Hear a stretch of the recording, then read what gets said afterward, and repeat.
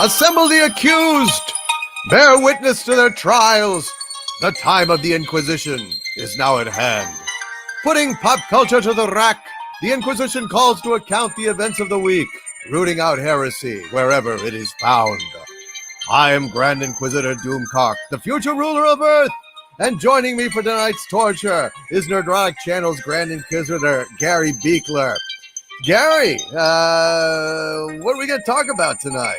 It's kind of a dead zone, and the only thing that isn't dead stinks to high heaven, which is, of course, Star Trek disgracery. Yeah, that's about it. I mean, we got some bad Doctor Who news, we got some bad Star Trek news, and well, some typical Hollywood news from a creator of a TV show. So, and you know, whatever you guys want to talk about in the chat too, you could throw out suggestions. We're open to them, but that is what's going on trial tonight. Star Trek, Doctor Who, and Eric Kripke, the creator of The Boys. So Doctor Who, if you're not aware, they did those watch parties during the early parts of the coof and the lockdown.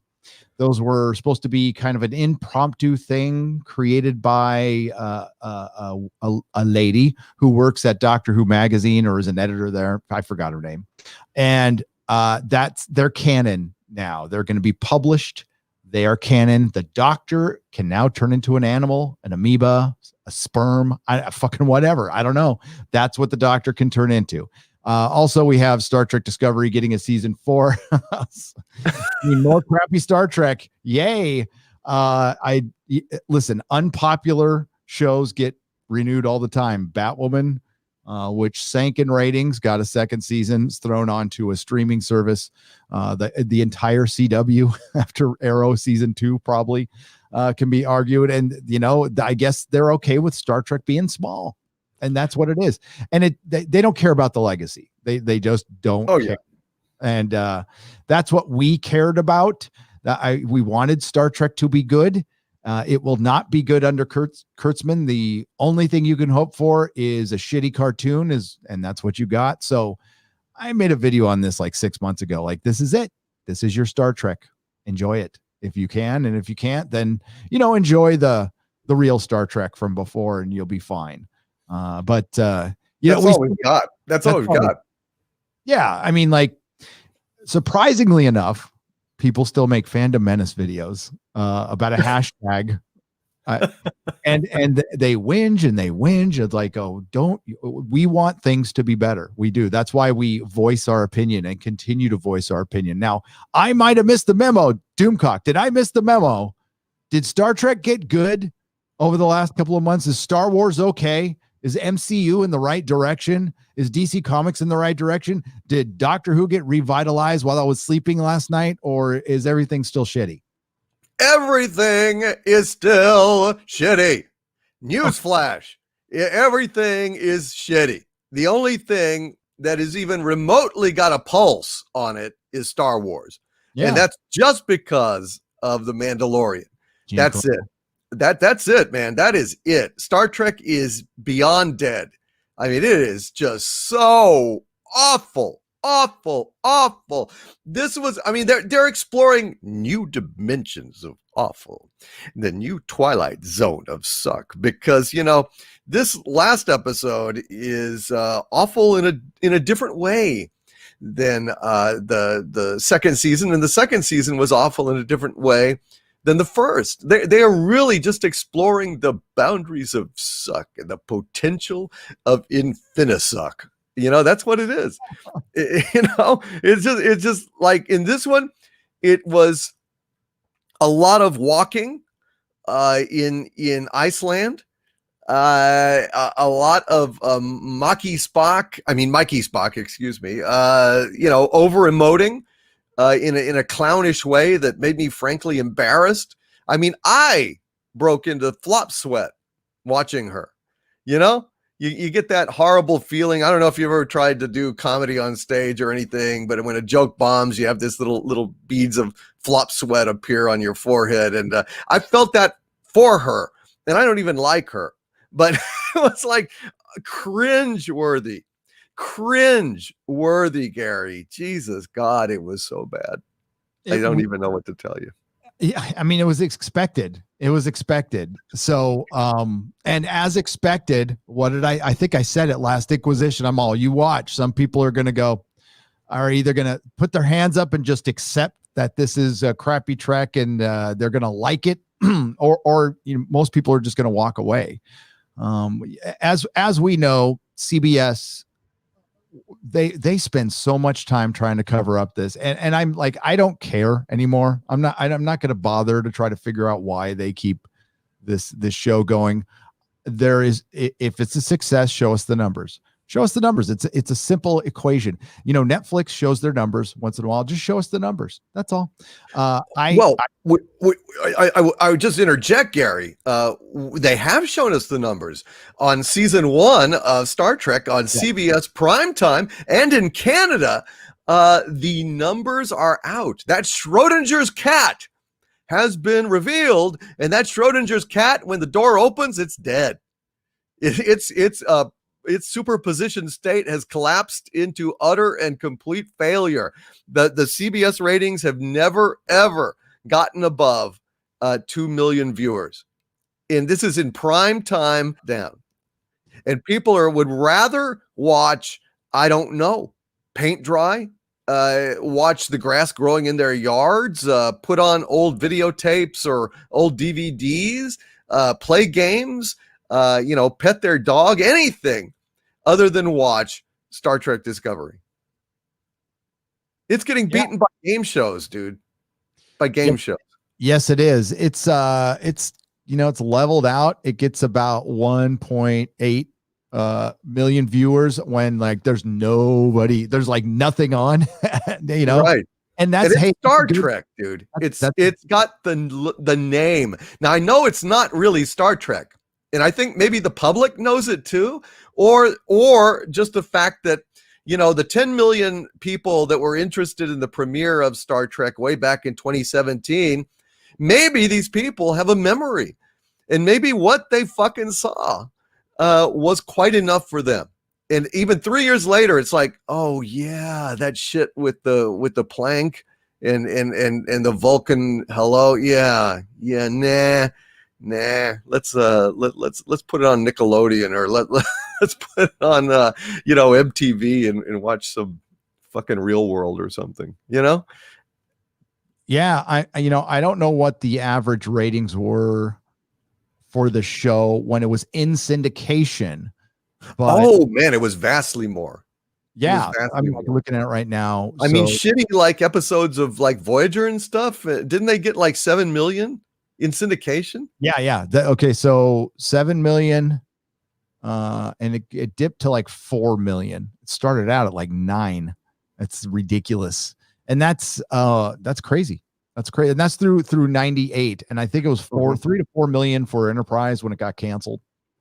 Well, when you start out your Star Trek show with "It's been a long time getting from there to here," people go, "Oh, I think I'm going to turn. Let's see what's on the Muppets." Don't start your show with a cheesy song, okay? Because that's going to make people tune out faster than you can remember Voyager? Remember the Jerry Goldsmith theme to Voyager, which I think personally for me is one of my absolute favorite Star Trek themes of all time. I mean, I did a video, I guess, 2 years ago, where I put the, and of course it got, copyright, well, it didn't get struck, but it got demonetized, but it was putting the Voyager theme to the opening of the Orville. And, it just works so good. I mean, those visuals with that Jerry Goldsmith score, dun, dun, dun, dun, dun, dun, dun, dun, dun, dun. I mean, wow, it was incredible. It was majestic, man. It gives you chills. Brilliant. I mean, I love the score to the Orville, but Jerry Goldsmith is one of the greatest film composers in history that ever lived. So that theme to Voyager is just ungodly good. Yep. So Discovery has about 800,000 people watching it in the key demo in a country of 331 million. And Is that listen, good? No, I mean, like that would be successful on Sci-Fi. It would. I mean, like, no lie. If it was, how many people were watching Doctor Who for a little while. Jodie Whittaker's series 11 Doctor Who. It's pathetically bad. But I mean, that's what it is now. And this is when people are locked down. These ratings would not be like this if other entertainment out there and stuff. And this is it. So, I mean, they're going to continue it. Congratulations. You're going to have more crappy Star Trek. Don't know what to say at this point. I don't think I'll be able to review this beyond the season. I just really don't. I'll be done. Well, I think there's no point in doing videos anymore. I think we'll just talk about it on the Inquisition, or just live streams, and because I mean we have to. I mean, it's our duty as Inquisitors. Do something for a season, but yeah, no individual episode stuff. It's just not worth it. Man, what? I would much rather. It even crossed my mind today because I was talking about Silicon Valley last few days ago, and I love the first season of that show. Like, I love it. It's Mike Judge at his best, absolute Office Space best. I'm like, maybe I'll just review this, tell people how much I like it, because I'm rewatching it again. It's so fucking good. Mm-hmm. And yeah, we can talk about the episode, and I wanted to ask you a couple of questions, actually. Sure. And again, just to preface, people are watching it. I don't know if they're entertained or not. Doesn't sound like it. It didn't trend on its opening day. It did not trend at all on Twitter. So I don't know what to say. They obviously like and I think this is the philosophy here out. It's more quantity than quality. They need stuff to put on their streaming services. It's all one big pot of money. And you know what? I guess just other successful shows, which mostly are their reruns, by the way, which cost them nothing than just other than to, if they own them outright, they're good, or a small licensing fee, and they can make a lot of money off that, and they probably still make a lot of money off of old Trek being on other services. But the question has to be asked, if CBS All Access was a success, if it was, because there's the merger and everything, but for example, if CBS All Access had 140 million subscribers, do you think they would be changing the name of that platform? No, I don't. No, I really do not. And if they had 140 million subscribers, they would release the numbers. Release the numbers. If they had 140 million viewers, Gary, and let's say that half of them watched, and let's say a quarter of them watched Star Trek Discovery, that would make it like the biggest show out there. You know what I'm saying? I mean, it would be huge. And there would not have been an article published in, what was it, Variety or Deadline, saying Emma Watts wants to rebrand Star Trek. You don't rebrand something that is that successful. No. So this is just, the emperor has no clothes. Yep. The emperor has no clothes, and it's just common sense. At this point, Gary, it doesn't even take analysis or anything else. Where the F are the products? Where's the merchandise? Anecdotal evidence, dude. You went to Star Trek Celebration, for fuck's sake, and there was 5,000 people there total, and you could count the number of Star Trek Discovery costumes of cosplayers on one hand, and the number of people under 40. Yeah, right. Right. My age.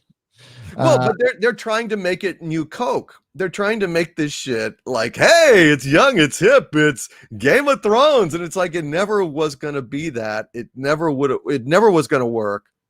And all you've done is you've alienated the original fan base, which was your lifeline. Now you're just screwed because you're neither fish nor fowl. What you are is fucked. Neither fish nor fowl, you're fucked. That's it. Hashtag neither fish nor fowl, you're fucked. So there is the issue of the burn, which is hilarious that that something from SDDs, the big problem is the burn. And maybe they have humor about The burn, excuse me. Burnham. So all the dilithium blew up at once. Doomcock, what is your opinion on that?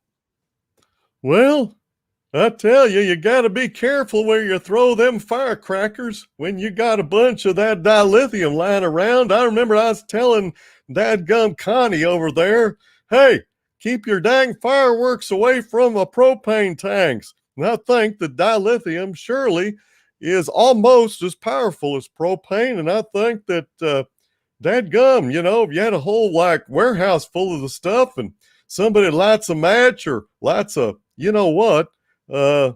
like Beavis and Butthead, them boys got to stay out of my shed. It just blows up the whole thing, So either that or it's bad writing and crap. Oh yeah, it could be that. It could just be bad writing and crap. That's true. Because why? I guess we're gonna find out. But I just loved it. I laughed my ass off when I heard about the Burnham. I mean, the burn annihilating Star Trek. Oh, I mean, the Federation. The parallels there are just perfect. I mean, that was in my video. I just kept hammering on that shit. Like where she's trying to sell her antique phaser. And then I said, but what happened is unfortunately that she found at the market that the same thing that Todd McFarlane found, that nobody was going to want to buy that phaser. He had the license to make those phasers and he took it back because he knew that would be the kiss of death and maybe he would get the Burnhamed. And by the way, I have a new name for Mikey Spock. I was puzzling over it in my review. I was saying, well, I mean, they call her the Red Angel. She's got the Red Angel suit, but it sure looks blue all the time. I mean, it looked blue in this episode. It was very blue, like everything else in this fucking episode. And I was going on and I was talking about their losses. And I said, oh, that's what it is.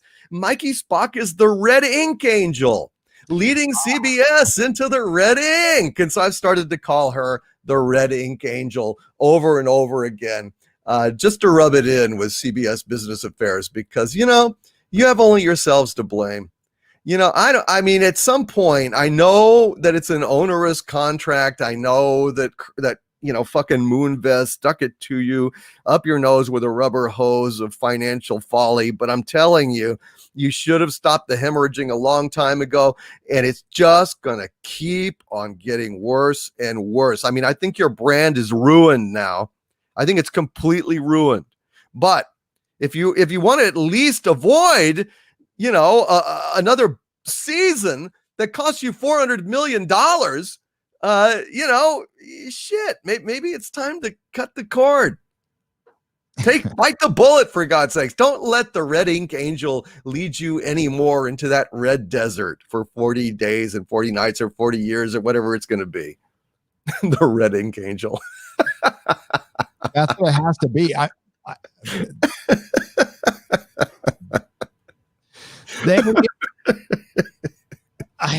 It's embarrassing how bad. Burn them. With the freaking burn, right? So all the dilithium explodes at once because, for one, why do they only have a little bit of it? Why did most of it blow up? And why did they have to have another cataclysm that destroyed the Federation? Didn't we just go through that with Picard practically? Yes. The Federation yes, we did. crippled by an attack. That's the only kind of story they know how to tell, Gary. Honestly, yes, because Picard was about artificial intelligence, basically, and Star Trek Discovery Season 2 was about artificial intelligence, although there was no intelligence behind either of those two stories, so it was artificial, I guess, in a way. Weird. It's the same thing being told. There was so much just exposition and just walking around planet Iceland during this episode. But it wasn't lucky that she just bumped right into like the nicest guy in space, like the space hippie who wants to save all the animals, and he can meditate, plants from like lagoons that can heal with healing properties. Oh yeah, it was so sweet, wasn't it, dude? It was like she ran into Dr. Do Very Little. If I could talk to the animals, Yeah, it's just sweet. And they were the little sea serpent was at the end frolicking and gambling. It was very and at the end of the episode, he ended up having everything she needed a subspace communicator, Mhm. Oh, and sure. away to the Federation. That guy who sat around for 40 years waiting for somebody to hang. Oh, that was Jesus. That was basically they're trying to they watched just a little bit of Battlestar Galactica, but didn't Yeah. pay attention. The guy would come every year. He wasn't waiting all year. You know, he would come every year at a predetermined time to meet if the Cylons wanted to meet. And this guy, all he does his whole life with this nano suite of technology is to go to bed, get up, clean his teeth, sit at his desk, stare at the scanner and the wall, go to bed, get up, clean his fucking teeth. I was saying, if you've got a nano suite and you are that sad and pathetic and boring that all you make is toothbrush and in bed, and not like a virtual Barbara Eden to help pass the time, you know what I mean? I Dream of Jeannie. Da, da, da, da. I mean, it would have been great, but no, this guy doesn't have any imagination whatsoever. What a sad, impoverished, twisted. Well, I mean, fucking, that's like solitary confinement, Gary.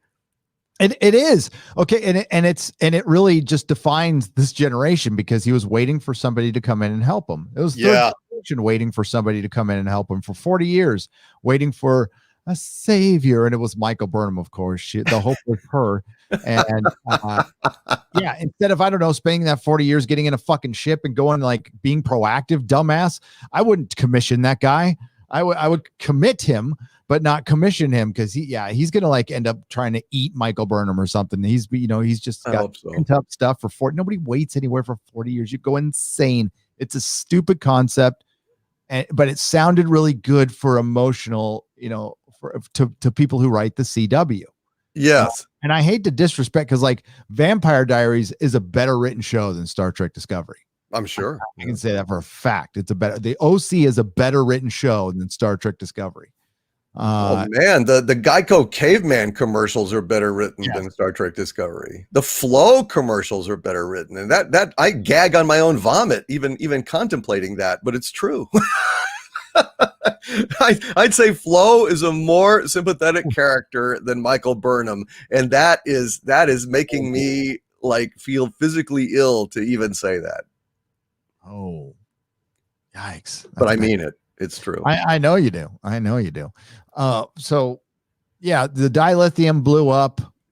It's all gone now. Most of it, not all of it, though. Yeah. Well, for convenience sake, not all of it.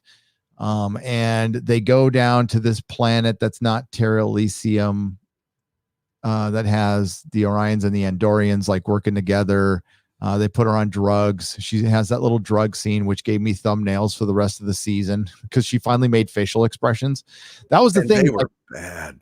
Dude, Jodie, Jodie, the first female doctor played by Jodie Whittaker, who we will lovingly call Dr. Karen, makes like the dumbest facial expression. So I've said I've got a big file of her facial expressions, and I just got a full file of Michael Burnham. And that's the first time. It's been very difficult to catch her making a face of some kind, like surprise, happy, something.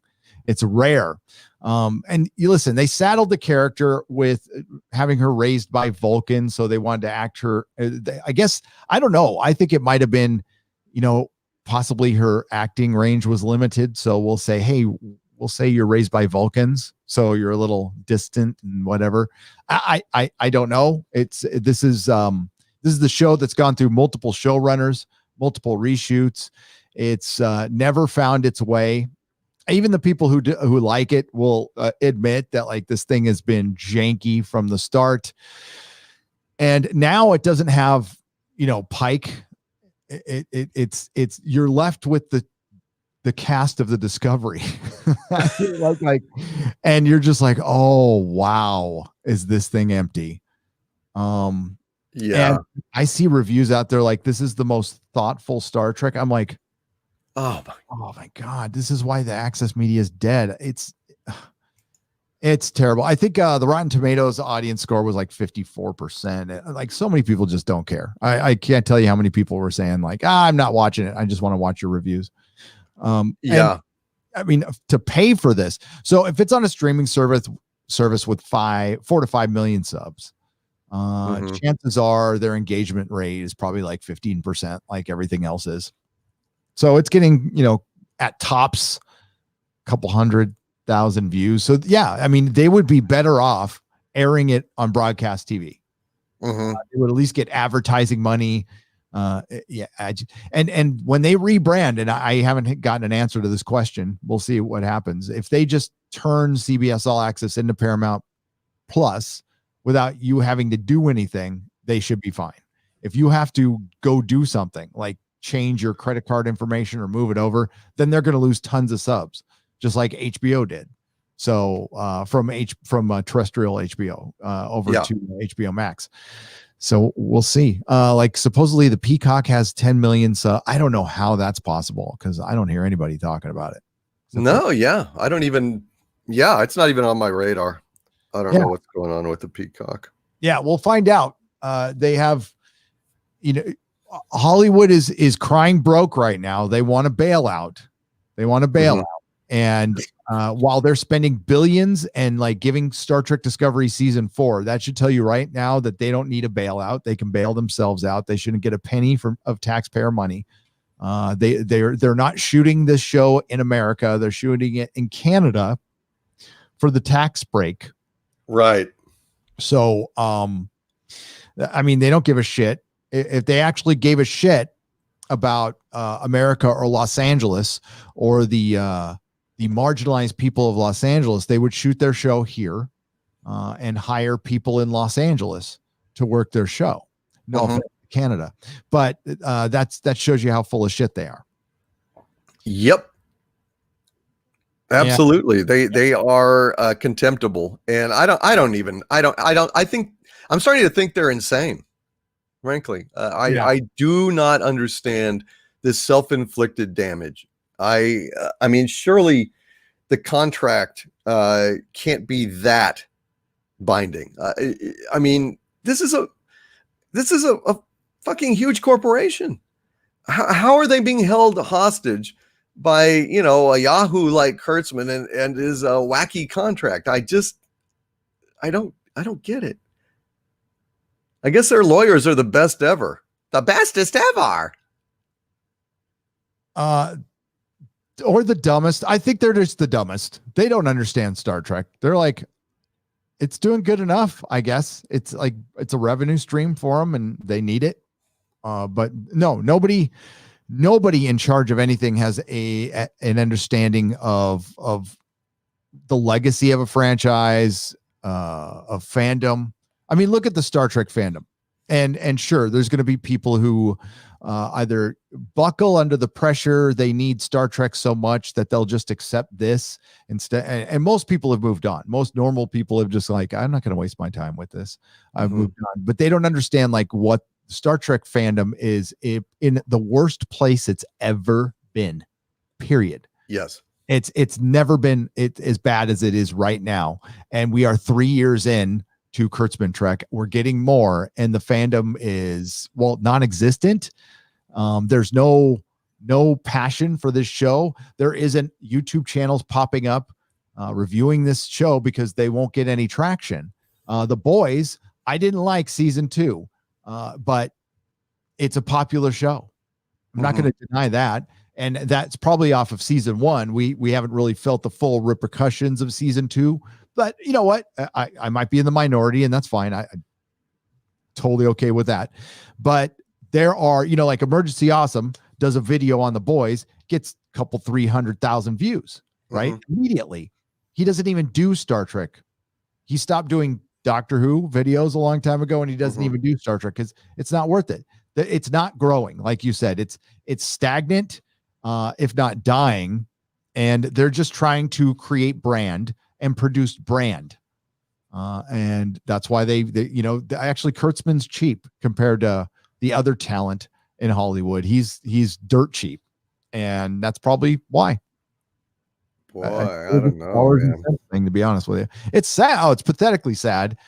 And I mean, dude, the problem with, I agree with what you're saying, but I think that the real tragedy here and the calculation that they seem incapable of making is the long-term damage to the franchise. Yes. They are not looking ahead. And I mean, there's just no denying it. There's no possible denying it that Star Trek is now irrelevant. Yeah, it's CW. You know, like when an episode of Supergirl airs, or even The Flash now, or Black Lightning, it has a very small fan base that goes and talks about it on Twitter a little bit. At least those will trend. Okay, at least those will trend. They trend. And that's, are you saying they trend? They trend on Twitter.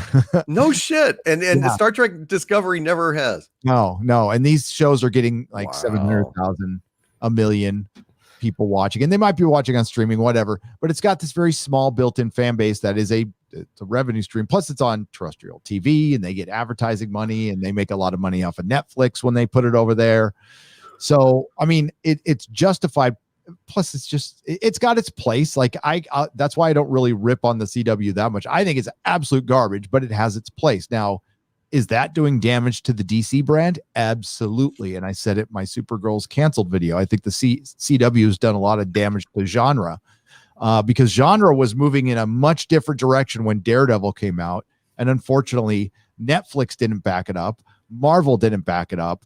And what you ended up getting was more CW stuff. And that's where more people went to. And instead of, going in the right direction, trying to make your stuff more like Daredevil, people started to try, look, we can do this minimum effort shit, and people will just eat it up, because most people don't watch it all. They'll just watch parts of it. And, and at least the CW is fun to clown, like Star Trek. I don't know if we're there yet with that. It's still too raw of a wound, but I'm over it. I mean, like, we're there. I wouldn't doubt at all we'll get a fourth season. I don't know why, but we'll get a fourth season. Sure. Okay. That'd be about a year. I don't know how they're going to film next month unless everything's cool in Canada, which it might be. Great. No problem. But it does, what you said is damage to the legacy of the brand. They don't give a shit about that. Never gave a shit about that. Disney doesn't give a shit about it. Nobody does. And in 2027, nobody will be talking about Star Trek. It'll be yeah, man, that's the problem. That's the problem, because the legacy is the profits. They don't seem to understand that the legacy is the fucking profits. That is the toys. That's the books. That's the pajamas. That's the merchandise. And you better get that buzz going for the kids to come up loving Star Trek. But of course, that's impossible, because now they put the F-bombs in, and they put the, fugly Klingork tits, and, severed baby heads and eyeballs being plucked out. So forget about the kids, that's out the window. So they poisoned the well in every conceivable way. Yeah. And that will translate to less profits moving forward, Gary. Most definitely. And they might have it like locked in their head that, Star Trek was a tough sell back in the 60s too, which isn't true, by the way, but I'm just thinking Kurtzman might sell this. And it, was revitalized in syndication. And these shows are not made for like season 1 and season 2 anymore. These shows are made to put on your streaming service to be watched over and over again from time to time. And that's where they don't get it. What you're saying is like Star Trek Discovery won't be watched in fucking 3 years and 4 years. To the level they'll need it to for the expense that they put into it. God, no. Yeah. There might be an occasional person like, I heard it sucked, but I'll try it. It's so fucking bad. And like this episode, Michael Burnham accidentally runs into somebody in space, like flies into like the guy she needed to fly into. They both crash from space onto the planet, survive no problem. Then they fight. Michael Burnham kicks his ass, and then they become besties and they run around, but then he screws her over because he's a man and he needs to get a dilithium, although it's all blown up. And he tells this story throughout the episode, but there's still little pieces of it left. And she needs to communicate with her ship. And, she eventually does that. They end up, stealing all the dilithium that was, they got into the vault, which was behind a force field. and they were able to steal all of it. And then they were saved by the cargo he stole, which was this giant space worm that eats people and aliens. And it did swallow Michael Burnham. And I cheered, but I knew not even the space worm liked Michael Burnham and spit her out. No, apparently Michael Burnham tastes like shit. Yep. We find out he's a space hippie, right? He saves because the Federation is no more. There's no more Endangered Species Protection Act because only the Federation or Starfleet. By the way, I get them mixed up, so forgive me. Only the Federation or Starfleet was enforcing that. Nobody else was, by the way. So it's just space hippie out there, and he's from a race of hunters and poachers.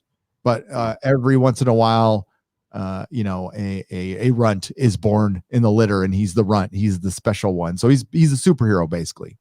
Yeah. And he's Captain Planet 2.0. Oh, and she sent off the Red Angel suit, so it's gone. It's destroyed. Yeah. Why was that? Because she had to send her final signal to Spock. Maybe the final signal. I don't know. And I'm sure nobody copied those designs, back. Like there's no data where you can copy it. I mean, you don't think Captain Pike, knowing about this suit, would have copied that data for Starfleet? Fuck yeah, he would have. Well, the order went out. We will never, ever talk about Discovery again. It will be stricken from the record. Let it be stricken from every obelisk, right, Pharaoh? God, it was stupid fucking show. God almighty. We're gonna get more of it. I mean, there's lots of good videos to look forward to in the future. But God dang, this is how many episodes? 13 episodes? Oh, you're kidding. Really? I think it's 13 episodes. So 13 more weeks. God. Yeah. Honestly, I don't know. But we'll take it one day at a time. That's how I live life. Take it one day at a time. And I was able to cleanse that palate by watching Silicon Valley, the first 3 episodes, and laugh my ass off again. And I don't even know if it's something that can be made today. And that thing was only made like a few years ago. I accidentally came across that show. I was watching Game of Thrones. It came on after it and had no idea Mike Judge was involved at all. Yeah, I didn't either. And I'm like, oh shit, this is good. And then I saw his name. I'm like, oh, now I get it. Okay. Oh, shit. I didn't know that. And I haven't seen it. Oh, dude, it's one of the main characters died in real life. And then one of them got Me Too'd after season 3, and I don't think it was as good after that. The first 3 seasons, dude, you can watch them and you will love them. They're half-hour episodes, absolutely worth your time. Perfect. Especially season 1. My God, season 1. It's got that a comedian I used to like until I started hearing him on Twitter, and now he's a complete douchebag, but he's the guy who's in the Eternals. He's pretty funny in the show, but he's a absolute jackass in IRL, as the kids say. Yes, in IRL. Hey, we got some super chats we got to read real quick, and then we're going to send Star Trek discovery of failure, discovery of apathy, disgracery, fake Trek, whatever you want to call it. It's okay. I love how fake Trek auto-completes on Twitter. That's beautiful. Beautiful. Hashtag fake Trek. So RIP Doctor Who and fake Trek autocomplete. Bless you. Outstanding. We have 2 super stickers, Crazy Cat Guy, and both from Crazy Cat Guy for $1.49. Hail to you. Thank you for the phallic or Dumacorn, we'll say, and for the ice cream. That goes, I think that Crazy Cat Guy, does that go back to the time I got busted eating ice cream? I thought I turned off a live stream, but I didn't. I came back and I was like eating some ice cream, and I'm like, oh shit, it's still on. Polaris sucks for 2 Canadian pesos. I wish that rumor of the death of STD was true. Yeah, we all do. It's I mean, Star Trek is dead. It's too bad Star Trek Discovery outlasted Star Trek. Yeah. Jesus. Well, it was the final blow. It was the death blow. Star Trek easily survived cancellation after cancellation after cancellation. It even survived Enterprise. But which was to that date, Enterprise was the worst of the shows. It was pretty mediocre, I have to say. And but boy, it looks like Looks like bang on, sharp entertainment compared to this garbage. Everything's worse these days. Everything is worse. The SJWs have just made everything exponentially worse. Where people were struggling already with quality, struggling with any kind of narrative coherence in a post-literate world, where a lot of these morons have no love of film, no background of film. They're like, 20 somethings that, got it because of their daddy or something. They've never seen any of the great masterpieces that we've seen. They haven't watched, a tenth of the television that we have. So they're just blundering around thinking that we're making TV. You have no idea what the hell you people are doing. And add on top of that, then that base, a grounding of incompetence. You've got layered over that a thick, frothy foam of SJW, melted snowflake, whiny ass, biatch crap. Just, espousing this cause, this diversity quota, that diversity quota. In that toxic soil, nothing good can grow. That's the problem. And it just has gotten worse, and it will keep getting worse until we get rid of the SJW contagion. And I'm hoping that in this period of confinement, our youth will be turning to the past, and parents will be looking at older shows, old DVDs, old movies, getting off of the teat of woke Hollywood and rediscovering when Hollywood was good. Now they always had a deal of, corruption. And I mean, that's just how it goes with rich people and, the cultural elite and so on. But they damn well made much, much better shows. And they actually cared about the shows. Roddenberry cared about the shows. Hell, Irwin Allen, that produced some of the worst trash up until, recent times, Time Tunnel, Voyage to the Bottom of the Sea, Lost in Space, Land of the Giants, absolute masterpieces in comparison. And Irwin Allen cared about his stuff. Even though he knew it was silly, he still wanted to do a good show. There was still, rewards for performing and penalties for failing. And when you don't have the reward penalty system anymore, when a show that is indubitably a complete and total failure, like Star Trek Discovery, over and over and over again, where they keep redefining failure. They have to keep finding a new floor for rock bottom with Star Trek Discovery, and it keeps going. That is anathema to not just good television, but honestly to civilization. If we just don't give a damn anymore about results, and doing a good job is optional, or even detrimental at this point. Yeah, I imagine probably you get penalized for doing a good job in Hollywood. Well, sometimes you do. You absolutely do. That goes way back. If you do a good job and you make somebody look bad, oh shit. You better give them the credit or you're fucked. That's why, listen, I mean, I know how it works there. That's why it's really infuriating watching people from Hollywood try to moralize. Right. Because, my God, they are the biggest pieces of shit behind the scenes. Like, largely, it is just like, okay. We all saw what happened to Robert Meyer Burnett. I know he's made his peace with those people and he's totally cool with Christian Harloff and all that. This is just my opinion. That happens all the fucking time. All the fucking time. And Robert, like, he understands the game there. See, this is the game I did not want to play. I'm like, oh, I can't play by these rules because I'll want to fight I'll like punch somebody or something like that and I'll get in trouble. So it's like, I best not assault somebody for disrespecting me or, fucking me over or stabbing me in the back, although they probably deserve it. And it's just like, this place isn't for me. It's cool. But there's people who can. Like, I'm okay with, when I walk to work in the morning, I've got 3 or 4 daggers hanging out my back. Cool. That's just business. That's business in Hollywood. So we saw him get canceled by a 23-year-old kid who worked with him because he felt like it. For funsies, he wanted to fucking cancel Robert Meyer Burnett.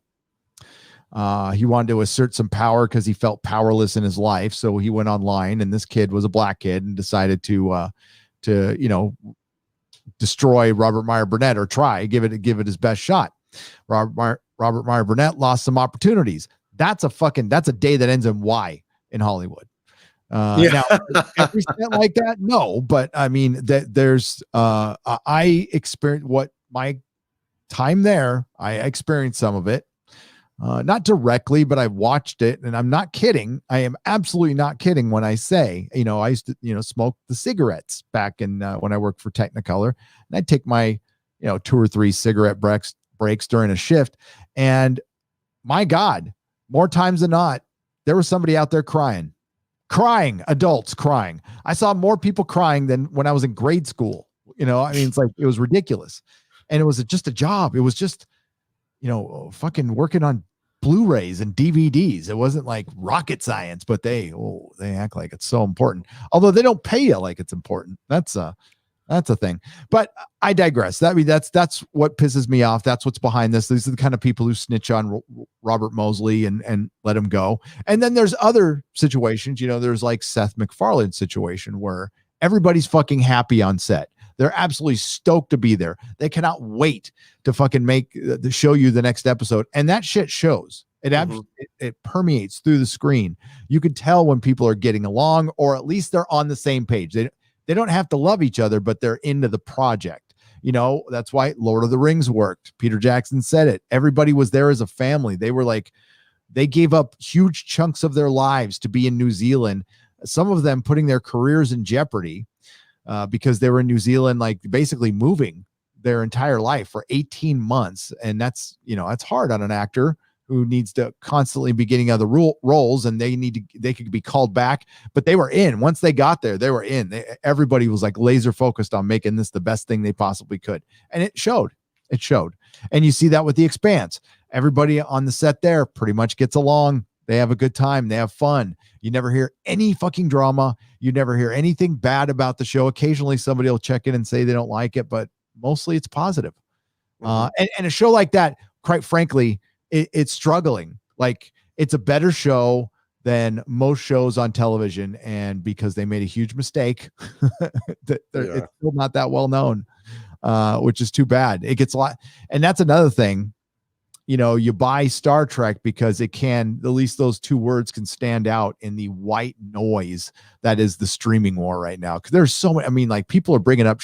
It's getting worse than anime recommendations, which now that I brought it up, we're going to get 15 in the chat. But if you say anime, somebody goes, they'll have like 9. Now it's streaming recommendations of shows I have never heard of. Yes. I'm like, what? What's who's Raised by Wolves? Now I've heard of that now, but I keep hearing about that. I don't know. I still don't know what it's about. I have no idea. The one where people are in like gray skin suits. That's all I know about it. They are? I think so. I think that's it. Is it Star Trek First Contact? Maybe. Basically, they were in gray outfits. I don't know anything about that. There's a lot of stuff though, Gary. There's tons of shows out there, and I think they're all better than Star Trek Discovery. I think that's a safe bet. Yes, it is. Yeah. On a scale from 1 to 10, how would you rank season 1 and 2 of The Boys? Says Terminus S. Ask Terminus S for $5. What would you rate at a scale of 1 to 10? How would you rate seasons 1 and 2 of The Boys? I think I'd do 8 for season 1. Season 2, 7 maybe. I might even go a little lower on some episodes, but I don't think it's that. And no, maybe like a 6.5, because honestly, I don't care about the characters. That's the bottom line for me. On any show, I don't care about the characters. I'm just watching out of some kind of perverse interest, and because I have to for the Inquisition. On a purely geek level, it deserves a 6 because I still don't have a firm grasp on what the damn superhero powers are, and what their vulnerabilities are. Who can fly? Who cannot? Why is this girl that can manipulate light able to be like punch through walls and crack pillars? I mean, so is she invulnerable too? In which case, if they're all invulnerable, why the fuck are they scared of Homelander? I mean, there's just so many questions, and they really haven't done much of a job. It's like, oh, they're invulnerable when they need to be, or their heads can blow up when they need them to, and it's just that's bad superhero comic book telling. You're absolutely right. And it's from a guy, I know not much about Eric Kripke other than he probably doesn't know much about superheroes. So Stargate 404 brought up a good point in one of his super chats. He said, well, if Starlight gets her power from light, for one, if you're in the sunlight, you would think she'd be a god. She'd be like Magneto, but if that's not how she gets her light, if she's next to Stormfront, who's producing lightning, that lightning produces light. It's in the name, lightning. So you would think she would be able to fry her with their own stuff. And you're right. It's always characters with me. I'm sure Firefly had tons of plot holes. I didn't notice any because I liked all the characters, and I was rooting for the characters, or I just was into the dialogue, the character interaction. And if the plot made sense, that's good. I mean, it has to a certain point, but I'm not that much of a Yahtzee on that stuff. I'm not a fundamentalist when it comes to that stuff. If I get good characters, same goes for Buffy. There's probably plot holes all over the place in that show, but I liked it. I really did, because of the characters, and I can look the other way. The Sarah Connor Chronicles, a lot of those episodes made no fucking sense. As far, it had some of the worst logic when it comes to Terminator logic was never great, but I liked that show a lot. I thought that was really good too. I liked it okay. I mean, I think towards the end, ironically, when it got canceled, it was actually getting really, really good. That's just really obnoxious. That's the Manny Cotto thing in season 4 of Enterprise. Just when it's really getting good and finding its legs finally, it's canceled. And there's another show. I mean, it kind of went sideways towards the end. But 12 Monkeys. I like the first season of that show really a lot. I never watched it. It was pretty good. It's out there. It's the guy who played Pyro is in it, and it's I think it's Peoples, right, who wrote 12 Monkeys. That they might have had something to do with it. I don't know. It was okay for like a sci-fi show or whatever. There's stuff that starts out well. That's kind of what I see The Boys as. I see The Boys as kind of an up-jumped sci-fi show when it should be the greatest thing on TV. They because they left so many opportunities on the floor for agenda for season 2 specifically. So I agree with you on season 1. I would give it an 8.5 maybe. Season 2, 6. Flat out 6, and I think I'm being very generous with that 6. That's fair. I could see that. I'm trying to be positive. I mean, I think every episode at least had something good, some good moments in it. Bad. Homelander is very interesting. Anthony Starr in particular is just man. I'm on season 4 of Banshee now, and I've got to proselytize here and say Banshee's one of the best television shows ever made, and the absolute best pulp / grindhouse TV show you will ever see. I mean, it is that up. It is the over the top violence, nudity, sex, bizarre twists, and yet it is grounded in great characters that never veer out of character, and even like I was surprised watching it at the end of season 3, Gary. I'm not going to give any spoilers, but at the end of season 3, something happens to one of the main characters that it turns out retrospectively, I have my memory of season 4 was of a dreary, upsetting, very upsetting final season. And now watching it, knowing, okay, I this thing is going to happen. And I just watched the first 3 episodes. A revelation.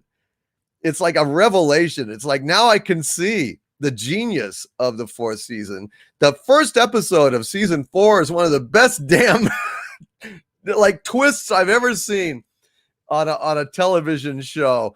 And oh my God, I got to tell you, it ranks up there. The only thing I can think of that is as much of a mind F as what happens in the season 4 episode 1 of Banshee is Battlestar Galactica.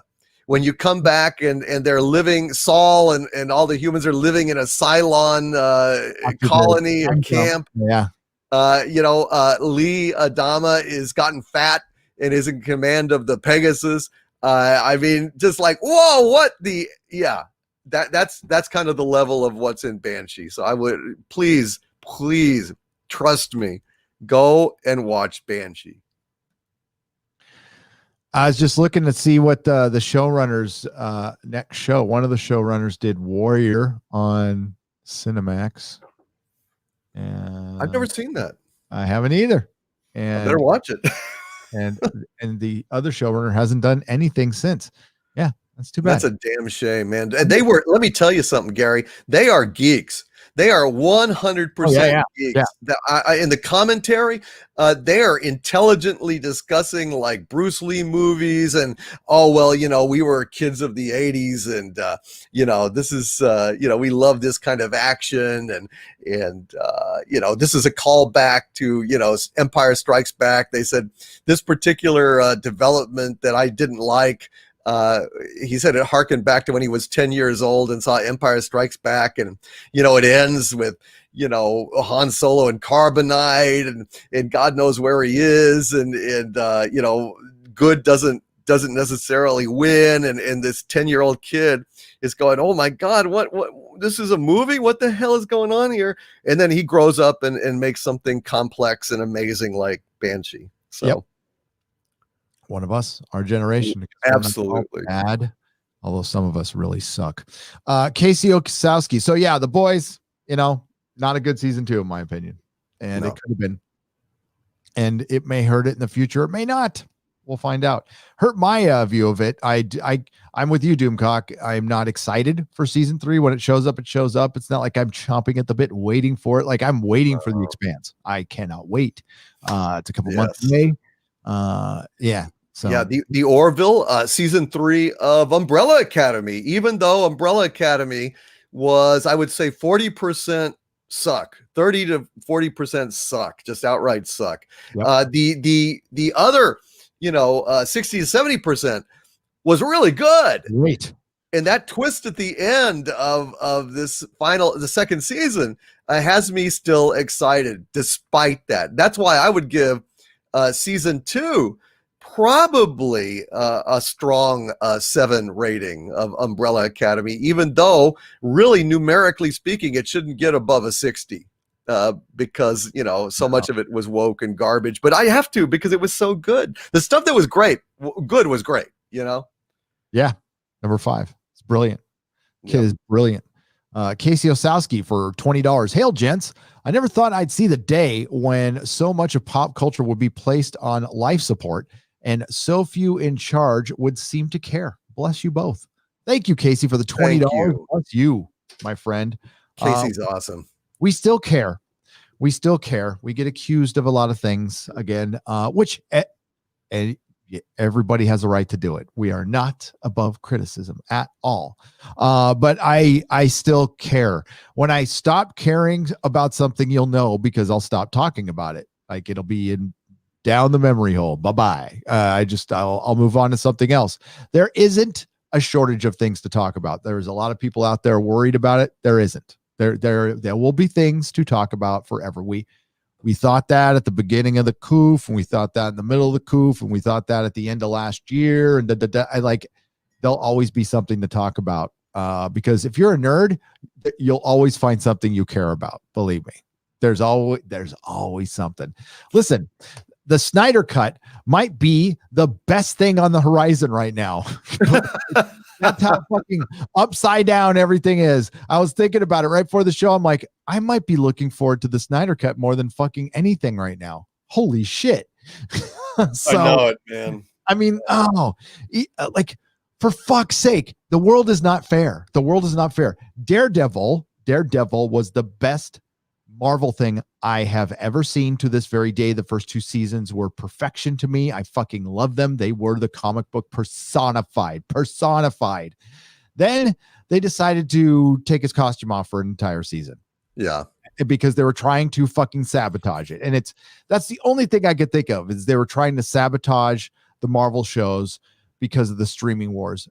Marvel, I can't tell you how short-sighted and fucking stupid you were. You could have had a show that went for 10 seasons and could have been as big as fucking Game of Thrones. It was that popular, that fucking good, but you couldn't get your fucking shit together.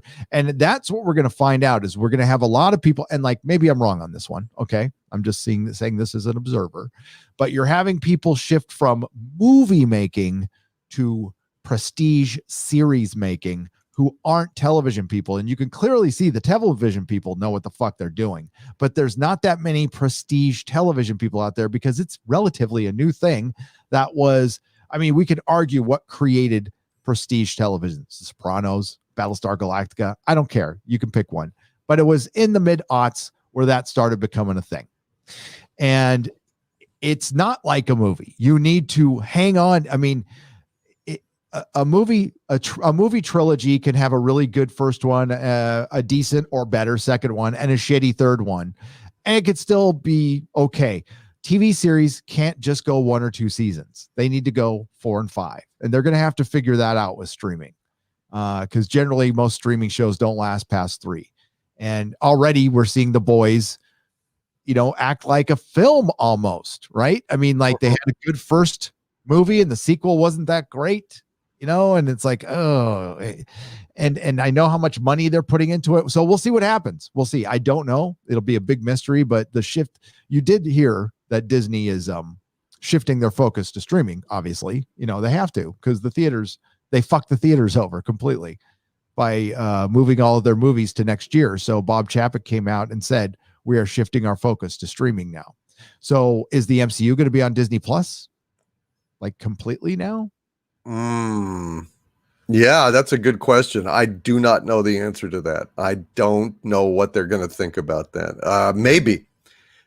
I mean, it depends on how many theaters we lose, and I mean, I'm not optimistic. I'm not optimistic at all, and I wouldn't be surprised if they have nothing left. No other option than to do that, Gary. No, and I mean, if they lose half their theaters, that pretty much means no billion-dollar movies. All right, which is to drive your market. Of course, there's the argument. There's the cheaper movies that that are more profitable, but they absolutely need the billion-dollar blockbuster to keep that going, because you have like your rom-coms, but your independent films, which used to fill the gap for a lot of things, they're dead. Their ticket sales were down 30% prior to 2019. Numbers were bad anyway. I mean, we had this banner year last year, and the box office didn't hit a record. So that's bad. That's very, very bad. And now the focus is going to streaming. I see a lot of people like depressed about that. I mean, the theaters will always be around in some form or another. It might be a mom and pop situation, which is better. Yeah, I think so. Which is better. I mean, I would much, much, much rather have a mom and pop revival cinema that is running things like Planet of the Apes, running things like, Forbidden Planet, old movies, Zardoz, that, if they could reliably pull in, geeks every week for like they do a week run of Planet of the Apes, say, the original with Charlton Heston. You know what I'm talking about? But a lot of people haven't seen. And start re-educating people in little bastions, little outposts in every city, a little bastion of Western civilization, the mom and pop theater that is educating a whole new generation of kids and young adults on what good movies are. Then shit, we might actually like Martha, like wandering the earth, telling the story of the doctor, like these little outposts, like telling the story of a Taxi Driver, or Apocalypse Now, or things that maybe a lot of people just would never see anymore. You know what I'm saying? I mean, I think I would much rather have that. Things like the Alamo Drafthouse are great because they do everything. They do the gamut. We need more of that stuff and less, honestly, of the multiplex theaters that are shoveling the same corporate shit. I totally agree. I just don't know if the Drafthouse is going to survive because they sold food, and right now, I mean, is the Drafthouse open near one of your entrances? I don't think so at this time. Yeah. But, I would urge people not to be scared to eat food. I mean, there's no evidence that I've heard that the damn coof is, something you catch from eating food. I took my to a restaurant tonight right before this. We had like some of the best fucking service I've ever had in my life. We had the place to ourselves. The people were awesome. They were grateful to be there. I tipped the waitress. I gave her like my bill. I doubled the bill because I felt so fucking bad that she was in there by herself. We were the only ones eating. I'm like, what the fuck, people? Come on. Yeah. They have it figured out. And you're not going to get the coof going to a goddamn restaurant. And we need these things around. We need to keep our economy going.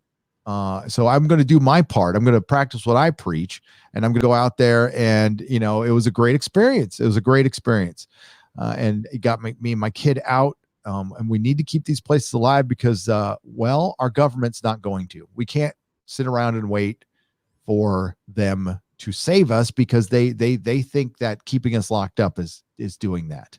So I hope Alamo Drafthouse survives because I went there. I had one in San Francisco, but I never went. So the first one I went to was in New York, where Jeremy and I saw the Joker. That was a perfect first experience at the Alamo Drafthouse. Holy shit. Yeah.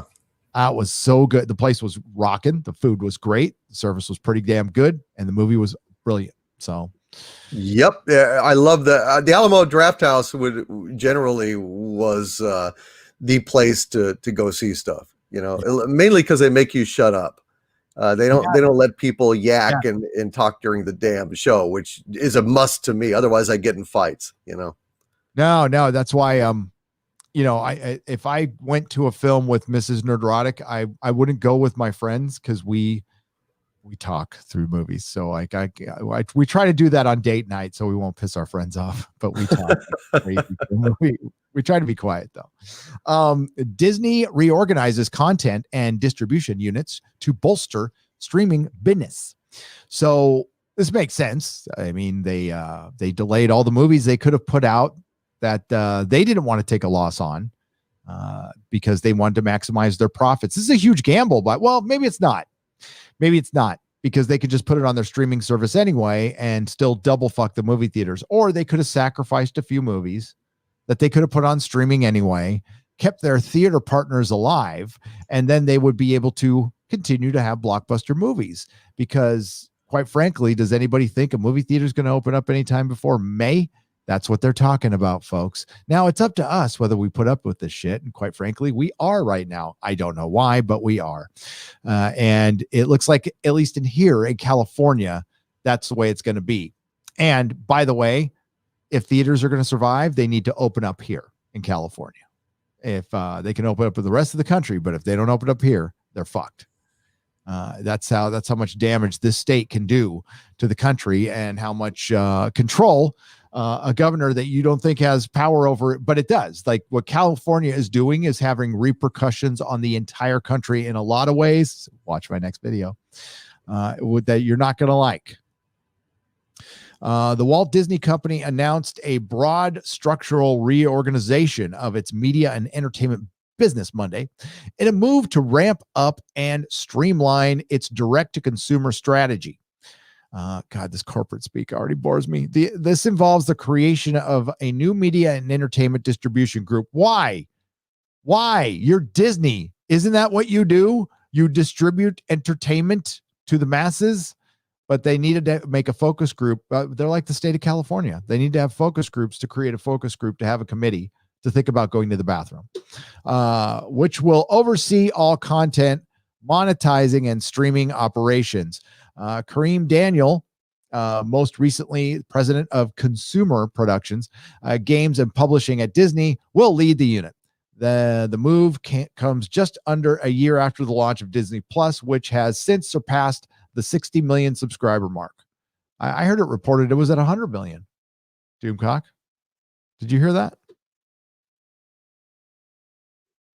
Oh, he's muted right now. He's muted. No shit. I stood up and did something. Okay. What was that point? I'm sorry. I was answering and then it was muted. Okay. It's all right. So they said here that Disney Plus, it passed 60 million, but I heard a news report like 2 days ago, like audio news report, that they had 100 million subscribers. Wow. Gee whiz. 60 million's good for Disney Plus, considering they haven't really put a ton out. They got the Mandalorian coming. Then I think they're going to get rolling. We'll see. Like how WandaVision doesn't look bad. It doesn't. So we'll see. The Mandalorian. I'm sorry. The Gina Carano show. Gina Carano in my Gina Carano show. Dear. Hot Toys. I want a 1/6 scale Gina Carano. Make it happen. So under the new structure, the studios will continue to develop and produce originals for Disney streaming services, which include Disney Plus, Hulu, and ESPN. Oh, fuck ESPN. Fuck ESPN. All right. So yeah, that makes sense. And they've abandoned the movie theaters now. Well, that's I've said this before, Gary. It's like DC and Marvel abandoning the comic book shops. They forget, these assholes forget that they've got to have distribution. Got to have distribution. You've got to have a way to reach your audience. And you know what? I said it a long time ago. I said it months ago, Gary. Kiss the $1 billion movies goodbye. You're never going to see another one. And I stand behind that. I mean, at this point, too many habits have been broken. The quality was shaky to start with, and all the agenda crap going on, and now theaters are closing. They can't afford this. The blockbuster is done, and I don't know when they're going to accept it. I don't know what they're going to change their business model to. I hope they change it to a model of quality. Well, I think they're going to have to start advertising on these streaming services. That's probably good. I mean, they do it on Hulu already. And I think they were discussing that with Disney, but they're going to have to, folks. They are going to have to, because now they're in direct competition. Well, they have been for a while with us. And I mean, quite frankly, we can kick their ass if YouTube would get their head out of their ass. Yeah. I wonder if YouTube ought to really reassess where they are, instead of I know that big organizations take a long time to change course. It's like an ocean liner, it's going to take a lot of kinetic energy to shift. But, the things that were true 9 months ago, 10 months ago, a year ago are no longer true. Everything is up in the air. It's a new media landscape. And if YouTube really wanted to, they could say, hey, if Google wanted to, maybe we can be done with Hollywood. Maybe we can go ahead and take over. Yeah, I think that's already happening because a lot of studios aren't, Paramount is in all kinds of trouble. Mm-hmm. And I think after this, the Viacom reorganization, they're probably going to get sold. That would be my best guess. Like, Comcast is fine. Peacock is fine.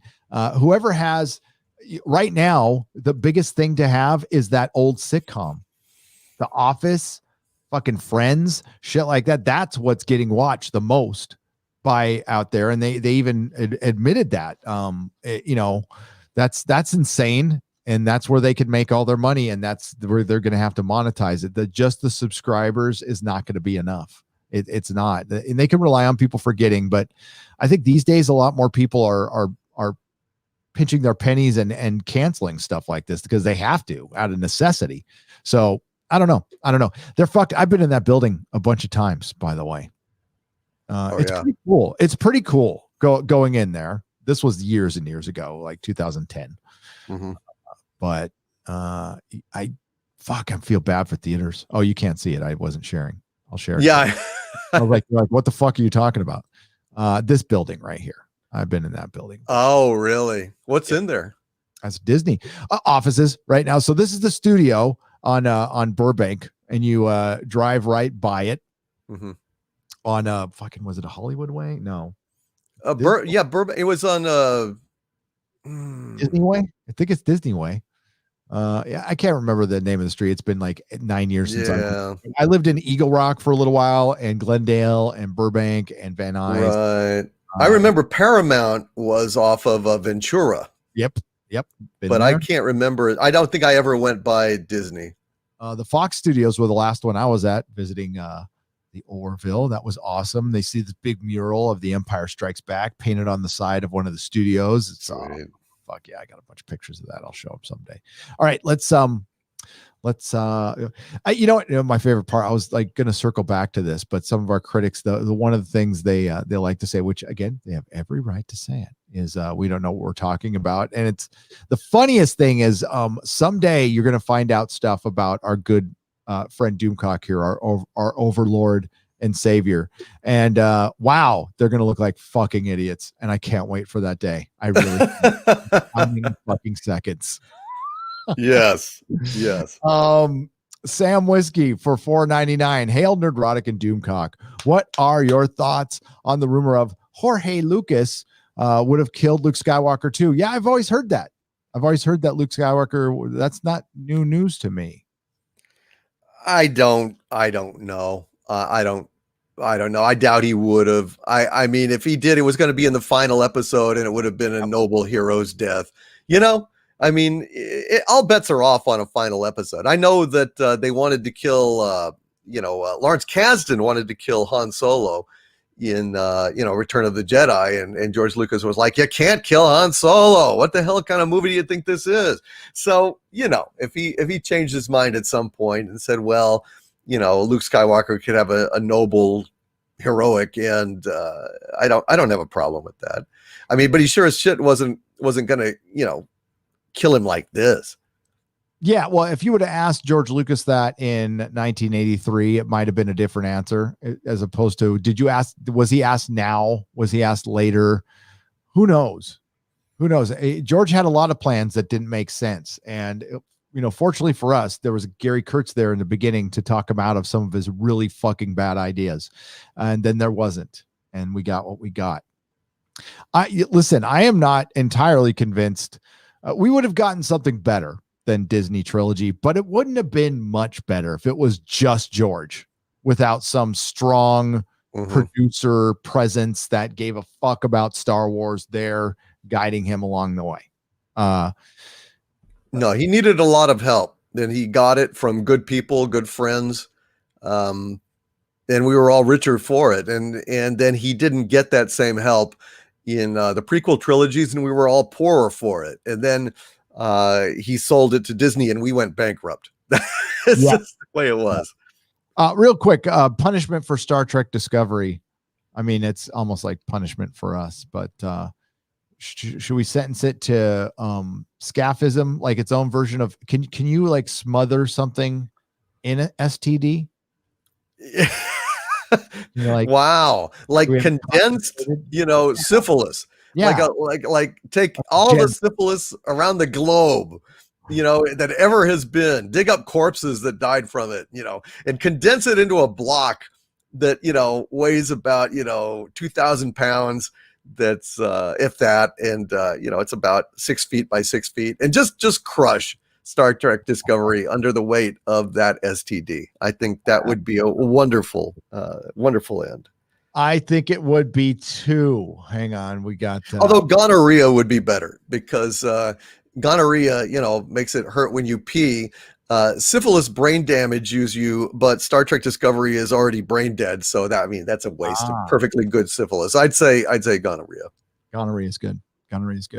We got a $50 Australian dollar super chat here. The degeneration has been going on for a while.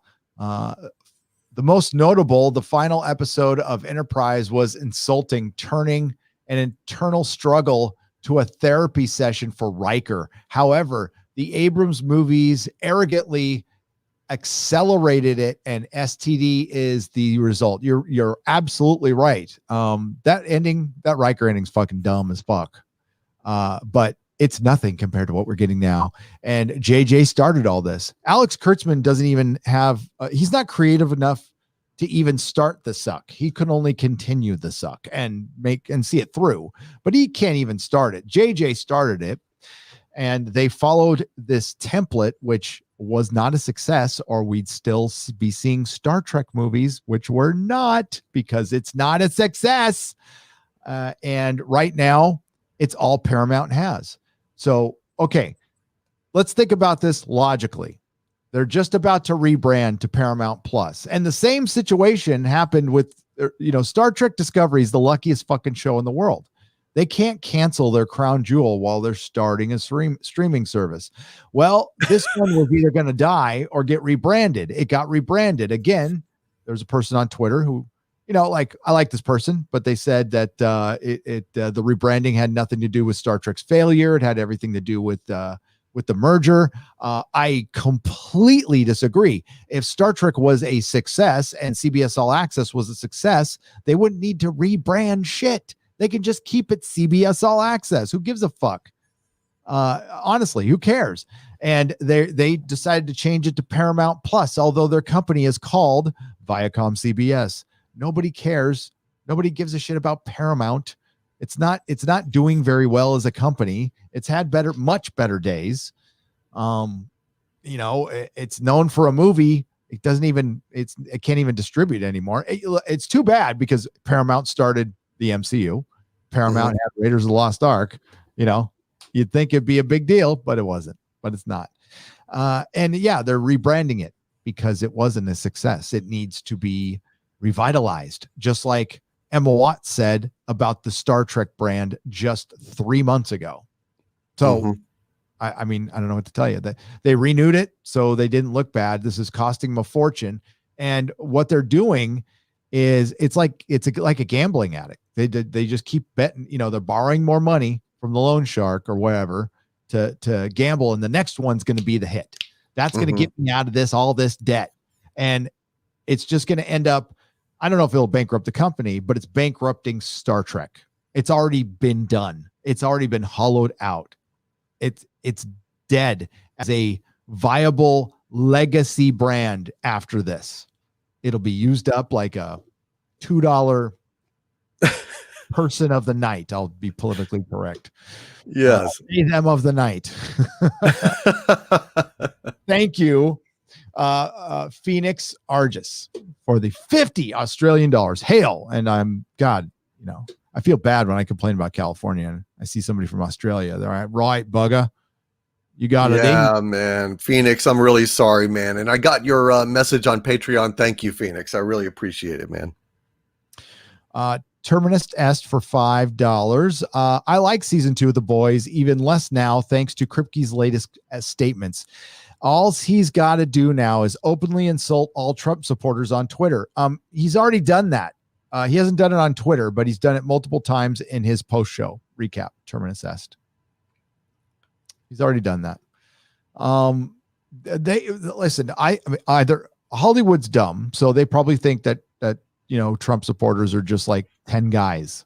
I don't know, They think they're the majority. Wow, they're going to get a big surprise again.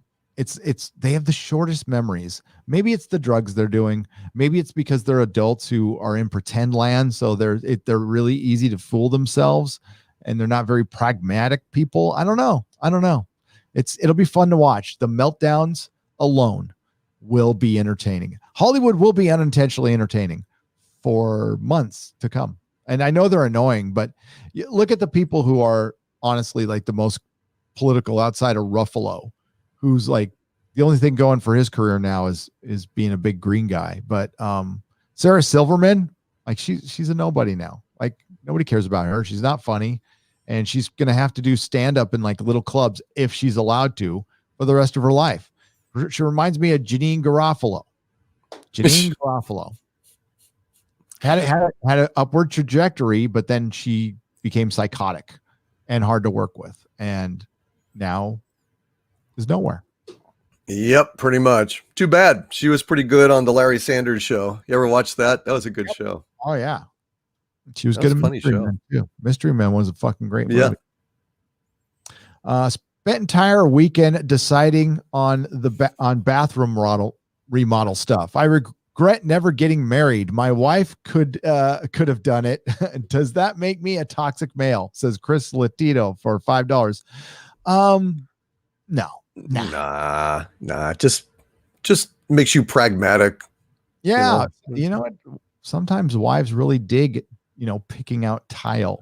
They do. They sometimes they love that. I don't mean to like generalize, but my wife loves to pick out tile and do shit like that. It's like women do like to be consulted about their environment, and woe be unto the man who picks out a tile without consulting his wife. Yeah.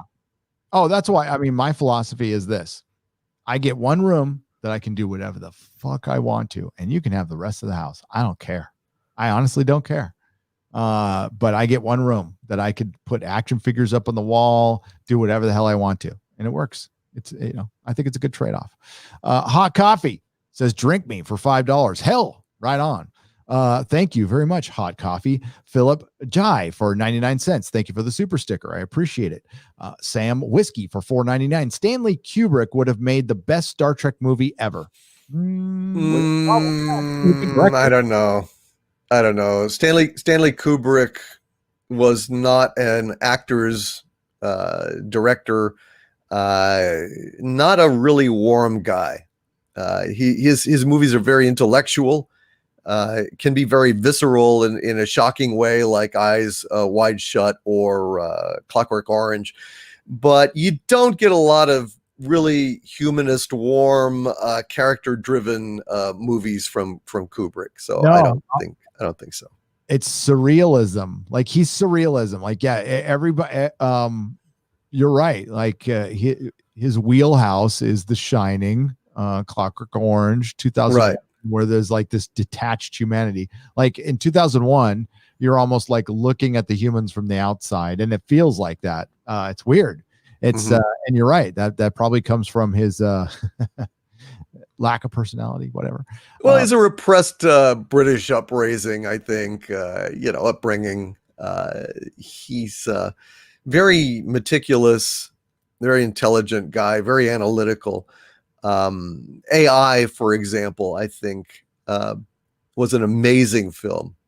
A lot of people hated it, but I was hating it for 3/4 of the movie, and then I really realized what it was. And I think that the marriage of Spielberg and Kubrick made something rather unique and incredible.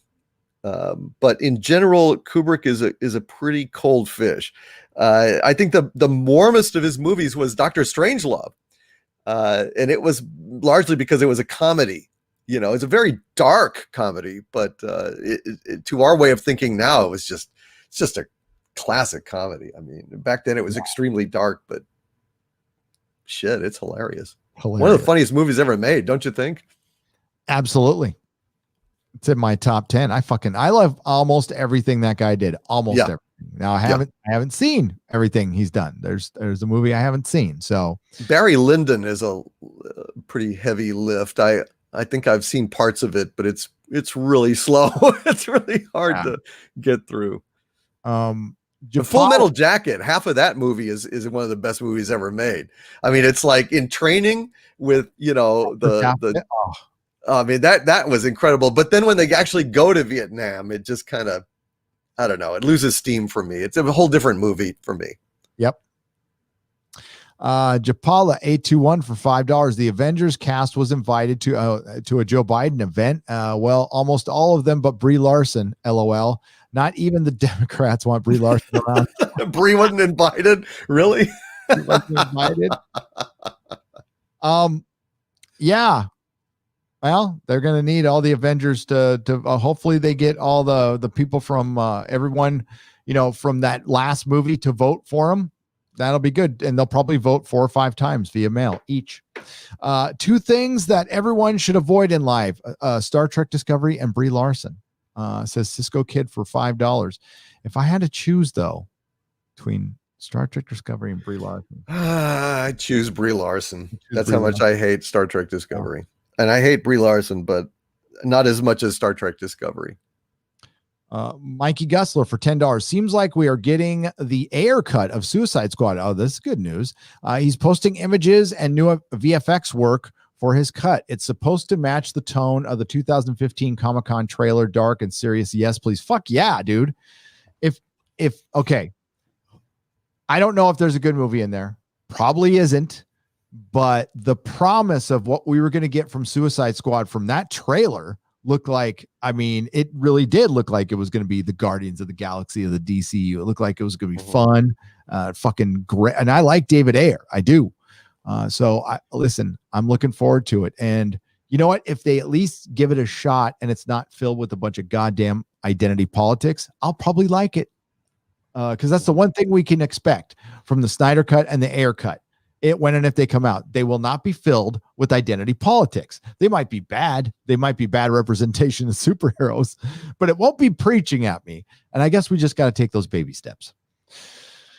Yeah, for me, Suicide Squad, the first 10 minutes were really fucking good. And then it turned into a piece of shit after that. So I didn't see it. I wasn't going to see it. It's just not. Yeah. I heard terrible things about it. And it just went, yeah, especially with the Enchantress. There's so much they could have done with her. And then, what killed it for me is, you know, they had a giant beam going up in the sky at the end. And they kept on showing footage that was supposed to be, I don't know if it was supposed to make it into the film. It felt like it was supposed to be cut footage, right? Okay, so, and it showed her dancing around it and she wasn't trying very hard, and it's so cringe. It's so bad. I think about it, just kills the film. I mean, aside, Margot Robbie's great in it. She's great. But even she is not like the Harley Quinn that I love in comics, you know, the Bruce Timm Harley Quinn. So, you know, if they put her in the proper costume, she most certainly could be. But they put her in the Jim Lee one. To me, the girl that does the voice in the animated series is Harley Quinn. That's it. She's good. From me. I mean. I like the animated series. It's far superior. But I thought Margot Robbie did a good job. I haven't seen it. So like I said, I'm not commenting on it. Is as the Joker. Batman's Ben Affleck is very good in it, in his little quick Batman scene. But that's about it. Hail, gents. I never thought I'd did I read this one already? I feel like I did. Yes, I did. Okay. Hang on. It's because I had to go back up. Crazy Pineapple for $10. Fate is what we make of it, except in Star Trek. Star Trek Discovery, 900 years in the future, makes the events of every story and character before it irrelevant. The Star Trek vision of the future is dead. Hail. Yep. Well, they're going to change the future. That's obviously what they're going to do. Mikey Burnham is going to become the most importantest person in the universe. And the reason being is because she's an angel. Remember Michael, her mother's name is Gabriel. Did you forget? The Red Ink Angel. The Red Ink Angel. Mikey Spock. Yeah. She will be the inspiration for fucking God. I mean, it's that bad. The reason they made a prequel with a black female is because Star Trek's past was problematic, although it was one of the most fucking visionary, like one of the most diverse shows on the planet. And it did things way before the TV shows, but it wasn't good enough for Alex Kurtzman, or better yet, Alex Kurtzman knew he couldn't write a solid episode of Star Trek, so he'd fill it with firsts so he could do his little gimmick and make a name for himself, just like the gimmick of having a Star Trek without a white male lead at all. That's what that first episode was. Yep. And Doctor Who's doing the same fucking thing, except with women. They're going to have the first penisless TARDIS, and that's their whole goal. Fuck the story. We didn't have a penis on the TARDIS. That was our goal. Bravo. Well, mission accomplished, assholes. Great. Yeah, you're not going to have a penis watching the show either. Yeah, you're not going to have any nuts either. I'll tell you that. No nuts. No nuts. Should I try Gene Roddenberry's Andromeda?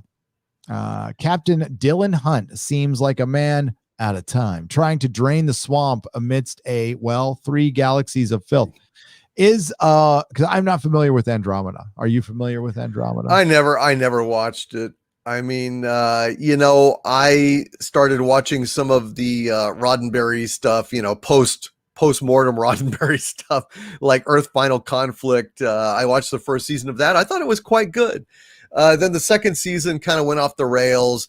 And then when I saw Andromeda, is another major Roddenberry, this was Gene's project. And, I mean, I unfortunately am a real fan of Roddenberry. So I remember Dylan Hunt from Genesis 2, and then from Planet Earth, and then from, I believe it was called Strange New World or something like that, where they kept trying 3 different pilots with Dylan Hunt and different actors, trying to, catch this Genesis 2 kind of vibe. And then, so then they recycle this name, Dylan Hunt, like this was, and it had nothing to do with Andromeda.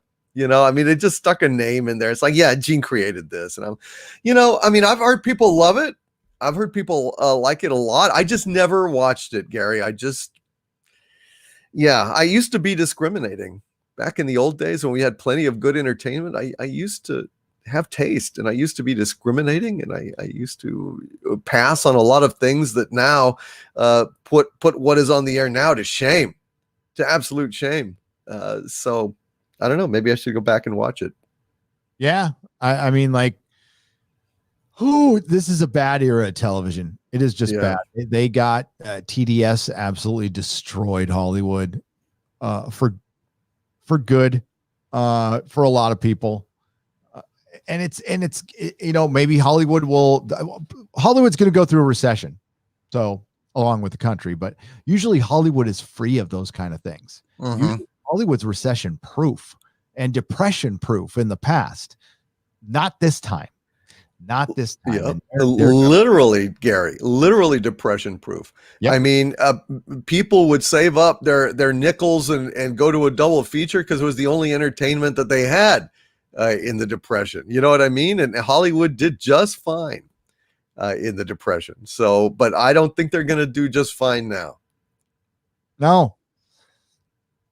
And honestly, yeah, vote for you. Who you like, but you got to really think about if you want the recession to continue or if you want it to end quicker. And you got to think about that because just take my state, for example. Things aren't going to get better here for a long time because they're like mandating like our recovery. Like they're keeping counties that are ready to open up from opening up by putting in last minute mandates on them and doing some like really, really sleazy shit right now that they have no business doing when people are trying to survive except exerting power. And that's why, the fix is in, quite frankly, in my opinion. So we got to think about this stuff. And Hollywood, unfortunately, resides in California. Now, yes, they can film shows in Canada, and they're going to do that a lot more. So we're going to lose a lot more California jobs, which means the people who are here, the people who are generally crew you guys are screwed, because they're going to start sending stuff to New Zealand. There's already stuff in the works to get tax breaks in other countries, other states that are open. Yeah. And that's how they're going to go about it. Because guess what? They can film these shows with a reduced amount of crew. Hollywood had a bunch of, I remember I did it. I talked about this on a live stream. I talked about this months before the thing started. There was a bunch of bloat in Hollywood with too many line producers, too many, just too many everything. They're going to get rid of all that shit because they don't need it. And you look at how they're filming The Mandalorian now. They got a little crew in there, and they got their little dome there that takes the place of a green screen, which cuts out tons of fucking time. And that's going to be the new way. And there's going to be less people working in Hollywood, which sucks. Or it can affect other things. Like less writers means they're going to move into comics and other areas. And I was talking about this last night. Voice actors are now going to have to compete against actors as jobs dry up. Yes. Well, the times they are changing. You got to change with the times, or the times leave you behind. Or you could start a podcast. Funny how a lot of these actors are not a tenth as good as we are live. Not a tenth. They don't have the wit. They don't have the intellect. They're perfectly good emoting written lines, with air conditioning and catering and stuff. But to just sit down like we do and create something from nothing. I mean, I can go 8 hours alone and create something from nothing. These people can't. You every day go out there and just talk in a microphone off the top of your head. And that's something that Brie Larson can't do. And, I don't even think Robert Downey Jr. can do that. And he's one of the wittier ones out there. Yes, he is. I was going through and listening to podcasts last night.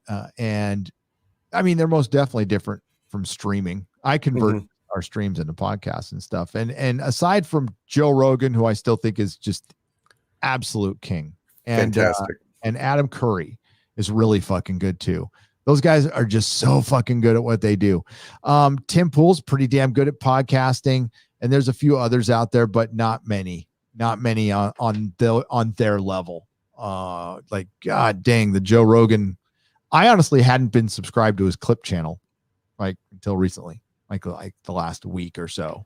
Fuck, I go down rabbit holes on that one. It's terrible, but they're great. They're great. The guy's so fucking good. But they're in our sphere here, in our little sphere. Like, listen, compared to the Joe Rogans of the world and the Tim Pool, who has 3 channels that are at 1 million subs. Like, we're small potatoes, but we have so much talent in this. And I'm talking about the up and coming channels.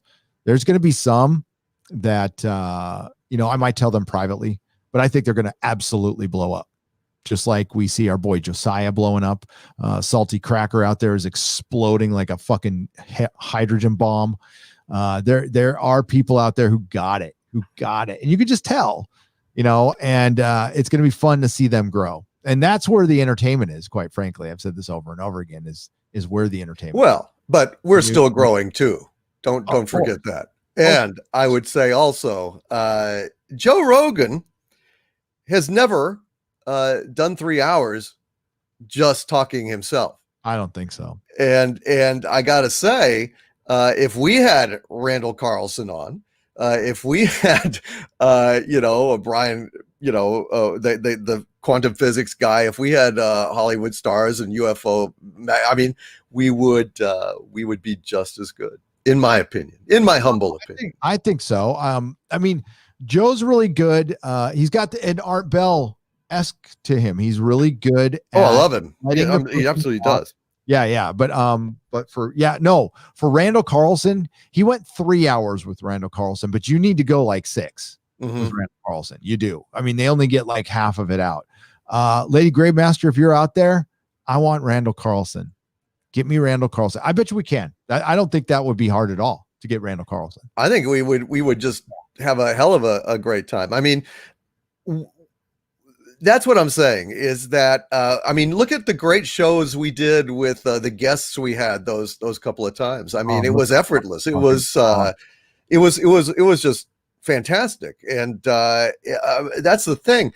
It's a rare thing that Hollywood doesn't have, where you can sit down and you can create something literally out of nothing. Yeah, it's crazy, huh?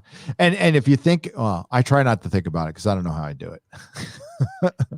Oh yeah, I don't either. I don't either. By the way, well, it's talent on your end. I don't know about me. We are doing an ExoZone segment tonight towards the end of the show. Since we didn't do it on Thursday because our schedules were fucking nuts. I have an article towards the end that we're gonna go over together about Harry Reid and stuff. So that'll be a little bit later in the show. We do want to discuss. We got to get to Doctor Who real quick. This won't be long because I have to go to a Bleeding Cool article, which will probably crash my fracking computer. Where is it? I need to get a glass. I'm going to step away from the computer. Right. Just a second. I'll read a couple super chats. Just a second. Yeah, no problem. Alexander Plenick for $5 Australian. Hail Nerdrotic and my liege. Do you think we will ever get a Picard season 2? What would you like to see in it? Did you hear about the fake DS9 season? I did hear about that. I would like to see them redo Picard. If they're going to bring it back, erase everything about season 1, dump that shitty cast, especially Soji. She's fucking god awful.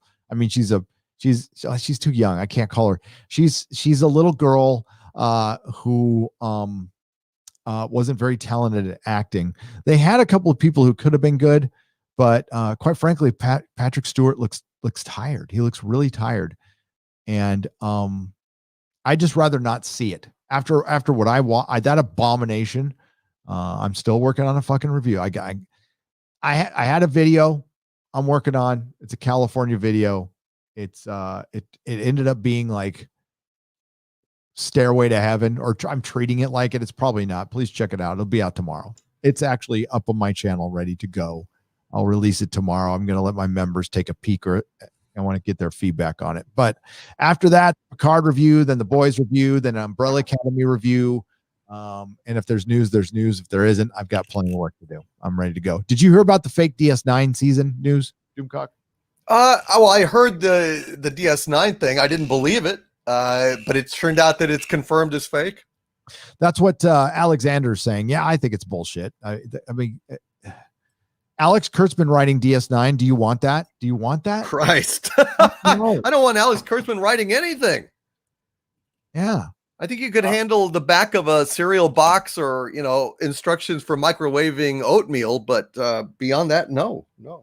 And Alexander Plenick from Australia was kind enough to give us a $5 super chat. Thank you, Alexander. I mean, listen, I would like to have seen a very good Picard season where he is writing out his days happy. You know what? You could be happy and try to help somebody and still learn a lesson and stuff. You don't have to be brought down. This is their basic bitch storytelling. They don't know how to fucking do that. You can have somebody going out on top. You don't have to see. It's easy to bring people down, and there's drama in pain and loss because it's fucking easy. It's soap opera shit. That's why there's always shit going wrong in soap operas. That's why there's always divorces and a fucking somebody going into a coma and an unknown fucking sister coming in. Because it's cheap, easy ways to make drama. But actual human beings who know how to write can do something like take a character that you love in Battlestar Galactica and then have him betray the Galactica and then get killed 6 episodes to go, Gata, and like do something like that. That's fucking crazy and awesome. Sorry, was it the third to last episode? It was like in there, but I mean, they laid the groundwork for it. They laid the groundwork for it for episode like the season before. I mean, they really, really did it right. And I could buy it. I never felt like it was cheap sensationalism or anything. It was just sad. It was sad watching this decline. It was so sad. And they was almost there. That's the shitty part, is like they're almost to Earth if they just would have waited. Oh well. It had to happen. But so Alexander asked you and I already answered. Do you think we'll ever get a season 2 Picard, and what would you like to see in it? I don't think so. They can't ensure Picard. They can't ensure, Patrick Stewart in this beer buggery age. I mean, look at what happened with, Batman, allegedly. The story that was given out was that it shut down over Pattinson having the coof, although my sources said that was BS, that, director Matt Reeves just took one look at him and said, Jesus Christ, I cannot shoot this. Go and, take 4 weeks and do the damn work, will you? But I don't know. I mean, whichever one of those rumors you believe, because even the Variety story was itself a rumor. They never confirmed it or anything. I don't think that it's ever will be shot. If it was shot, the thing I would like to see is in episode 1, every single character on the show dies. That's what I would like to see. I would like to see Patrick Stewart crushed or exploded, or any Jean-Luc Picard, just done. All of them, the whole cast, and then they could have 9 episodes of, I don't know, a pasture, right? Just some clouds going by, something like that. I think that would be great. Something better than, yeah. Fuck, I don't know if we'll get it, to be honest with you. If they they'll probably have to start shooting it next spring, right? So if we get it, it will be shot next spring. My guess is they'll have to do seasons 2 and 3 back to back, and I don't know if Patrick's going to be up for that. So it might just at the most, I think. And practically speaking, honestly, from the heart, isn't that series of Uber Eats commercials Picard season 2? Pretty much. When you get right down to it, isn't it? I think it's also the end of fandom and pop culture referencing and stuff. It's like, is this where we're at now? Like our fucking franchises are in the toilet, and they got like Mark Hamill and Patrick Stewart to do an Uber Eats commercial that was awful. It was beyond cringe. It's one of the worst things I've ever seen in my life. I'm surprised they didn't complain about Trump. That's the only disappointment. They should, it's like, because that's all they do outside off the screen is they're old men screaming at the Orange Man. Agent Pepsi 1 for $5. Hey, Agent Pepsi 1, how are you? About Star Trek Discovery. It has some good aspects, good effects, and several good actresses who play Tilly, Joanne, and Kyla are very good, much better than shown. As far as Tilly, well, are we talking about this season? And who's Kayla? Who was Kayla? I don't know. Is that Lisa Left Eye, maybe? Let me see. I don't know who Kayla. I don't know who these people are. I don't pay attention. I don't think. Sorry to disagree with you, Agent Pepsi 1. I don't think Star Trek Discovery has any. Yeah, that's Lisa Left Eye. She's pretty. She doesn't do anything though. Like, tell me anything. Like, I can't remember her name. We're in the season 2, and like her name isn't seared into my head. This is a Star Trek show, and I've watched every episode 3 times for every single review, and I couldn't remember that Lisa Left Eye was, because I knew her as Lisa Left Eye because of you. That's Kayla, and tell me what she brought to the show. Like, what has she done? Nothing, man. She's done nothing. I think Agent Pepsi 1 is being sarcastic. I hope so. Yeah. I don't know. I would assume that Agent Pepsi 1 was joking, but I could be mistaken. It's hard to tell sarcasm on the super chat, but thank you, Agent Pepsi 1. I respect Agent Pepsi 1's opinion. Tilly is terrible. And Joanne. See, I don't know who fucking Joanne is. Who's Joanne? On the show? There's somebody named Joanne? Oh, okay. So that's the other Helms woman. Joanne Osikun. The other person who I don't know. Okay. Who hasn't done anything. She did something in that episode where they went to Terra Elysium. Was it in the past, right? Yeah, they went to Terra Elysium, and there was the church that Michael Burnham somehow transported the entire church full of people to a planet in a suit. Come on, this is so dumb. Stupid. It's dumb. She transported a church full of people in a suit. How? Didn't even bother explaining it. The Red Ink Angel, though, shortly after the church was teleported to that planet, they lost their tax exemption. The Red Ink Angel. The Red Ink Angel. -1 for $2. Mandalorian sucks too. Can only write 8 shows. Is it only 8 episodes? Well, the first season was. I'm not sure how many are in the second season. I think it's pretty much. I think it's 8 episodes. Yeah. I'm wondering if they're going to be longer. I don't think, probably not. Yeah, it's 8 episodes. I mean, towards the end, they were getting around 40 minutes. They'll probably stay around 40 minutes. October 30th. Yeah. Gina Carano show. Thank you. Yes. The Red Tigress for $5. Hey, Gary and DC. I was wondering if you had any thoughts on The Foundation coming to Apple TV based on the Asimov books. Ooh, no. I don't want to subscribe to Apple. I'm going to have to, though, because there's so much. I'm going to have to review more shit. But I have no thoughts of it. I saw the trailer and I felt nothing from it. I didn't despise what I saw, but I suspected lots of wokeness. I could be wrong, though, so I should try. I should try.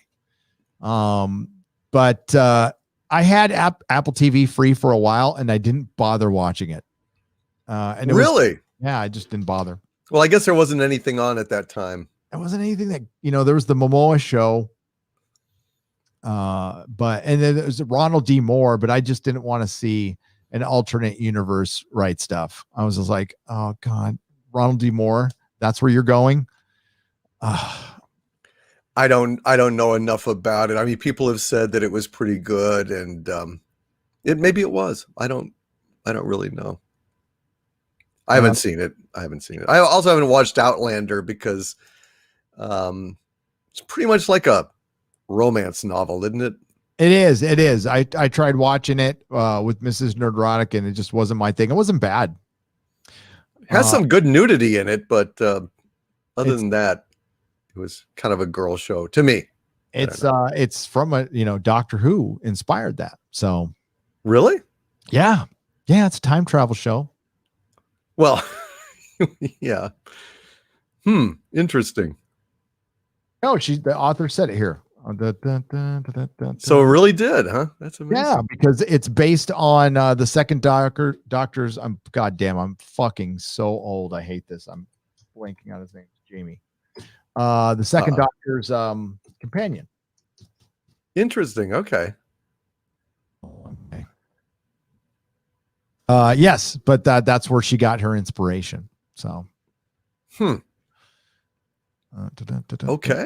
I forgot what the author. I did not know that. Yeah.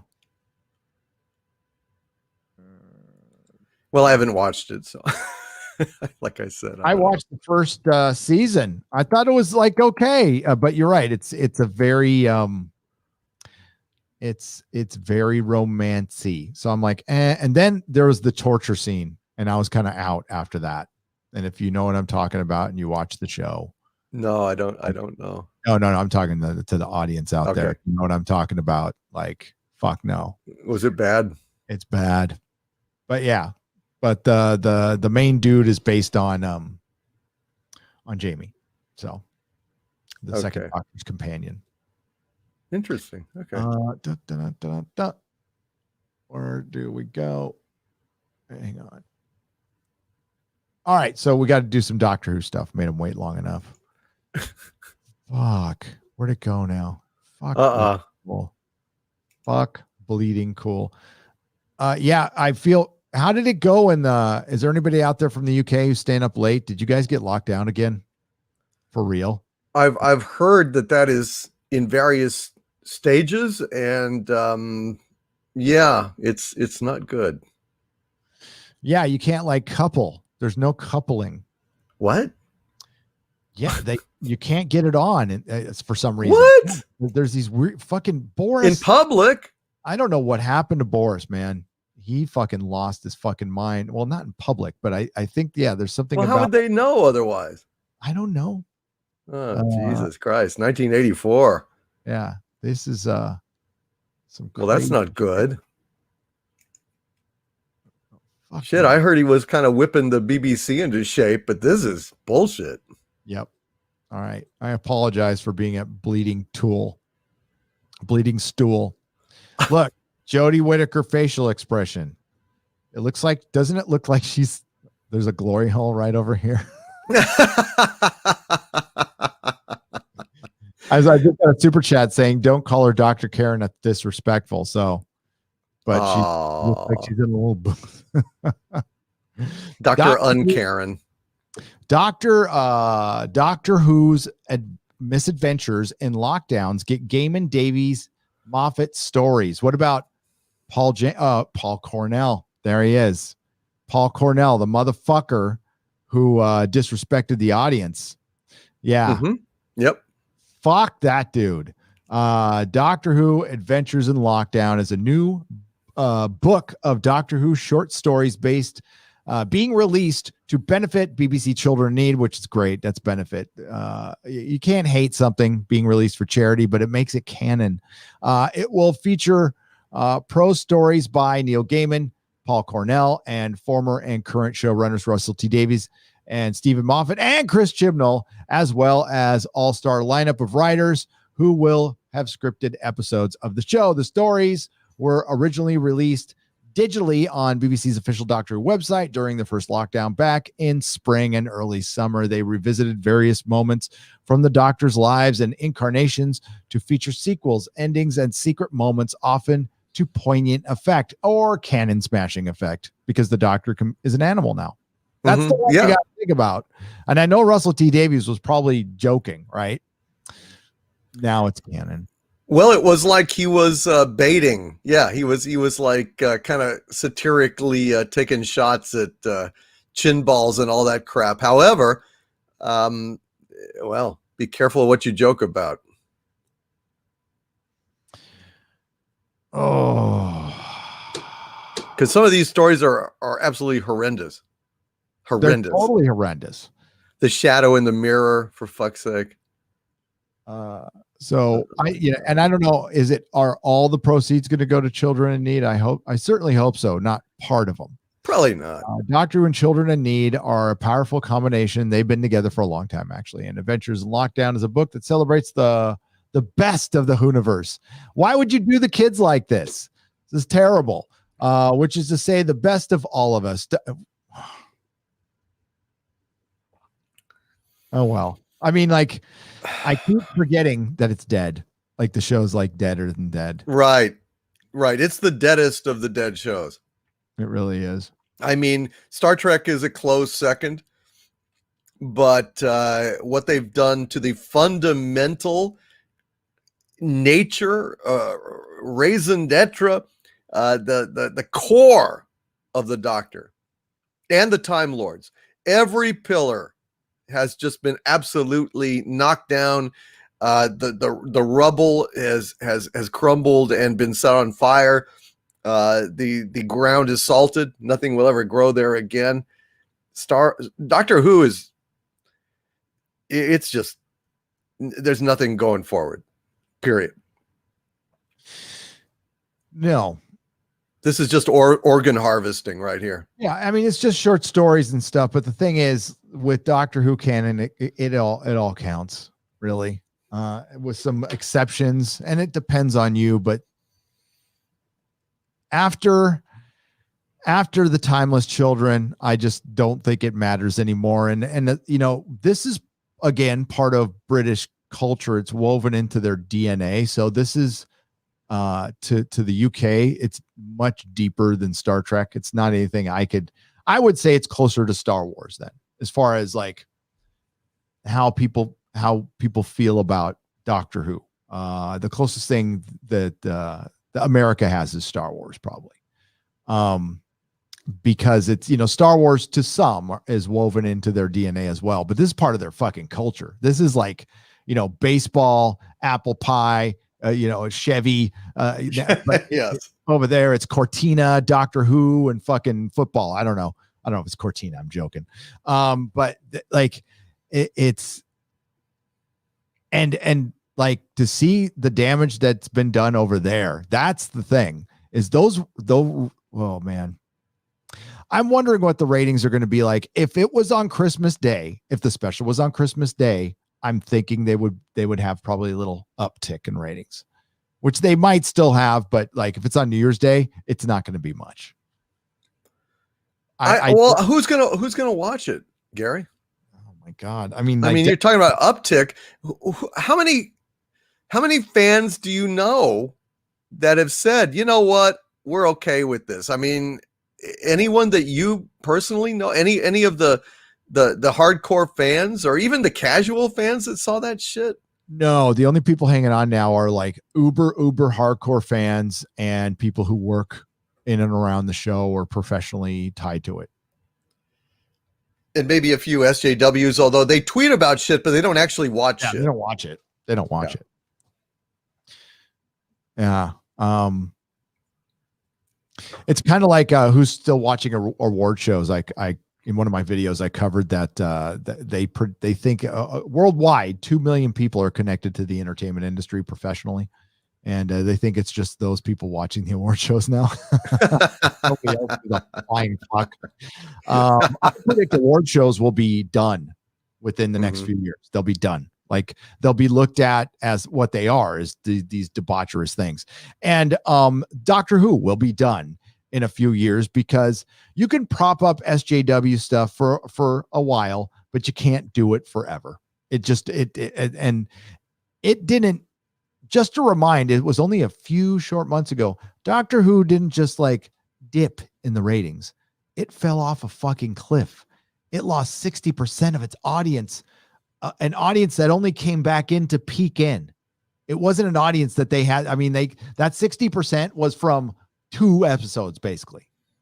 So that wasn't a permanent audience. That was a curious audience. So you lost, on top of that, 50% of your built-in audience that was like sitting through the Capaldi era and fucking season 9. Listen, not Capaldi's fault. I always got to say that, but season fucking 10 sucked. And so did most of season 9. And they sat through that as well. So this is it. Then we got little shortsy stories and Jody in a kissing booth. We'll say it's a kissing booth. And all it does is remind me that it's dead. So I can't sentence you to death. But I can certainly sentence you. Oh my God. Because they haven't learned. No. They're not going to, man. They're proud of what they've done. Yeah.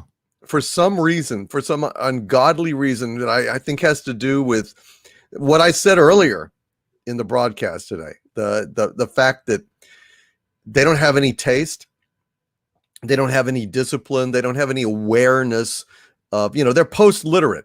And that's just not only with literature per se, printed material, but also in terms of cinema.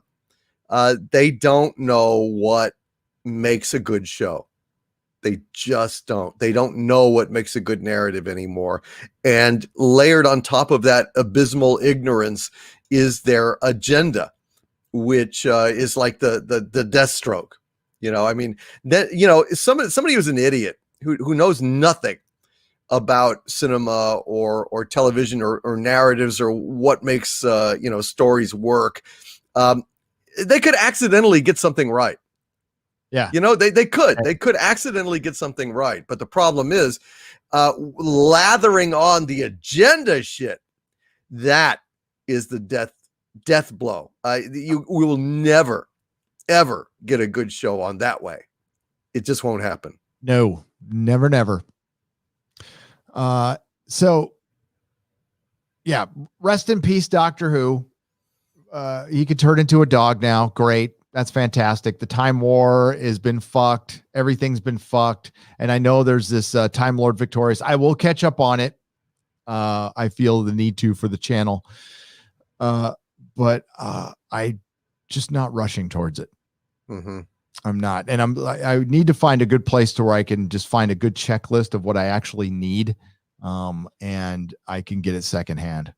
Hellrats 96 for $5. Mark my words, they'll use Discovery as a blueprint to rebuild Starfleet, and they'll use the Spore drive because no dilithium needed, future saved. Yeah, and I think in the trailer. Yeah, well, that's a good guess. That's a good guess. I think you've called it. I think you've called it. Well said. Well said, dude. TK Not at Post for $20.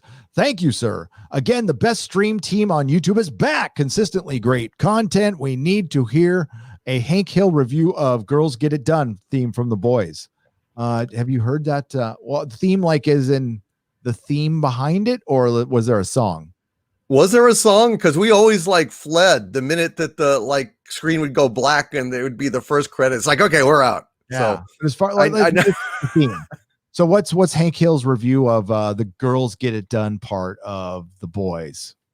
Well, I tell you what, speaking only for myself, and I'm not any kind of, egghead socialist professor or anything, but all I know is I see Dale out there, pulling up weeds, and I see Bill, going ahead and cleaning out his gutters. You'll see me mowing my lawn every Sunday. What you don't see is girls getting that stuff done, at least not in my neighborhood. So I don't know what the hell you're talking about. Back to you, Chet. Why, thank you, Hank.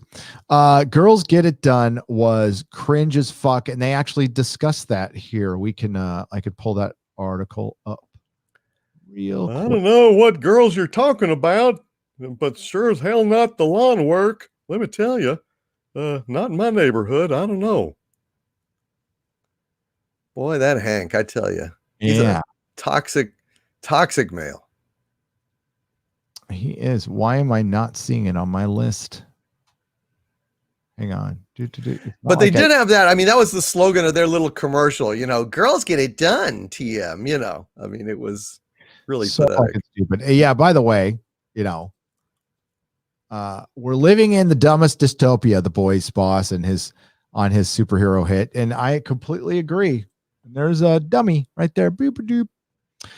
It's dangerous to train an entire generation to wait for someone strong to come and save you. But that's what you're acting like. You're acting like that, Hollywood. You're instead of shutting up about whoever's president, whoever you like them or not, carry on with your fucking lives. Wait till the next election instead of going 4 years straight and losing your fucking minds and like to where you're fucking getting naked to get people to vote. It looks like a cry for help. It does. But if you get naked and you don't show any of the naughty bits, you're not naked. Are you really naked? No. I mean, that's kind of cheesy, and it's a jip. I mean, I gotta say, if you're gonna get naked. But if you're not, then shut up. None of them. They could all kept their clothes on. There wasn't a single person there I wanted to see. I'm not saying wanted to see, but I'm just saying anybody can say they're naked. How do I know you don't have a sock? I doubt your integrity. That's what I'm saying. I doubt their integrity. Completely agree with that. I think where is it? We write a lot about what frankly frustrates us. We're living in the world's dumbest dystopia, and we happen to have lucked into a show that is perfect metaphor for the exact moment. Not by design. I think we discovered it, and because of that, we sort of feel obligated to sort of gleefully, mischievously to chase that down as far as it gets. Yeah. I think it's a perfect show for Hollywood's wheelhouse right now, which is nihilist. And then he talks about the Yahtzee themes. Here he goes. But we just don't live in that time. Okay, here he goes. A few things. The myth of the superheroes themselves, though often created by young Jewish writers in the 30s and the 40s, doesn't really apply as cleanly today, does it really? And is that through your point of view or well, it must be your point of view, because these undeniable fascist underpinnings, there's undeniable fascist underpinnings to it. So, by the way, people throw around the word fascist, and I don't know if you think you know what that word means. It does not mean what they think it means. It doesn't mean what you think it means. They confuse it with totalitarian. They all the fucking time. Yes, fascist has to do with corporate power and state power being unified, which to some extent we do have, but totalitarian is a different thing. Absolutely. And they're also mixing up what they see as patriarchal heroism as fascist too. That's bad too. And it's probably the same way we use woke, because there's like times where it's not technically woke, it's intersectional and shit like that. So I get it. They're there to protect white patriotic America. You know, every time I crack open a Spider-Man comic, Doomcock, when I was a little kid and I passed my little quarter to the nice man at the 7-Eleven, before I opened it, I'm all, he better be protecting a white person. Oh, of course. Protecting a white person. I'm not going to open this comic book. I fucking, dude, put the Kool-Aid down, bro. That's what they are designed to do. That's what they do. They're protecting the status quo. When the status quo is problematic, suddenly they become adversarial, not your hero. And I think it was written by a lot of people who at the time were trying their level best to fit in and vanish within white American society. Well, I'm really glad this dickless weasel is passing judgment on the entire superhero comic book industry and Stan Lee and Jack Kirby and all the rest of them. I mean, I love it. I think, I'm glad he's here to set us straight, really am. Wonder if he's ever listened to an interview with Jack Kirby, an older one with Stan Lee, Siegel, Schuster, Bob Kane, Bill Finger. I mean, they're out there. They're all over the place. Yeah, well, he's trying to exempt them because, God knows he wouldn't want to be labeled as anti-Semitic. So he's saying doesn't really apply as cleanly today. Well, he's Jewish, but you could still be anti-Semitic. You certainly can. Fucking A, man. There's so much of it. And we saw that with Gal Gadot with the shit. Data Racer collected that. I don't know if you saw that on Twitter, but holy shit, that was bad. Yeah, that was absolutely. I couldn't even do a video about it. I couldn't even display that filth on my channel. Couldn't even do it. Couldn't even talk about it. No, but it exposes. I mean, that's exactly what we've been saying for so long. And I told a little story.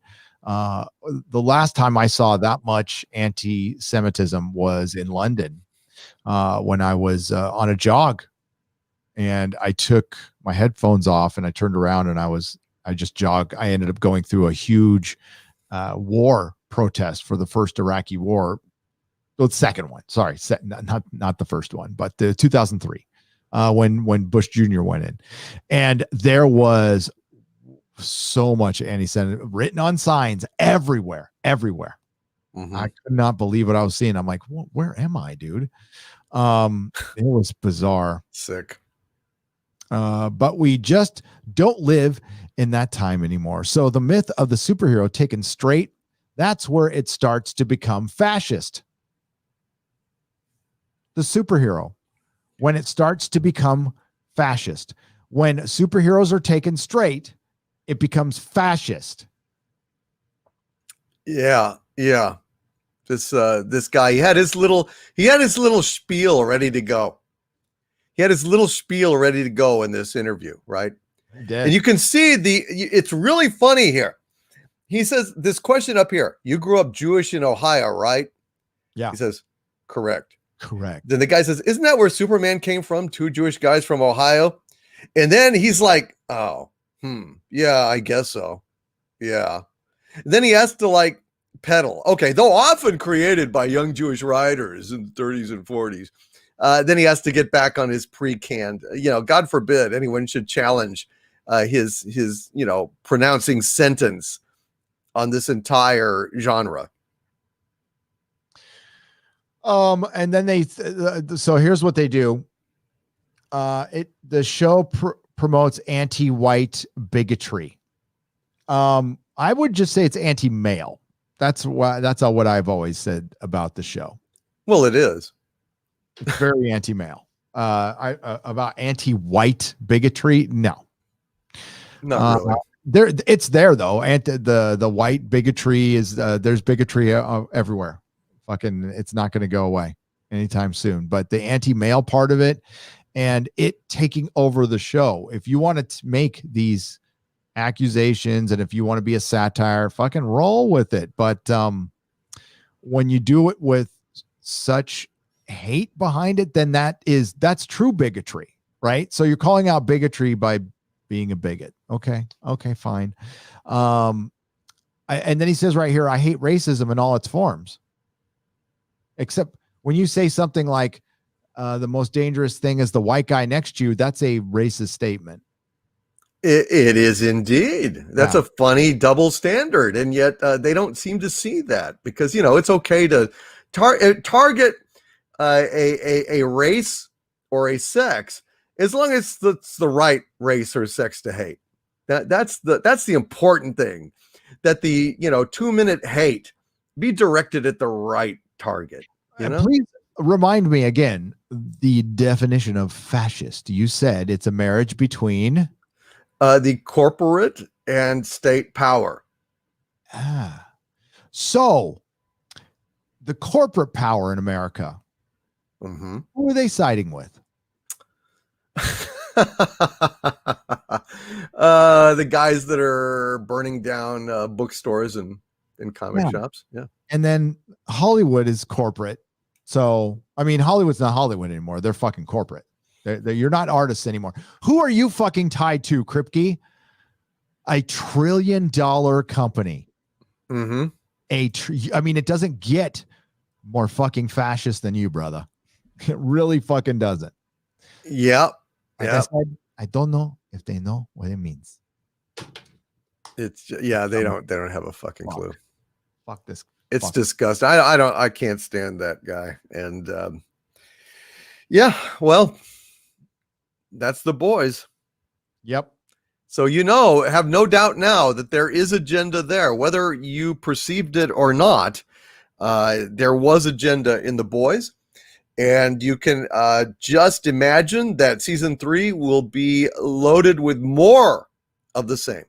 So, I know a lot of people really like the boys. I've got one of my arch villains that I greatly respect and like, that is telling both of us that we are wrong about the boys. And it's absolutely cool. We can disagree, but I mean, submitted for your approval. Here is some evidence of the thought process behind the show and where it's going, certainly going in season 3. Absolutely going. Without a doubt.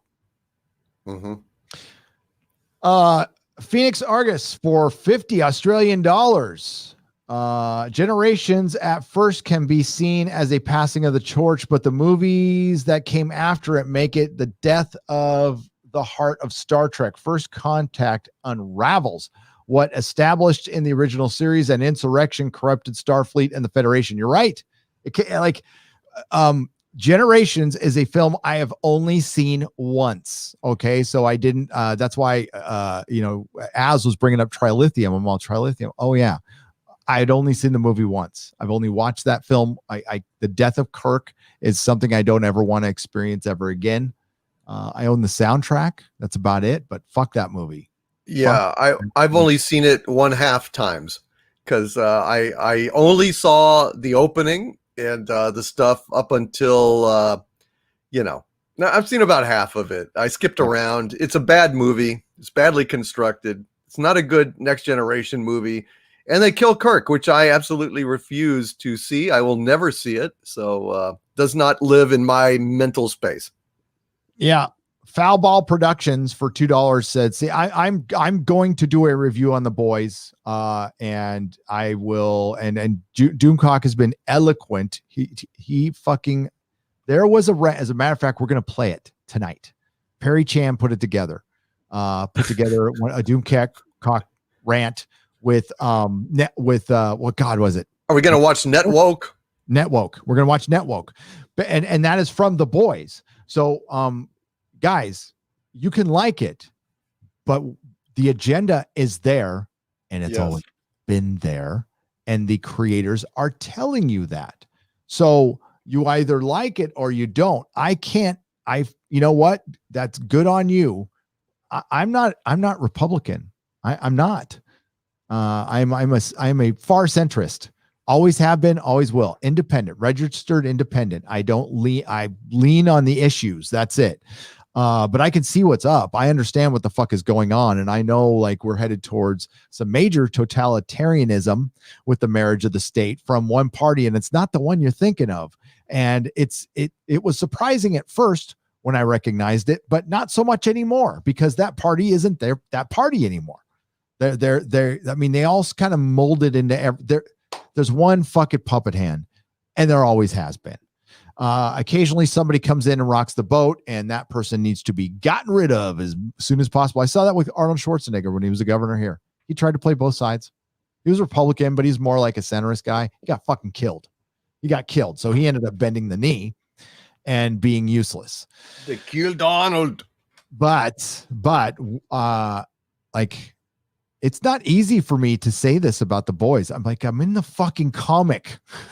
I'm in the comic book. But I'm going to tell you the truth. And yes, yesterday's EFAP eviscerated The Boys season 2 because it deserved to be eviscerated because aside from it, it was boring. Yes. It was boring and the storytelling was contrived. Was it not? Yes. Yeah, no, it was really not compelling television. Yep. I mean, for God's sake, dude. I mean, watch a great show.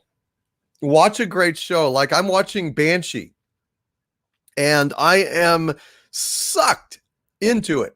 I am compelled to stay up past my bedtime to watch one more episode. One more. Oh, Christ. They ended it on that. Well, I got to watch the next one.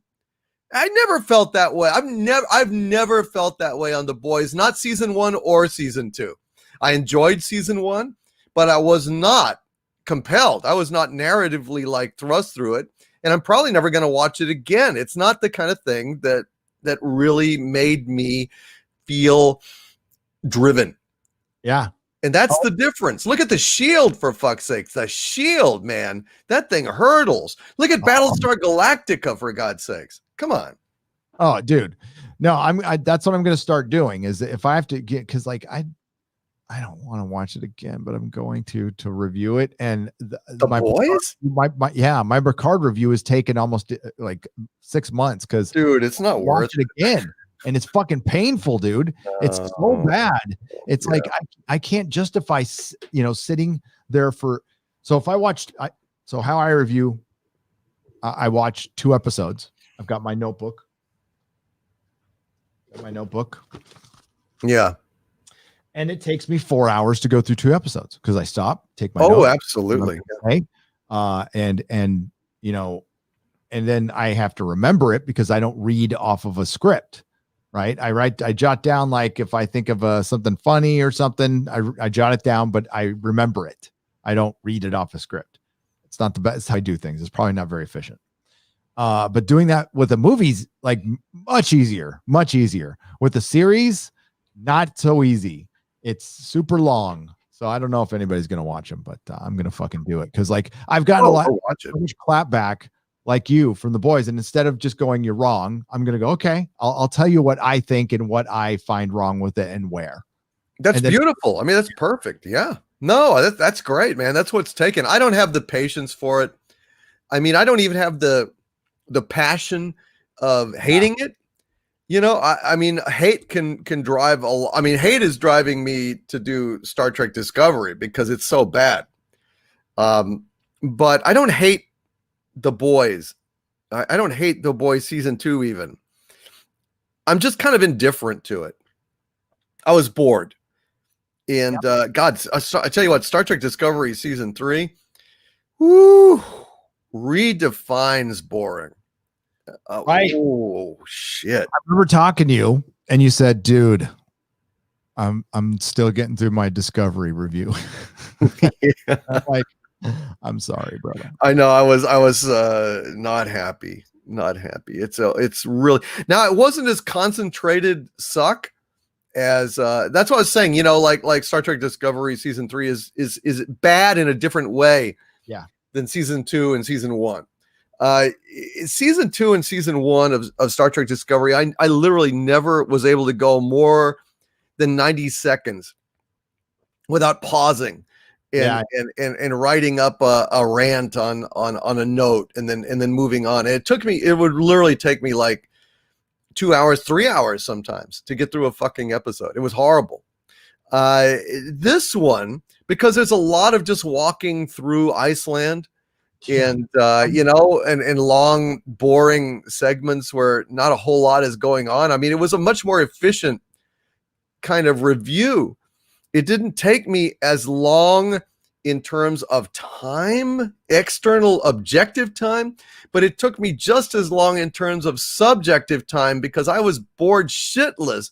And I think I aged a couple of days watching it. You see what I'm saying?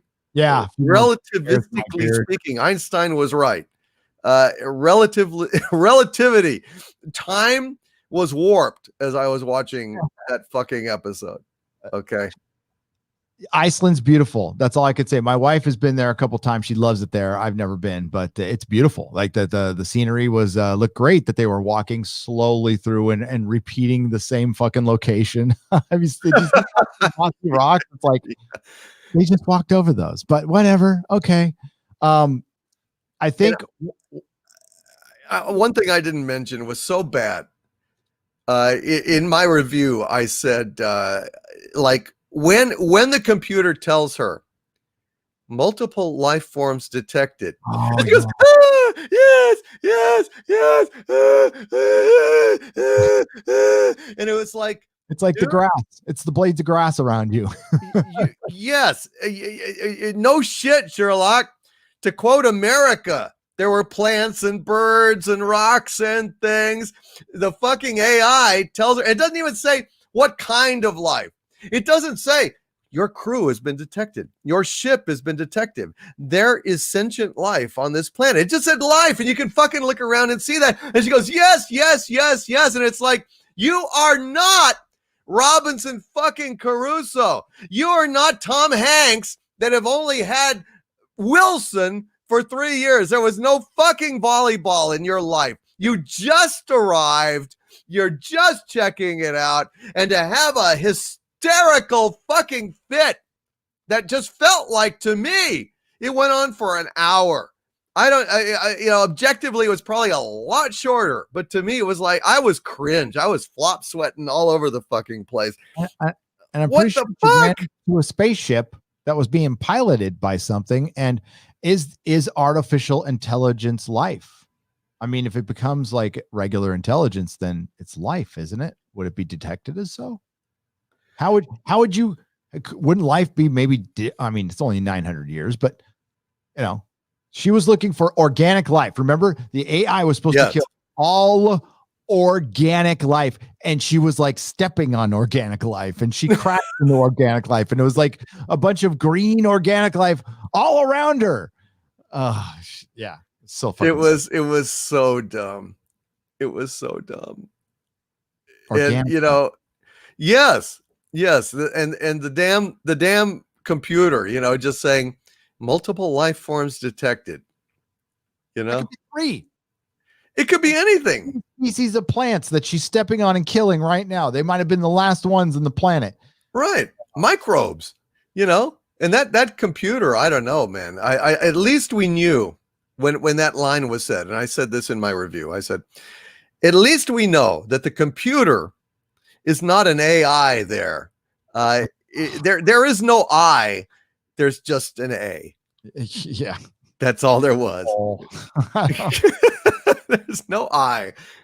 There's no I on Star Trek Discovery. So the AIs did not win. I can't wait to see the people who wrote Picard, who killed Admiral Jean-Luc Picard to replace him with a robot so he could experience his life out as a perfect copy of a 97-year-old man who's bald, who they could have given hair to and given him superpowers and made him younger, but they wanted to make an exact copy. So he would experience the life of a marginalized robot. The same people who wrote Sonar in Space, the same people who wrote an artificial intelligence that wasn't quite an artificial intelligence, but knew enough that it wanted to be an artificial intelligence, are going to do with 900 years in the future in fucking Star Trek. It's going to be hilarious. Whatever it's going to be, it's going to be funny. It's going to be stupid. With extra tomatoes. Oh, my God. It just seems to me that you could have at least either relieved me of the need to urinate as a robot, or you could have at least shrunk my prostate. Right? Or gotten rid One of or the other. I don't need to. Yeah, I don't need it. Yeah, and as far as The Boys is concerned, listen, we heard this. We've heard this before. We heard this with Game of Thrones. After we saw the 3rd episode and we're like, this is shit. People are like, no. You got it wrong. You got it wrong. We heard this with The Last Jedi. And I'm talking right when it happened. No. You guys got it wrong. This is a masterpiece. No. Force Awakens heard this. I mean, I've heard it before. So yes. Like, I be real with you. I'm not like, it was very difficult. And you saw the same thing. We all did. And the agenda derailed the storytelling. Mm-hmm. It wasn't all agenda, but it's what they like to say. It's the baseline problem is the agenda, because that's what comes first. And that's what derails your storytelling. For example, was Star Trek Discovery season 3, episode 1 woke? No, not necessarily, but no, not really. No. Of intersectionality, when Michael Burnham is needlessly fighting Book and she's beating the shit out of a guy who's a foot taller than him. Sonequa Martin Green is a little thing. She's a little thing that weighs about 90 pounds soaking wet. One punch from that guy, she was not getting up again. So as far as verisimilitude, you know what? They didn't need to fight. They had phasers. They could have pulled phasers on each other or something. Yes. Weapons. But they needed to show hand-to-hand combat. And she had to he had to bend down to get flipped by her. I don't know if you noticed, there's a scene where she flips the stuntman. The stuntman has to bend down to get flipped. How many people are going to bend down and allow you to flip? And for one, she flips him with like practically one arm. Sonequa Martin Green couldn't pick up a quarter of that guy's weight with one arm. No. Let's flip them. It's ridiculous. And I know it's just Hollywood and pretend, but Star Trek is supposed to be better than that. Yes, we're talking about a show where you can see the mustache on a fucking stuntman when Kirk didn't have a mustache. It's fine. Yeah. I get it. I know, but here's the deal. With The Mandalorian, I buy that Gina Carano is a badass.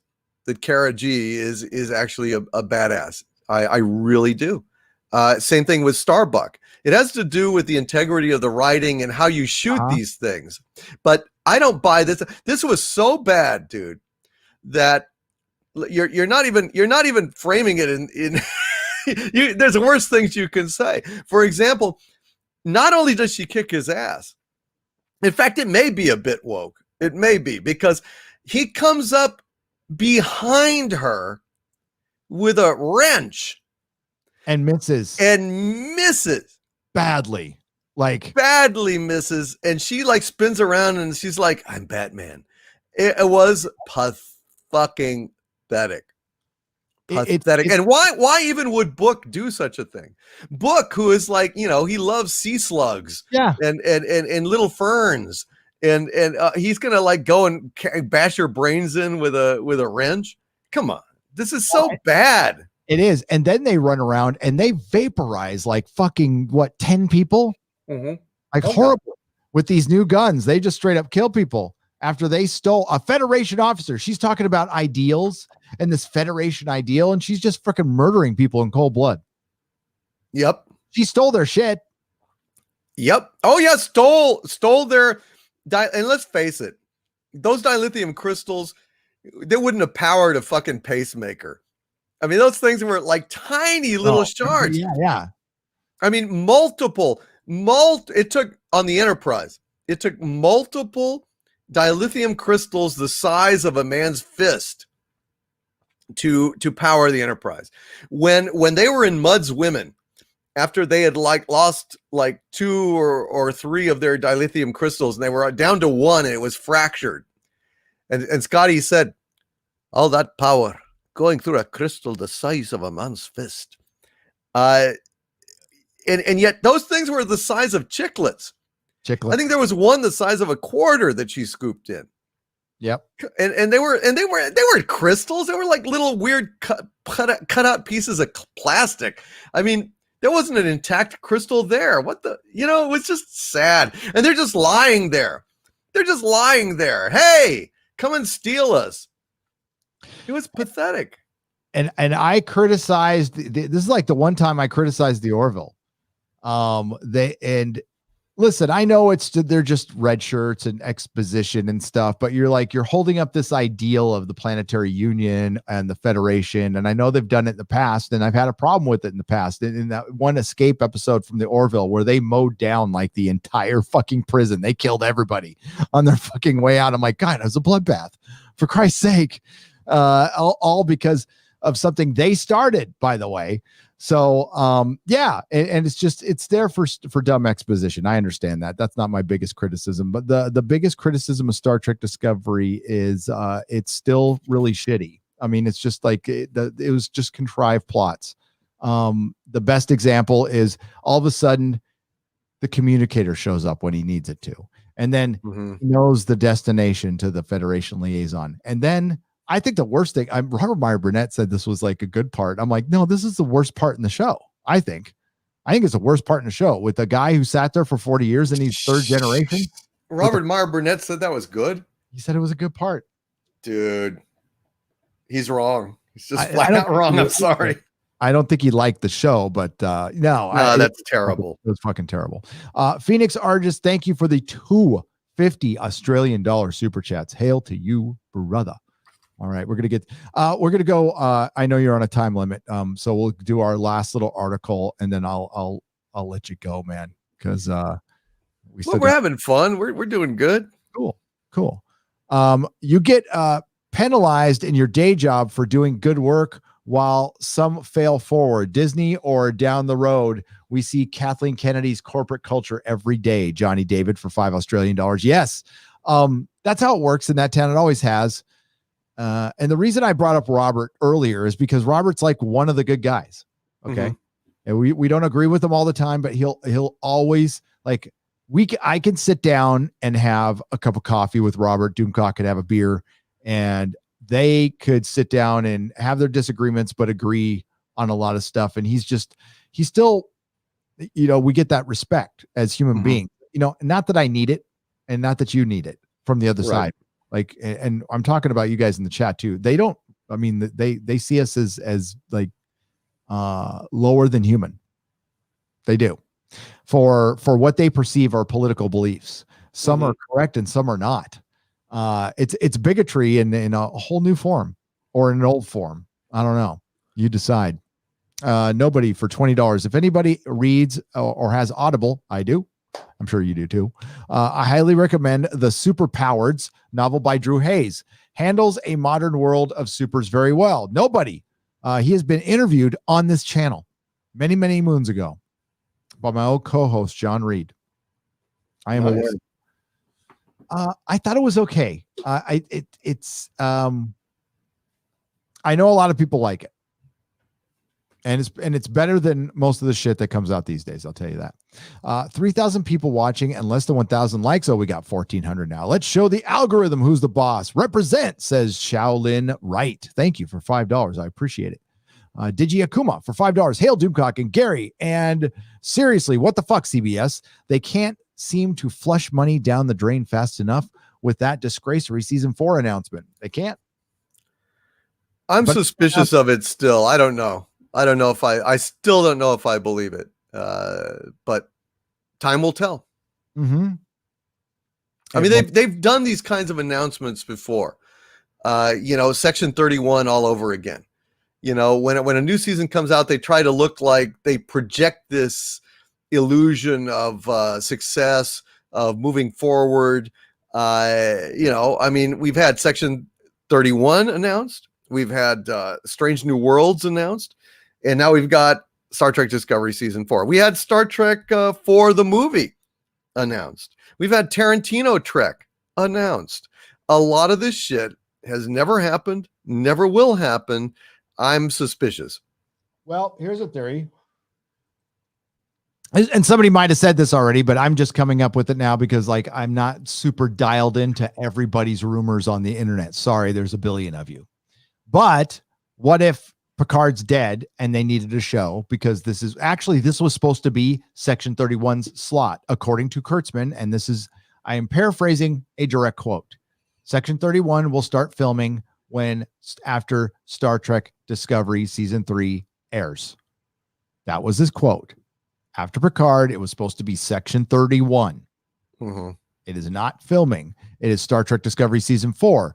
You would think they would start filming Star Trek Picard right now because they want a quick turnaround on that because it was such a success, Doomcock. Well, it was more of a success than Star Trek Discovery, but they can't get insurance, and it's all fake news anyway. I don't believe it. I just don't. We'll see. I don't know. I'm not disputing it. I'm just saying, personally, I have doubts. Yeah, if and when they start filming, and they're supposed to start filming in a month, next month, 4 weeks, and if they do, and maybe it was because Picard's not going to get off the ground fast enough, and they need a show, so it bought it some life. I don't know. Again, it's just a theory. Tanimal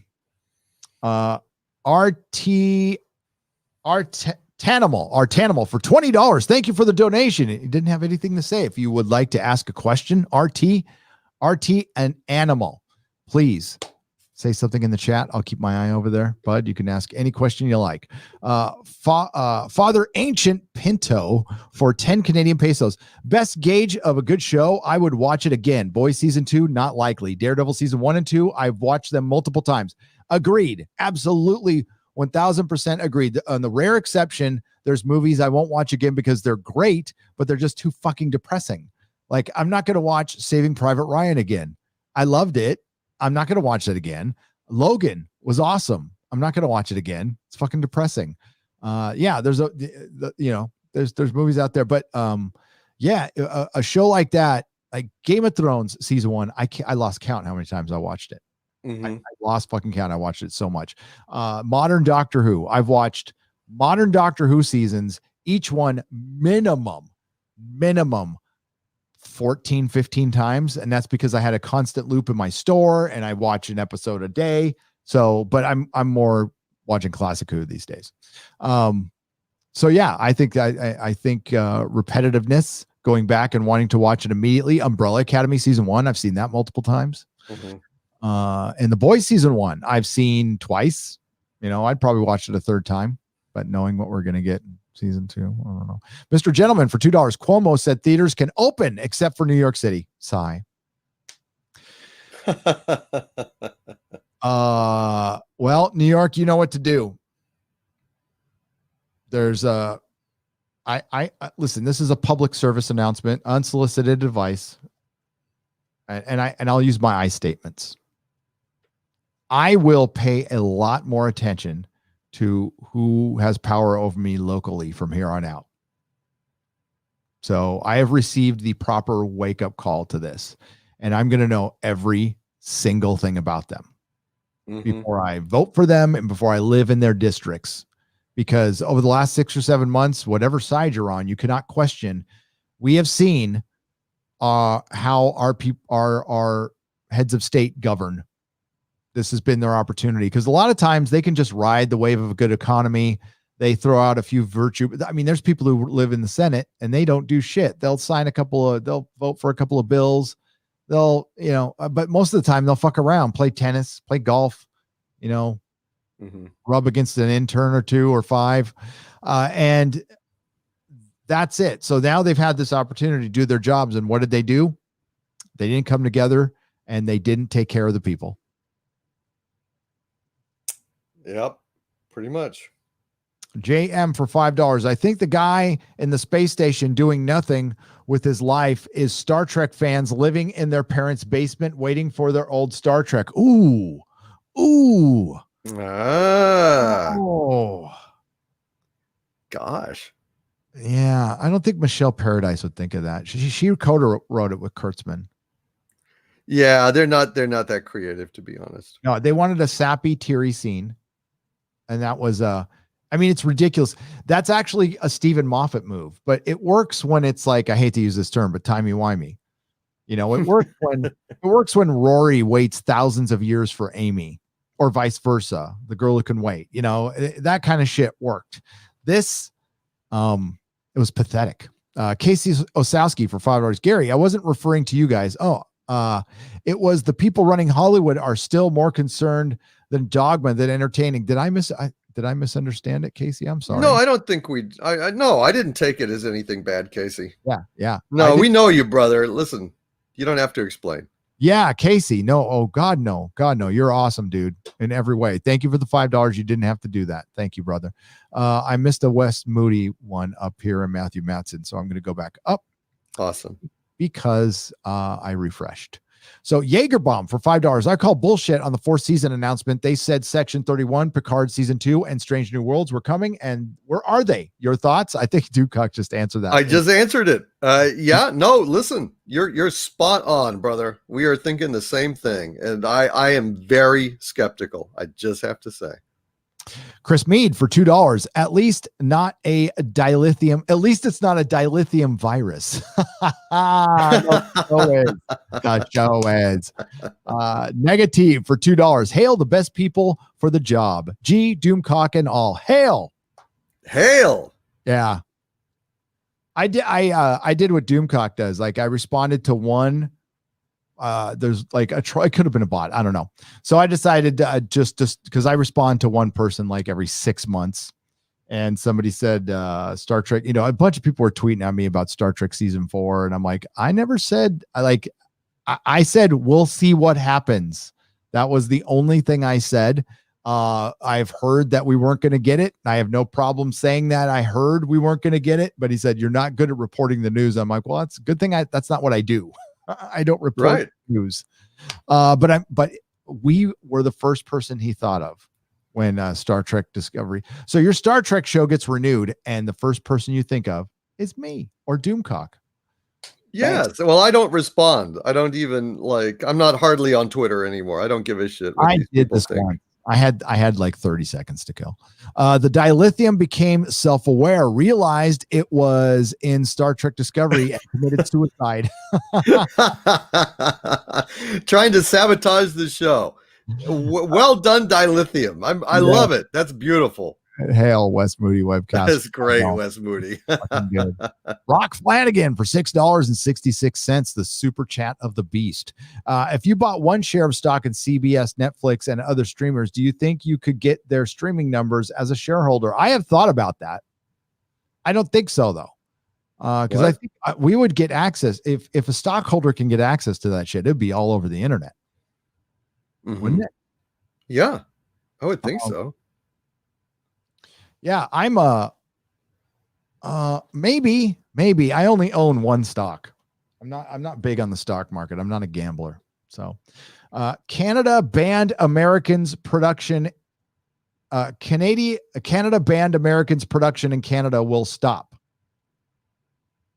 So Matthew Matson saying it's stopped now. So that makes sense to me. Hell, the reviews are way more fun, says Psycho Dwarf 9 for $5. They are. So when is the Orville, and hi Psycho Dwarf, good seeing you, man. So when is the Orville Real Star Trek going to finish and premiere season 3? I'm guessing, here's a guess. Early next year. I would say February, maybe. It was supposed to come out now, right? It was supposed to come out now, but yeah, it was supposed to come out now, and I'm just weighing my words. This is purely my guess. This is not based on anything I know, because we're kind of past all the stuff I know already, except for the stuff I've seen, which I will never talk about. But other than it's awesome. I would predict February. I think they're in post work right now. And pay attention. Follow Tom Constantine on Twitter, and he gives you updates constantly on the show. Says Mark. Thanks, Mark. You really think that, man? February? Yeah, I think they can get post done in a couple months. Huh. And I think they finished Principal because they've been able to shoot here in LA. You've been able to work a little bit. I think if they, you can shoot scenes with like 6 or 7 people. It's possible. Yeah, no, that's true. But maybe we'll see. I don't know, man. I think that's a little optimistic, but I hope you're right. I think I would split it and just give us something, I would absolutely. They need to do that. I'm begging them to do that. Just give us 2 episodes, that's it. I'd be fine with that. Oh shit. Hang on. I hit the wrong button. Almost started my OBS. Where was I? All right. Jaegerbomb for $5. Okay, what's up with YouTube not allowing some words? Honestly, Silicon Valley is a cancer on civilization and needs to be stopped before 1984 comes. Jaegerbomb for $5. What? Well, I guess you can't answer that. Email me on what words. Yeah, there's certain words that you cannot put in there, but they're like horrific words. I don't think there's any like beer, the beer bug and shit like that, maybe. That's weird. That's what they're talking about. Michael Williams for $1.99. Hashtag Trump 2020 landslide victory. Now more than ever. We will see.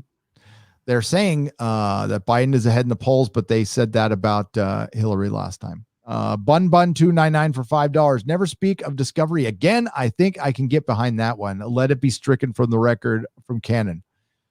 Someday. Please God, yes. Keith Harvey for $4.99. The Star Trek brand is dead for me. I used to watch Star Trek The Next Generation, Deep Space Nine, and Voyager on a cycle. After STD, Picard, and political ads, I'm done for good.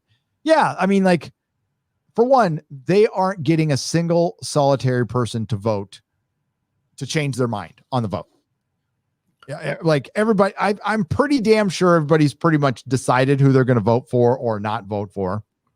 Yeah, I think so. There's somebody going, Star Trek has the Get Out to Vote campaign. I think I'm going to vote for Biden because Patrick Stewart told me to. And if there is, you should not be allowed to vote. If that's what swayed you, not issues or campaigns or something, it was fucking Patrick Stewart, who's not going to notice because your vote's private. From one thing, that's true. Hail Gary, hail Doomcock. I was just outside walking my dog, looking up at Mars, dreaming about The Expanse season 5 and praying that it doesn't go woke. Says DeJohn Wayne Drinks SJW Tears for $5. I agree. I wasn't walking my dog looking at Mars, but no, but I would hope it. I don't think The Expanse is going to go woke. I really don't. I don't think so either. I hope not. But I mean, it's a possibility. It's always a possibility, but I tell you, a good sign was when they announced season 5. I sent out a tweet saying to the Expanse writers specifically, asking them, "Do you all like wake up every morning and look in the mirror and think to yourselves, geez, I wrote one of the best damn TV shows in history? I hope so, because you did." And they liked that. And then somebody answered, "The show's going to go woke, man. The books went woke. They're going woke." And I responded, I have faith that these guys are going to prioritize story and character over everything else. I don't think that they will subjugate either of those to agenda, and I have faith in them. And they liked that. So to me, that's a signal from the writers themselves that they're not going to go woke. So we'll see. But I have faith. Not of the heart, though. No. And remember, a lot of woke people don't think they're woke. They think they're perfectly centrist. And so we'll see. I hope not. They have certainly avoided that so far. Yeah. And they've just given us good sci-fi without alienating part of the audience. And the writers of the books are fucking crazy on Twitter. Like, don't follow them. They're fucking crazy on Twitter. Yeah, no fucking way. Yeah, they got. I don't want to get into it. They are thin-skinned. From one singer to another, DC. Awesome voice, sir. Awesome voice, says Johnny. Thank you. Thank you very much. I appreciate that. For $2 Australian. Dixon Cider is a member at the protomolecule level. Hail. Thank you very much. We're going to move. The member stream is moved to tomorrow morning because I had to finish my California video. Phantom Boomer for $5. I watched 2 or 3 episodes of season 1. That was enough for me. Never more. Yeah. The Boys isn't for everyone. It's dark. It's postmodern. It's nihilistic. And quite frankly, if I wasn't a fan of the comic books, I don't know if I'd given it a shot at all right now. Eric Kripke says it's a perfect show for its time. I think it might all. I'm really happy for Derek.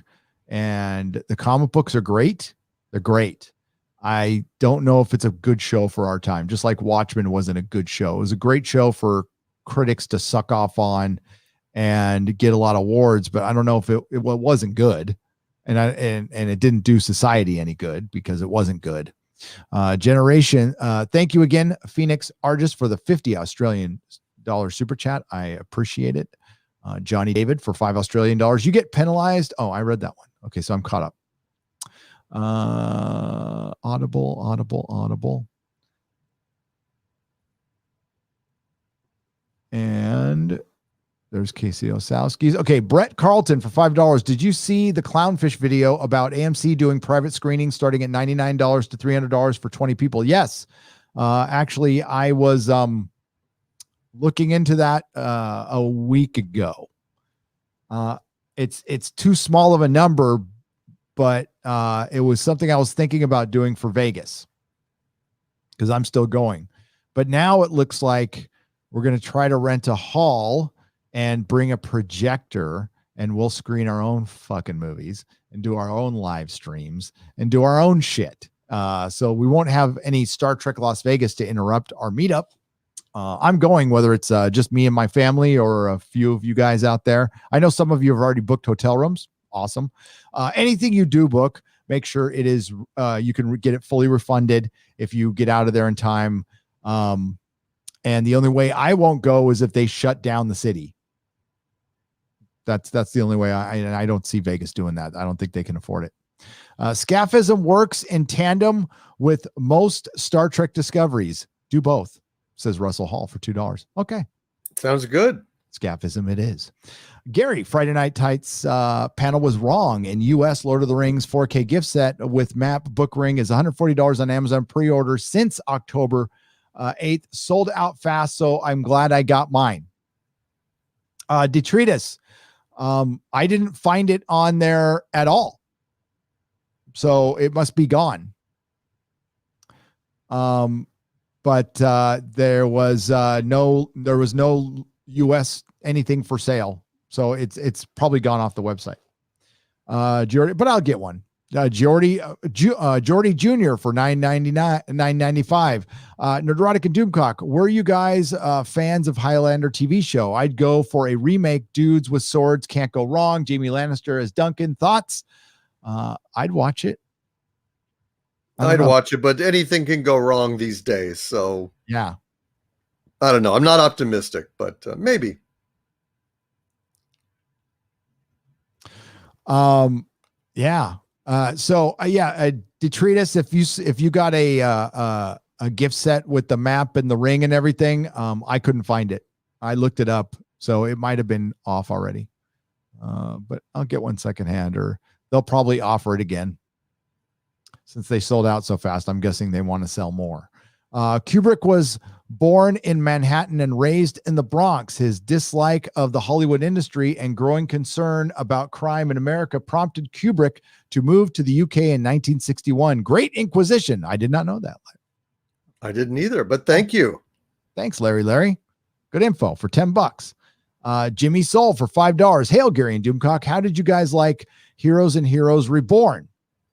Also, Doomcock, what's your favorite action figure that you own? He asked that again, and you can answer the question here. It is well, I had to think about it. Very hard question. It's not an easy thing to say. I think that my favorite action figure is like a Mego style, like, with a cloth outfit, kind of original Bob Kane Batman, like from, Detective number, 27, with the huge bat horns and stuff. It came like with a, in a set. It has a cape that has wires in it, so you can pose, the cape out like wings. He's got the purple gloves. So there you go. That would be that would probably be my favorite. Although very hard to say. I love so many. I've got so many action figures. It's almost impossible to say. When did that one come out? Geez, I don't know, maybe 10 years ago. I'm trying to remember. I think it came in a set.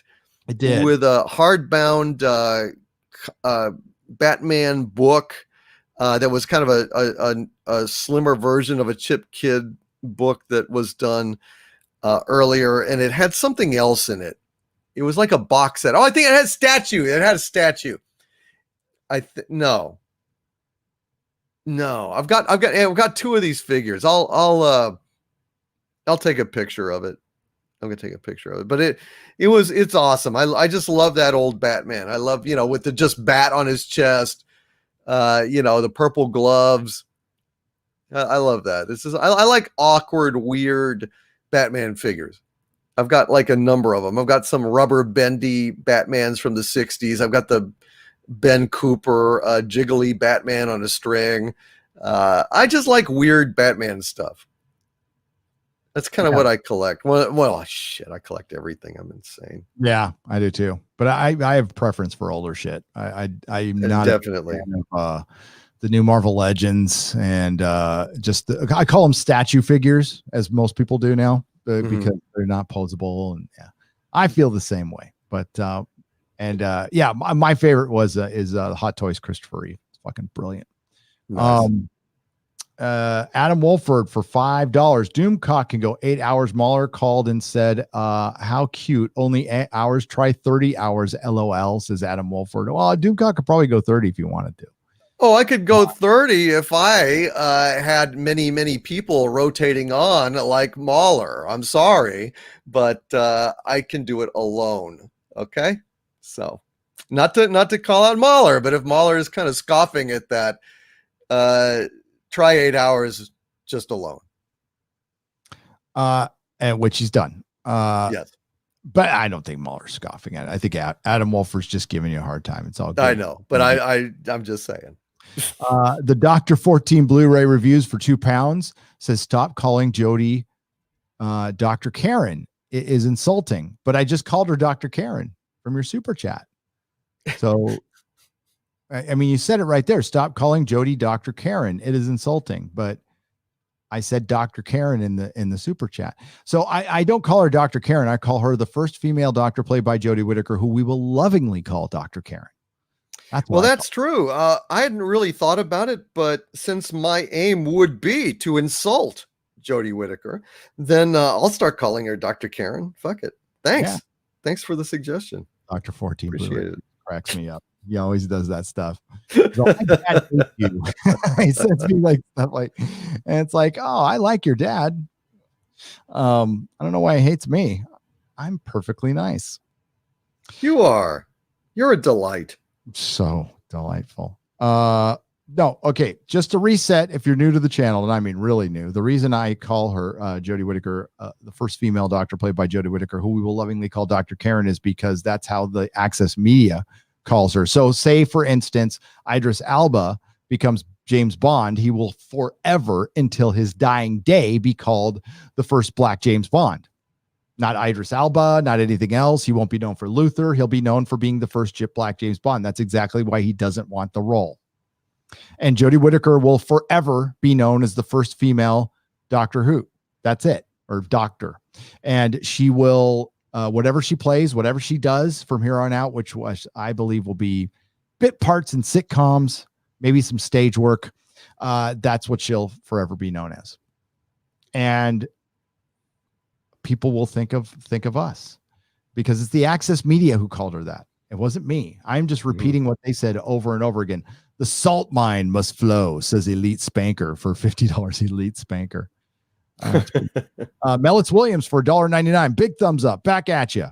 Blizzard for $5. Perfect ending for Picard. Q shows up and says, finally, I have you, and turns Picard into a huge steamy pile of crap and leaves. Credits roll. I would applaud massively. Like the douche or douche. Duty. Voila. Triple Herbals for $5. Status update on The Expanse. I saw on Twitter pre-Woo Flu that the season had wrapped up filming. Heard nothing since. It's premiering December 16th. Yes. And I can't wait. Thank God. I wish the Orville was doing the same or something similar. Same here. As soon as Picard said tea, Earl Grey, decaf, I knew it was going to be filled with soy and TDS, says Steven Yarnell for $4.99. You're not wrong. You're not wrong. And I would have thought that too if I hadn't read the article that came out before that both Doomcock and I did videos on. Your video was fucking genius, by the way. Thank you, sir. On the Variety article where he talked about Brexit and disrespected half of his home country. Just like the BBC does every day.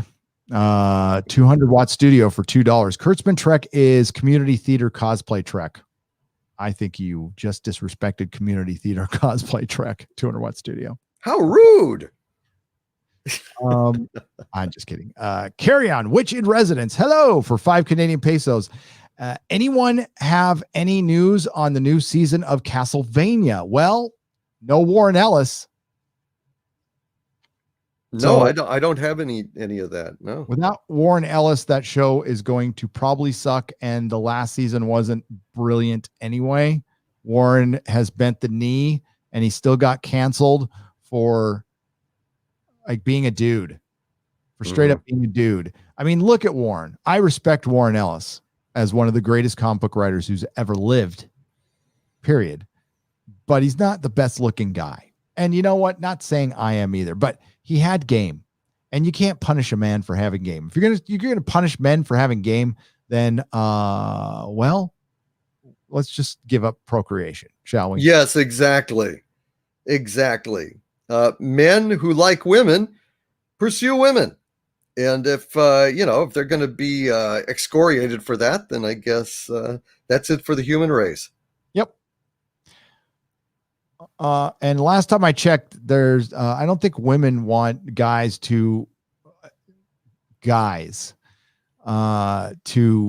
I don't know, wear pink pussy hats, dresses. I'm just guessing, and then like not hit on them. Now there is a big difference between being respectful, playing the game. Like we've all done it. Like we've seen people where like, oh, when are these two going to make out? But they're like flirting, they're having fun, they're working their way up to it. It's part of life. It's part of what we live for, man. For Christ's sake, you start taking SJWs want to take all the fun away, fun away. And what they do is they try to conflate like the really fucking bad people. Like, remember 5 years ago, we lived in a rape culture where a quarter of all women have been raped. I mean, are you fucking kidding me? And then, of course, when you look into the data, that meant anybody who was patted on the butt or had somebody made too hard of a pass on them, and they conflated a lot of numbers. Yes. Of course, we're not saying that doesn't exist and there aren't fucking pieces of shit out there. There most certainly are. Harvey Weinstein and had many friends in that town, men and women, who allowed him to do what he did, including Leslie Headland, a former assistant who watched all the shit he was doing. And believe me, we only know what we know. There's probably a lot more we don't know. Oh, yes. And indeed, we haven't heard a lot about old Leslie lately, have we? We haven't heard shit from her. No. I thought she was going to have a big show and everything, and it's like nothing. Zero. Well, I mean, I thought we were getting like 15 TV shows for Disney Plus from Star Wars. I lost count of like all the shows we're getting. Yep. Well, None of these characters would ever be on an SF ship. It says 200 Watt Studios for $2. None of these on Star Trek Discovery, they wouldn't be on a fucking rowboat. They saw, yeah, they wouldn't even be on Gilligan's Island, honestly. No. Gilligan would be an asset on the crew of the Discovery. He would. Science officer Gilligan. It looks like Tilly ate half the crew, so the show will cost less now. Well, yeah. I think she's preggers. I think she was preggers during. She was pregnant. Plus, I do like a girl with curves, so I'm definitely not insulting her for her weight. I think she's actually the only thing I can stand to look at on Star Trek Discovery. I can't stand to listen to her, but I can stand to look at her. Culture Casino, thank you for the $1.49 phallic unicorn or doomicorn. Doomicorn, we can call it a doomicorn. Zobik, Lord of Dead for $5. I'm sure he meant to write my name, but he said gay. It says Gary. Didn't you say this is true? I can tell the story here. Gary, didn't you say a guy pulled a knife on you earlier this year? It wasn't this year. And you ended up with a new knife. Did you have to fight him off? It was in 2013. I was coming back from Comic-Con. I got in at 2:30 in the morning. I had my U-Haul trailer. The trailer was open, so I was unloading my all my stuff that I hadn't sold into the store. And the plan was just to leave a pile there, and then the kids would come in the morning and put it all away. So I was, I just left the back open, and it was me and I had an employee named Silent Bob, because like he really was silent. He was like the nicest guy in the world and a great worker, but he just didn't talk. He wasn't mute. He just didn't like to talk. Something happened to the kid. I don't know to this day what happened to him, but he was a 25-year-old who just would not talk. Why did I hire him? He was really good at everything else. So he was inside. I was inside. Then I heard something and I went back out. Remind you, I'm in a nicer part of San Francisco. So like St. Francis Wood, it's like fucking mansions and shit. That's where my store was, pretty close to that. And there was a couple of crackheads inside my trailer pulling shit out. And they saw that the door was open. So I'm like, what the fuck are you doing? Put that shit back. Get the fuck out of here. And one guy ran. The other guy got brave, and he pulls out a little butterfly knife and he flips it. And I slapped it out of his fucking hand, punched him in the face, and fucking broke his crack pipe and picked up his knife and kept it. True story. He was a scrawny little fucking crackhead. He wasn't going to do anything to me.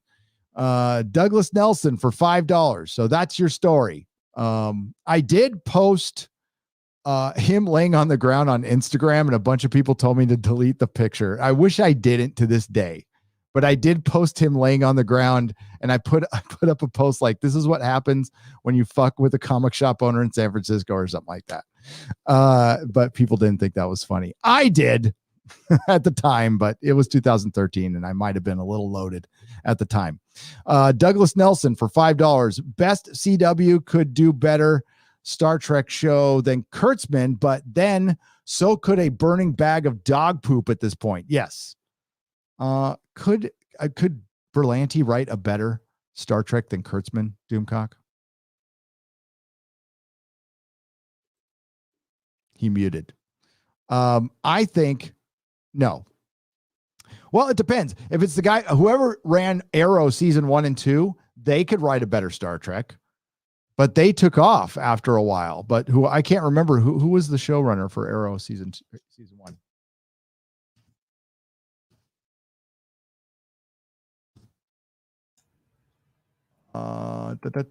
Mark Guggenheim, Andrew Kreisberg, right? It was Andrew Kreisberg. Chrisberg.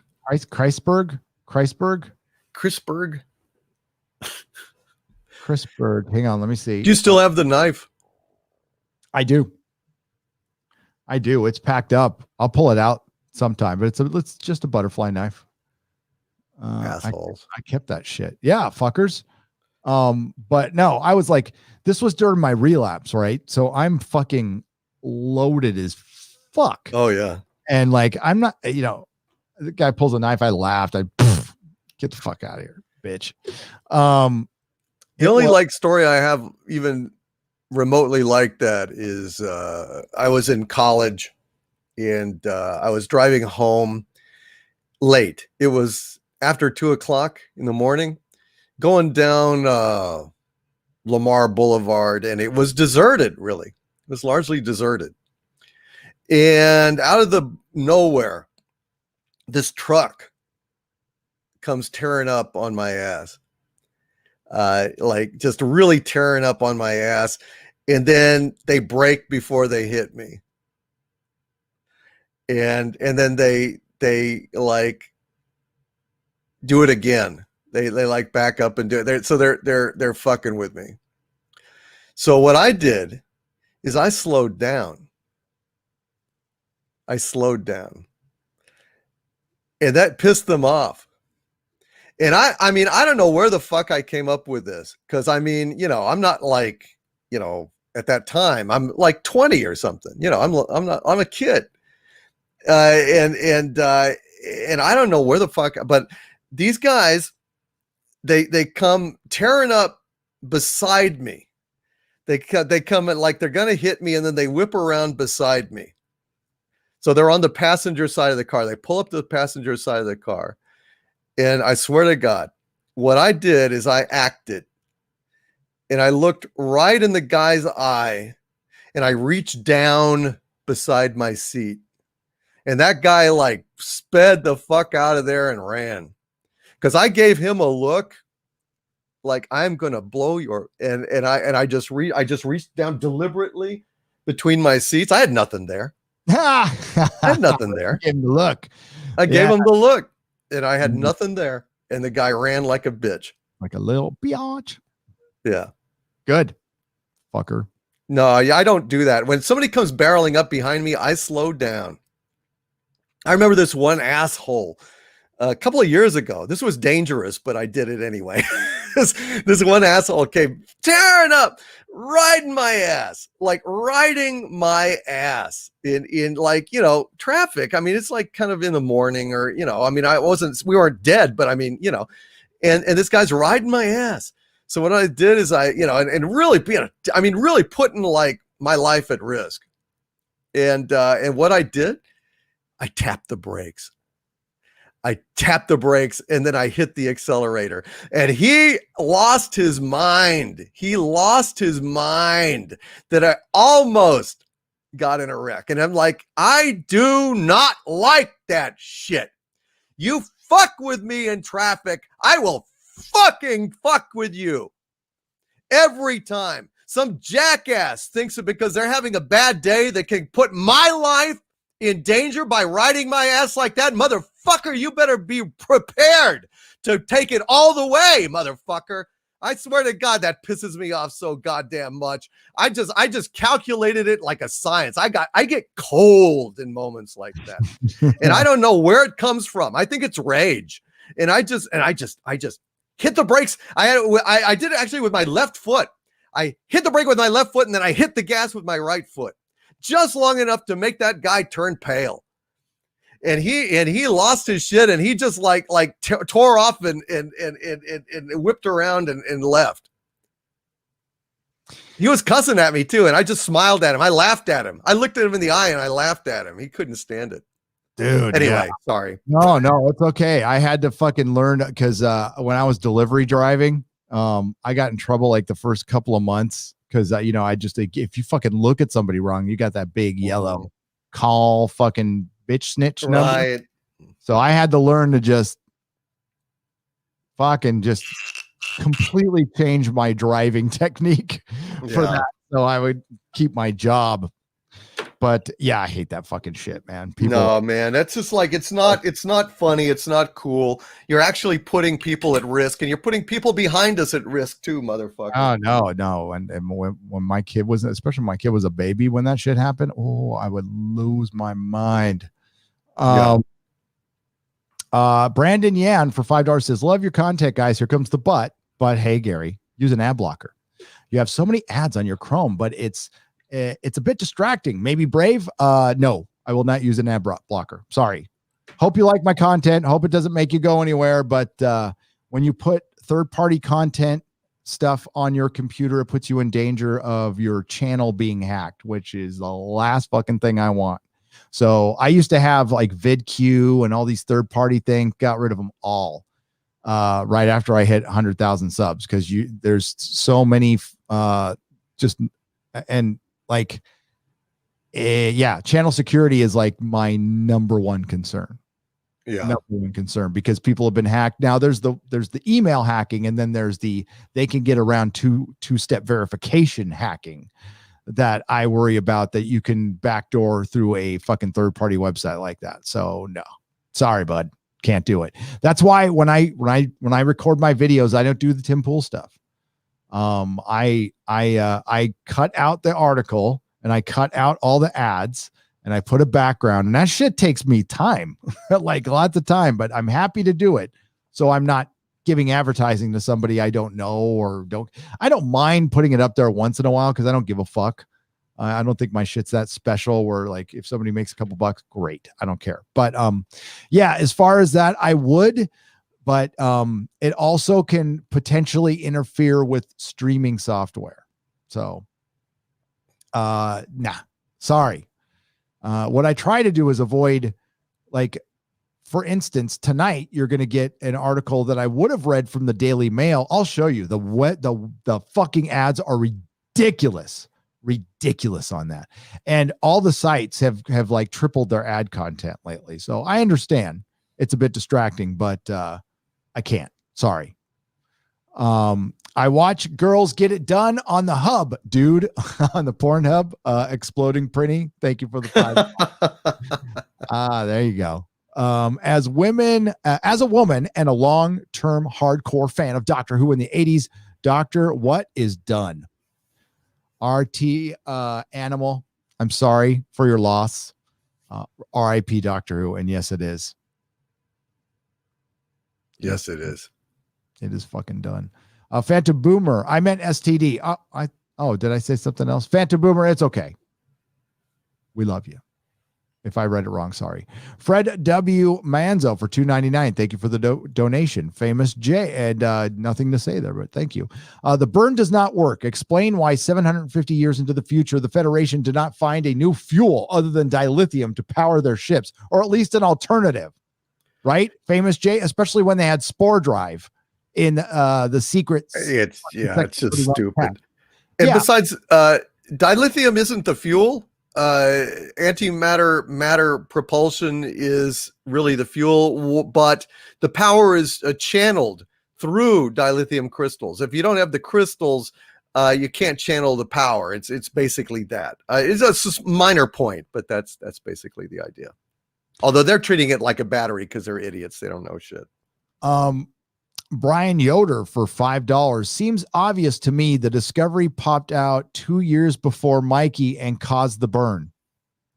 Wouldn't be surprised. Maybe.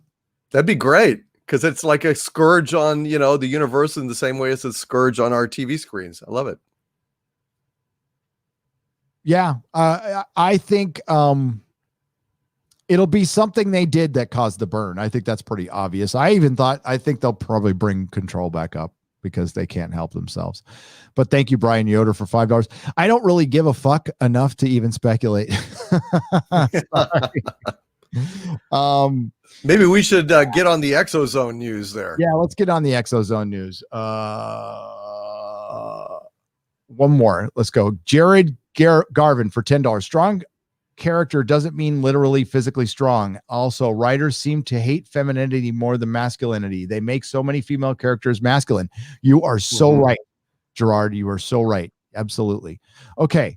Let's go to the ExoZone, shall we? Absolutely. Always happy to go to the ExoZone. Yeah.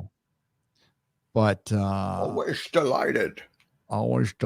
And we've got like 4 more super chats after that, so we can be done. And thanks everyone who donates. And yeah, sorry about the ad blocker thing. I just can't do it. I can't. I could just read the articles without showing them to you. We can do that too. I mean, that's fine. You don't need to see. I mean, how many of you guys are actually reading along anyway? If there's like a serious visual aid, I'll show you. But nah, can't do it.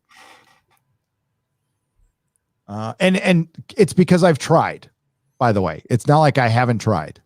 I did it when my channel was I had a lot less subscribers, and I had VidQ and I had all this third party shit on it, and then people started getting like hacked. And I mean, the chances are slim, but why even bother taking it because a couple of ads pop up? Who gives a shit? I personally don't care. Agreed. Okay. This article came out. Doomcock and I, by the way, this video here is hilarious. It's a bunch of bikers saving like an elk or a buck. Wow. Right? But then he pops up and like flips the shit out of one of them. They get him out, by the way. And there they are. Look, there's the guy. Like, this is a wild buck. Hang on. Well, that's gratitude for you. Shit. Yeah. But he's safe. So the buck made it. That's good. And the guys in their little tidy, I'm sorry if there's anybody out there. I can't stand the people who wear those little tight shorts and little bicycles around. Oh dear. Soy latte, man. That's what it is. Harry Reid claims U.S. government is hiding key evidence of UFO encounters. Now, Doomcock and I reviewed a film called The Phenomenon. Highly recommend you watch this if you're a UFO fan. By the way, this is an ExoZone segment because we didn't do the ExoZone on Thursday.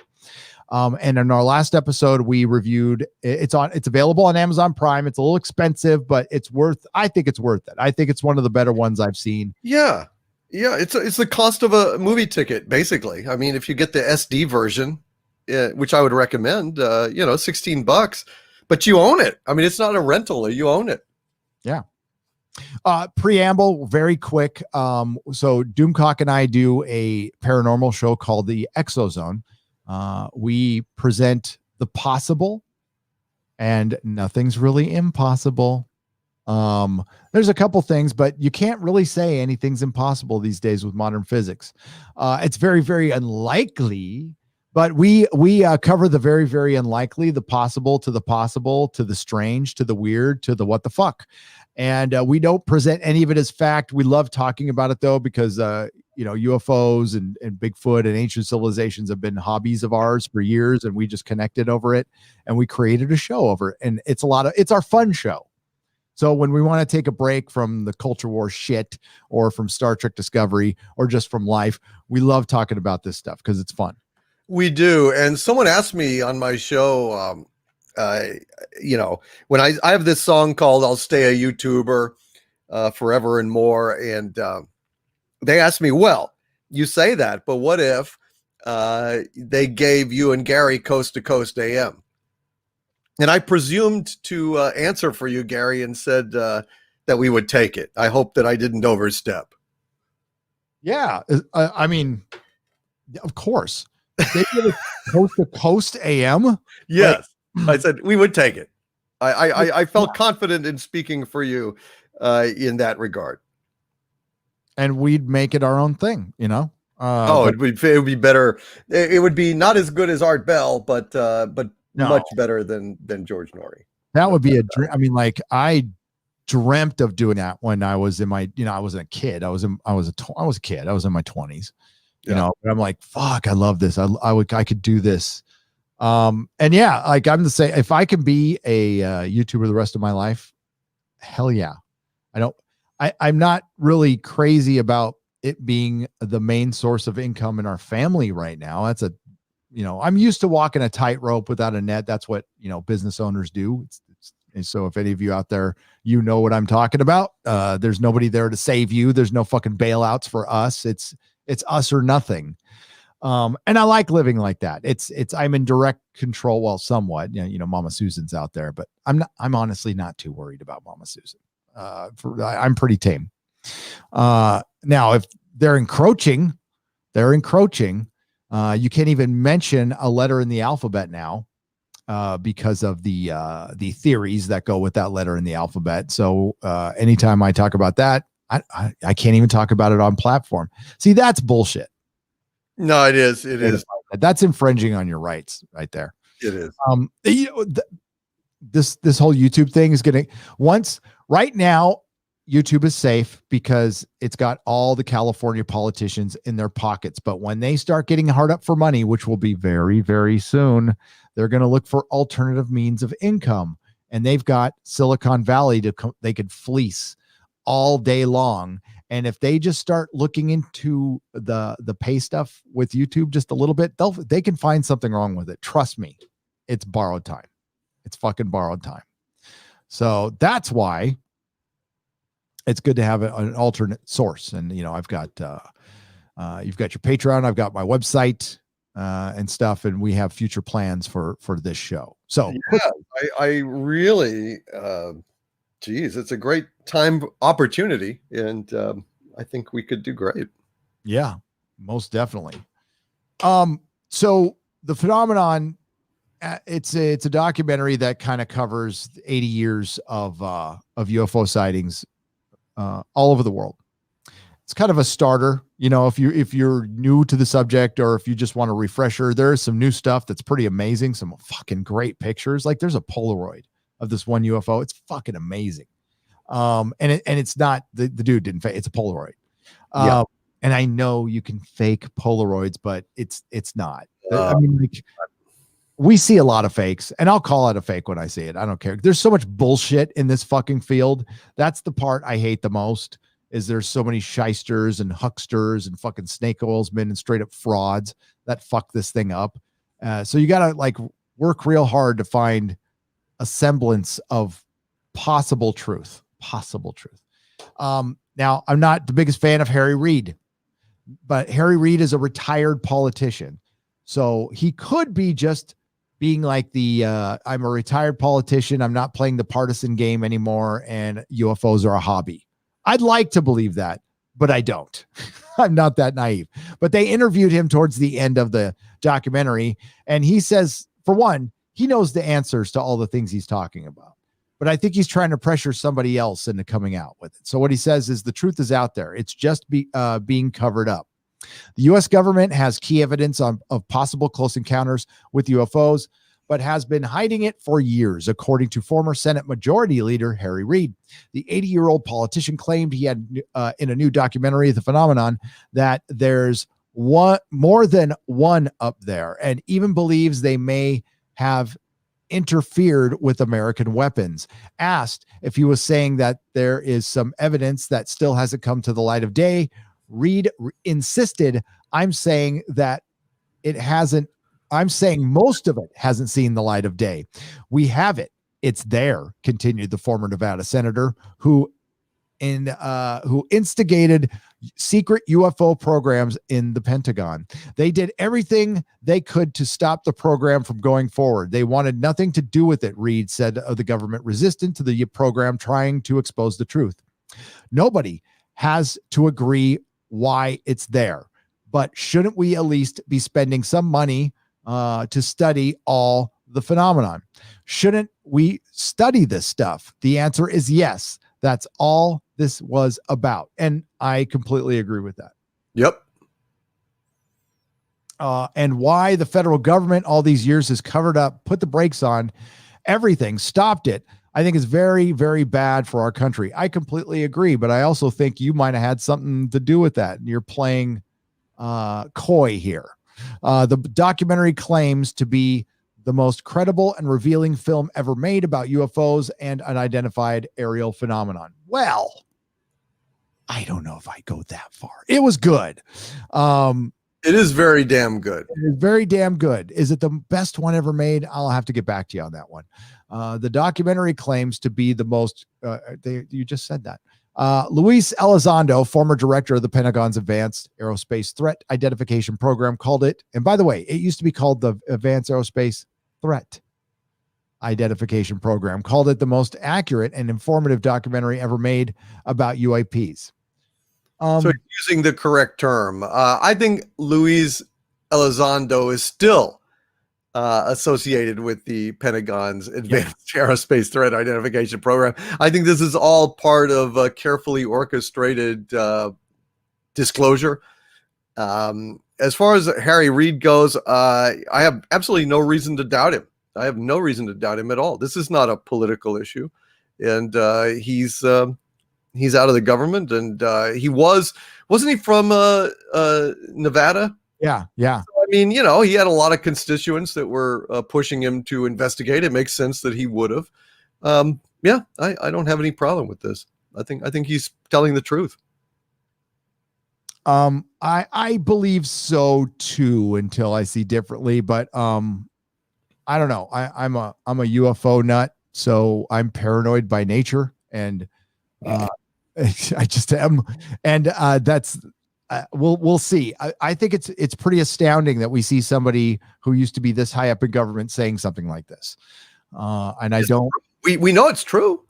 Yeah, we know in our hearts it's true, Gary. No, we have the most credible UFO witness of all time out there right now, Commander Fravor. Mm-hmm. Commander Fravor is the most credible UFO witness of all fucking time. And he, as a matter of fact, last night I was listening to his interview. That's why I didn't get my video done. I get fucking sidetracked easy. I was listening to his 2-hour interview on Joe Rogan, and then right after that, I listened to Bob Lazar, and Fravor had spoken to Bob Lazar, and the fucking Tic Tac moves just like the sports model did. Mm-hmm. They have the same physics and stuff, and Fravor thinks that Lazar is credible. Again, Fravor didn't believe in UFOs. He's a dude. He's a normie. He's a straight up dude. He's one of the best pilots like we had for a while. I don't know if he was the best, but he's one of the best. He protected Los Angeles during 9/11. He did a lot of runs in Iraq. Now, some of us weren't exactly crazy about that. I was one of them, but I appreciate his service, and I'm glad he's on our side. And I certainly don't disrespect the military in any way, shape, or form, although I'm not like crazy about interventionist wars and shit like that. Just not. Sorry. So we always leave it in worse shape than when we went in there. We do. We're not the world police, dude. If they attack us, like fucking planet. No. Yeah. I mean, that's what these places in the world. I mean, we can't give them the democracy. We can't do it. They have to want it at least. And the fact is, you topple an evil asshole like Saddam Hussein, but at least he's a known evil asshole, the devil, and then there's no one to take right now. Fill the power vacuum. Libya right now, like there's slavery in Libya right now. Yeah. Before, how much better did we fucking make it? And again, no disrespect to anybody who flew over there. No. Over there, you're following orders. Absolutely. But like, the military industrial complex, Eisenhower warned us about this shit. And it's, I hate to sound like a hippie, but there's other things we could be spending our money. Fucking space. Yeah.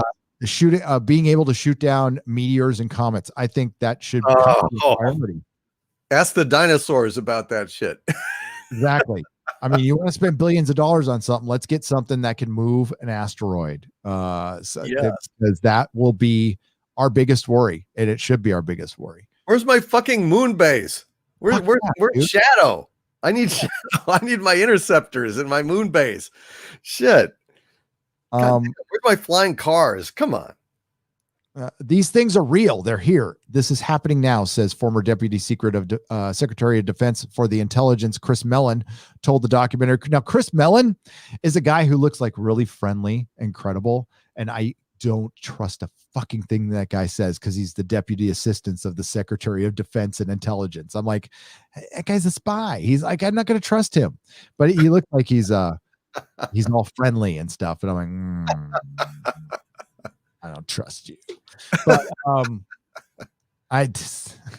but this is, I think, what we need. The positive part of this is it's like, listen, again, not a big fan of this dude at all, but him coming out and saying this is what it should be music to our ears. You would think it'd be music to the ears of ufology, and it's not. There's a huge split in the community, and it's because of a guitar play.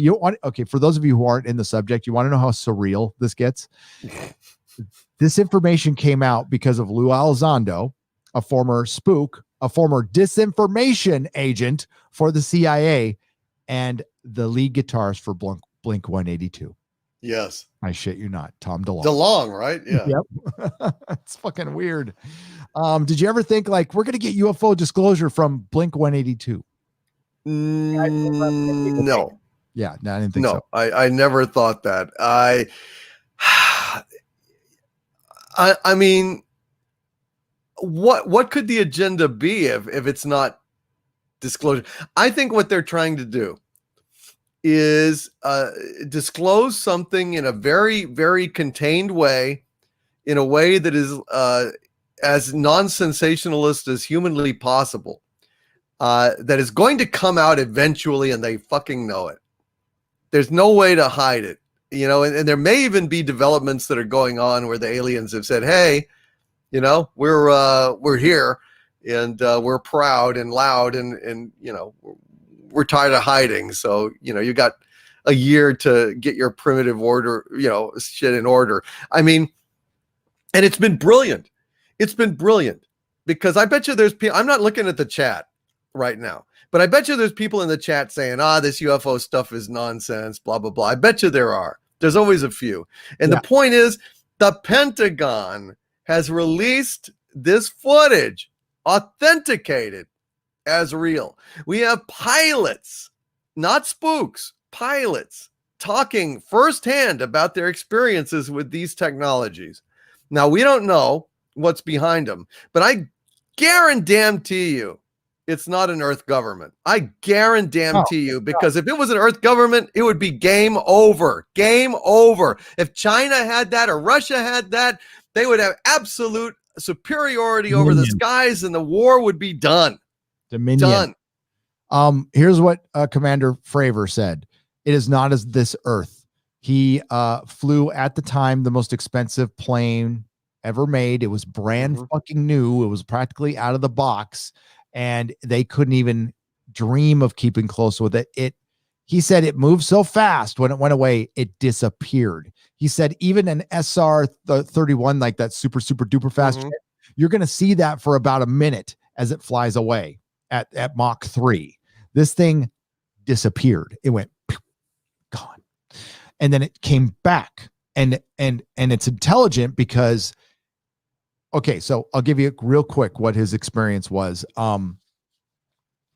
The Navy had been seeing by the way, I think the Voodoo Magic's chat right here. I got into a fight with Tom DeLonge. Did you win? Did you win? I worked on his car. Ryan's song, that really sad song about suicide or whatever. I heard the demo of that before it came out because I was test driving his car and I played it. I don't think I was supposed to, but wow, that's like the song, Gary. I fought the long and the long one. Long one. I wasn't. I was working not too far from where I am now, and I worked on his car back in 1997, seven or eight. Adam's song. Is it Adam's song? Yeah, it's Adam's song, the suicide one. Yeah, my favorite song growing up. Yeah, I heard the demo of that. They're from San Diego. They're from Poway, not too far from where I am. Okay, I'm sorry for you guys having to look at Neil deGrasse Tyson, one of the biggest douches on the planet. He is Neil deGrasse Tyson. I just thought it was, asteroid could hit Earth day before election. Now, I'm pretty serious about the asteroid thing. I am. Me too. Because it's way more fucking dangerous than we think it is. And the way this year's going, I look to the sky a lot. I do. Yep. But it's Neil deGrasse Tyson, so he probably wants a. Well, I mean, what's the specific? I mean, that's easy to say, but I mean, the size of a refrigerator. Well, I mean, that'll take out a city, but. According to celebrity scientist Neil deGrasse Tyson, but it's not large enough to do any serious damage. That's not true. A refrigerator traveling at 25,000 miles per hour. Okay, it may clip the planet, but if it hit a city square, it would do just an enormous amount of damage. If it blew up above the city, it would bust a bunch of windows and probably, well, the last one was the size, the one in Russia was the size of a VW bug. Yeah. And it injured 1,500 people in a sparsely populated town. If that one popped over San Francisco, that would have killed people. Yep. Oh, yeah. Oh, yeah. And you're talking about if it broke up in the air, but if it actually plowed into the ground at 21,000 miles an hour, the size of a refrigerator or a car, that would be bad. There would be it would be as big as a meteor crater in Arizona. That's how big the meteor was for that. So that's a mile. Yeah. And that's a mile of dirt going up. And then there's a shock wave that will kill a bunch of people. So yeah, that would be very bad. It would be very bad. And these things can hit at any time. There was a famous incident where Obama was evacuated to the Denver airport complex, underneath the Denver airport. They've got that vast excavation. I believe that's a continuity of government facility. I think that there's miles of shit down there, and it's like well stocked for catastrophe. It didn't hit, but it was like close enough that people were scared. It was either Clinton or Obama. I think it was Obama. I remember hearing it. Yeah, I can't remember which one it was. Hang on. I was gonna there it is. And whoever it was hurt their foot in the kerfuffle, I believe. But this shit is serious, folks. He's good. Hang on a second. I was gonna This stuff is very serious. An asteroid. I mean, we're not even coordinated looking with all the governments of the world. It's crazy. No, not even close. And this is like Randall Carlson and Graham Hancock do 3. Well, there's 2 solo ones, and then there's 4. So there's Randall Carlson does 2 by himself with Joe Rogan, and then 2 with Graham Hancock. Now there is a 5th where they take on a skeptic, and it's bad. Graham Hancock loses his cool. Yeah. Yeah. I've been listening to those though, Gary. I've been listening to them at night now. I've discovered the greatness of the Joe Rogan experience to just listen as you're drifting off. It's fantastic. Yeah. And last night you could see which one I was listening to last night. Yep. I've not heard that one. I've heard the one with Corbell and oh God, the guy that broke the Bob Lazar story. George Knapp. That's a good one. Exactly. That's a great one. Yeah. So this one's with Bob Lazar. He's got a migraine through the whole thing, so he's having a hard time, trying not to throw up. So they get him all drunk, and he loosens up at the end, and he tells you something fucking new. He tells you something new, dude. Did you know of the? Okay, so he saw 9 UFOs at Area 51 just for one moment while he was working one day. They had all the hangar doors open. He said there was 9 distinct different UFOs. One of them was from an archaeological dig. Whoa! I'd never heard that before. Whoa! Holy shit! An ancient astronaut. An ancient motherfucking astronaut. By the way, I want to show you. Remember the last ExoZone? I was referring to the model. The model. It's a tester model. A tester. Have you ever heard of the tester model? Yeah, absolutely. Well, Bob Lazar designed a and I have it somewhere. Where did it go? Where is the tester? And it was I love one of those. It's designed by Bob Lazar, and he said, quote, "This is the most accurate representation of the sports model I was working on." So here it is. And then we'll get back to that. Yeah, I'd love to see it. Here it is. Ooh. That's beautiful. So that was designed. Well, I mean, he was there while they were designing this, and this is the UFO. He says it's the closest thing. He said it's not perfect, but it's close. And he also said that the reason we don't see these UFOs is because they have a gravitational field around them that's bending light, which makes them invisible. Yeah, well, that makes perfect sense. And he said when they were levitating this, he would look up and he couldn't see the UFO from the ground. He could see it on the side, but he couldn't see it from the bottom. So he was just in craziness. So real quick, I didn't know. I learned from this that the Chvaritskink whatever meteor is the shockwave takes sometimes minutes to arrive. Mm-hmm.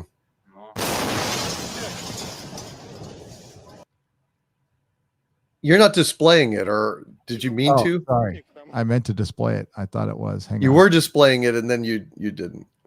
You took it down. There we go. We heard it, but we didn't see it. Okay.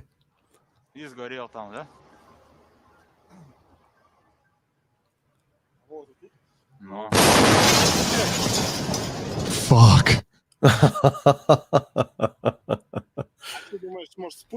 So a giant. So it's like different videos that we're filming at the time, huh? Yep. It knocked him over.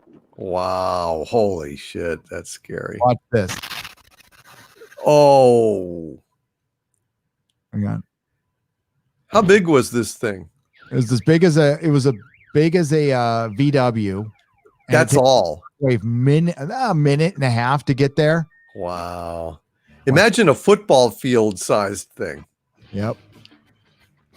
Oh shit. Yeah. Watch this one.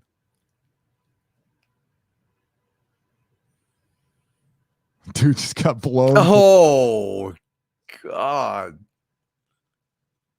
I mean, you would just shit yourself. You didn't see the thing blow up and you just heard that loud explosion. I mean, I look at everybody's like the Americans are coming. Oh. Whoa, Jesus. Oh, that's bad. Wow. Oh, this one's good too. He's like totally hitting on the girl. He's like, come on, I've got her now. She's gonna go. Oh, fuck. Uh-oh. Doesn't make you look good when you get bitch slapped by a shockwave. No,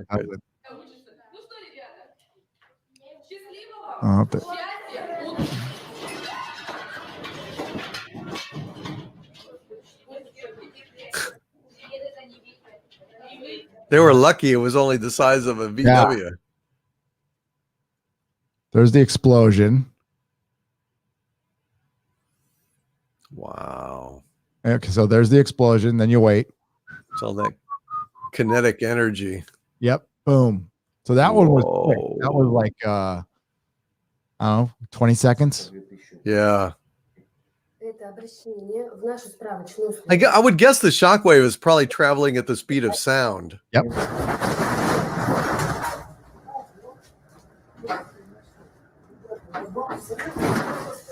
Vastly worse for a nuclear explosion. I love Russians. She just puts her hand up to her mouth and goes, huh, what's that? Fucking Americans be screaming. Russians are so chill. Well, they've been through a lot. They have. I have some very good Russian friends, and they are just like that. He's probably a moose and squirrel. It's probably Tunguska one more time. But yeah, the yeah. I don't want to hear you talking. I want to see it. I want to see the video.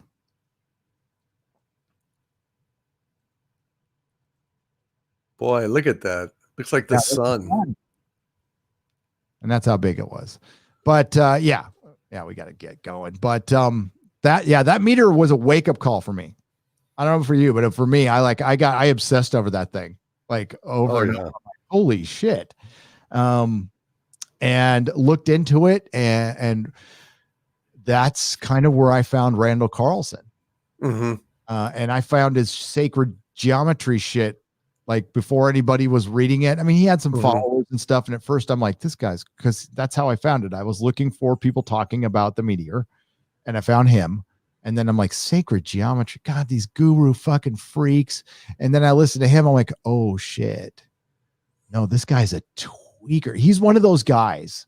If you've ever been in the drug culture, which you probably haven't, there's always that guy who thinks he's unlocked the secrets of the universe after he got the acid. Well, Randall Carlson really has. He's like the guy who really did it. So, yeah, I've really enjoyed listening to him on Joe Rogan. And actually, Gary, I don't know, maybe you can help me, but in the appearance with Randall Carlson that I saw, which was like, I don't know, number 700 or something. yeah, 745. Joe Rogan said, in your first appearance, in the appearance before, you really freak people out with all this stuff. Yeah. I don't know which one that was, and I don't know how to find it. If you know, I would really like to be able to. I hope they're not there. I think they're taking some of the episodes off, and you have to go find them on Spotify. Yeah. Okay. Here it is. 501. It's episode 501. 501. Here, I'll share it. Yeah. Episode 501. Could you shoot me the link, maybe? Yeah. That would be awesome. But because I really want to hear that, because it really like freaked people out. Apparently, it must have been really a great episode. It is. Oh, he gets there's one after that too. So go check out 606. Okay. 501 and 606. So I just shot it to you. Thank you. Right. This shit is this is Joe Rogan at his absolute best. Like there's funny, entertaining ones, and then there's like he goes down the rabbit hole. This is 3 hours. This is a good episode. It is I'm looking forward to it very much. Thank you. Interview this guy. There's not many people on this, or you're welcome, on this earth I want to interview. Because I don't know, I'd rather talk to you guys, but this is a guy I want to talk to, like, for hours and hours. I want to know, because I have been looking, and I haven't heard Randall Carlson or Graham Hancock's theory of what kind of civilization we had before. Like, give me a ballpark of what you thought it was. Graham Hancock's kind of said, well, they did things differently. They were more metaphysical, and they lifted shit with their brains. But like, what were they, like Roman technology, medieval? Were they 1800s? Right. Like right. Where were they? So what level did they attain? Yeah. And I mean, if the nature of if you're saying they could lift things with their mind, then that would mean that their civilization was radically different in a fundamental way that we can't even. I would like to know what he thinks, and what's the basis of that. And that's what I think it was. I mean, I don't know about the lifting stuff with mind. Well, Coral Castle. Yeah. How did he do it? You know what I'm saying? He must have discovered some of the same techniques. To one guy alone doing that Coral Castle stuff. Well, with the polygonal rocks at Sexy Woman, that's what I call it. That looks like they straight up melted the rock and reformed it. And I could see some shaman having some powders that could like dissolve a rock and make it like putty or something like that, because they've discovered shit that's crazy. That's just as crazy. They have a soil that never goes bad, and they invented it. So there's crazy shit in the Amazon. Go on Joe Rogan and look at listen to the crazy Amazon stories from the scientists and from Graham Hancock. And there's some crazy shit we don't know about from the Amazon. Plus, they just found a huge fucking city in Guatemala, in the jungles of Guatemala. Thing is massive. Had a big fucking pyramid. Here, you want to? Okay. Well, are you talking about the lost city of Z, or are you talking about something else? No, this is recent. Recent. Okay. This is I'll just show you the pictures that blew me. Yeah, I'd love to see it. They have this new fucking radar, ground penetrating radar that's insane, like absolutely insane. Utterly. Well, I think that's what they use to find the underground lakes on Mars, isn't it? Weren't they using that new radar technology to we talked about that in ExoZone. Here it is. I don't think they need to send this over there, because I think it's really new. But here, I'm going to share you guys the thumbnail first. I'm going to share you the thumbnail first. All right. See this right here? See this? Yeah. That red, that was under a jungle. Wow. And that compound is massive. And this is one of 60 that they found. And the jungle just grew over the shit. Oh, the jungle will devour your civilization. There's no doubt about it. Wow. So, and here's parts of it. Whoa. Yeah. And this was just in the jungle. They had no fucking idea it was there. And again, it's a massive compound. And they found jade and really advanced shit. But here's the, okay, so that's what it looks like now because the jungle's all over most of it. So you're only getting that. Here is your trip with the ground penetrating radar. Watch this. He'll zoom in a second.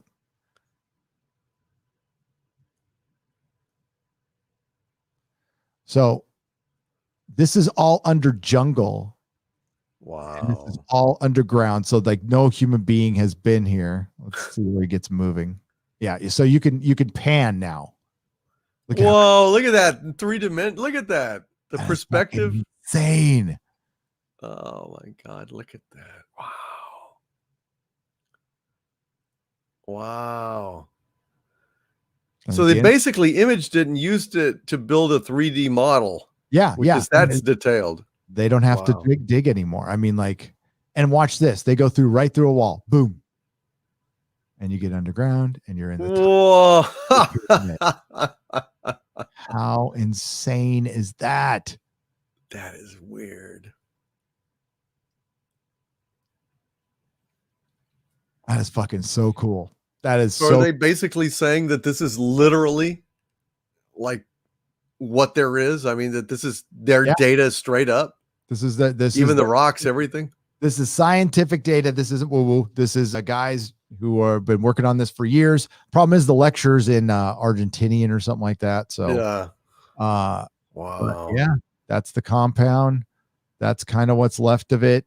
And this place was lost to history until they found it. And there's tunnels fucking everywhere. And it's great. It's crazy. Wow.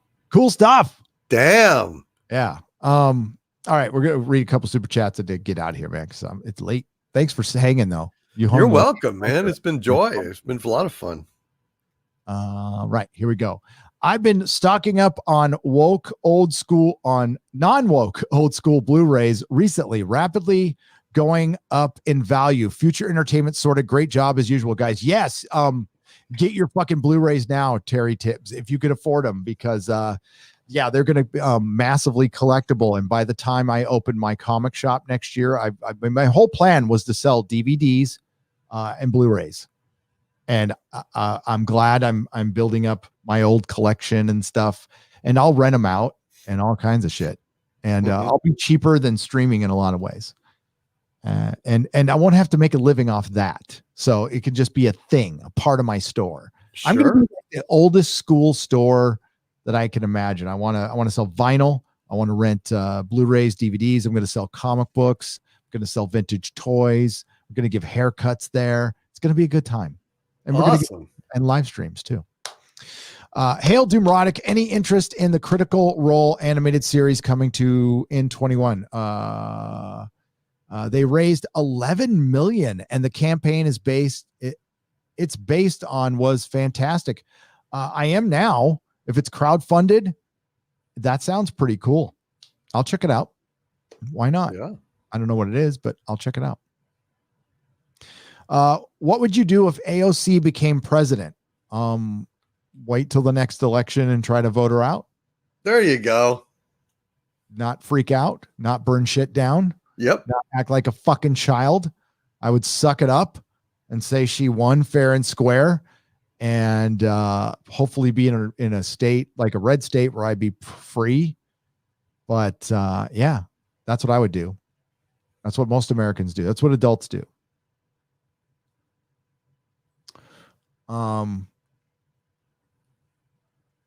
Police enforced vaccinations coming soon. Over better not be over my dead motherfucking fuck that bullshit. Yep. Nope. Yep. Nope. No, because they could put anything they wanted in those vaccines. Fuck that. No way. Yeah. I can't get too conspiratorial. I'll just say this. I had vaccines as a kid. My wife did, and my kids did. I am the father of a child who is on the spectrum. Mm-hmm. So my mind is open to anything. I have accepted what happened, what's happened. And as far as spectrum is concerned, my kid is like, he'll be able to probably take care of him. Like, he's going to probably have a normal life. He's probably going to go out and get a job and be able to live on his own and stuff. We won't have to take care of him for the rest of life, which is greatly relieving, but he's going to have a very hard time socializing, extremely hard time socializing. And he's missing his most important time right now. Like, this is it. 15 years old. He should be going to school. That's part of the reason we're leaving, by the way. I say that in my video, is I need him to go to school and meet friends and have friends, because he's got no friends anymore. His friends are gone. And he has a really hard time meeting friends because he's socially awkward because of his Asperger's. I keep a mind open. Do I think vaccines caused it? I don't know. I honestly don't know. I can't say yes or no because I'm not a doctor. I've heard people say that's ridiculous. There's no way it caused it. Okay, fine. Okay.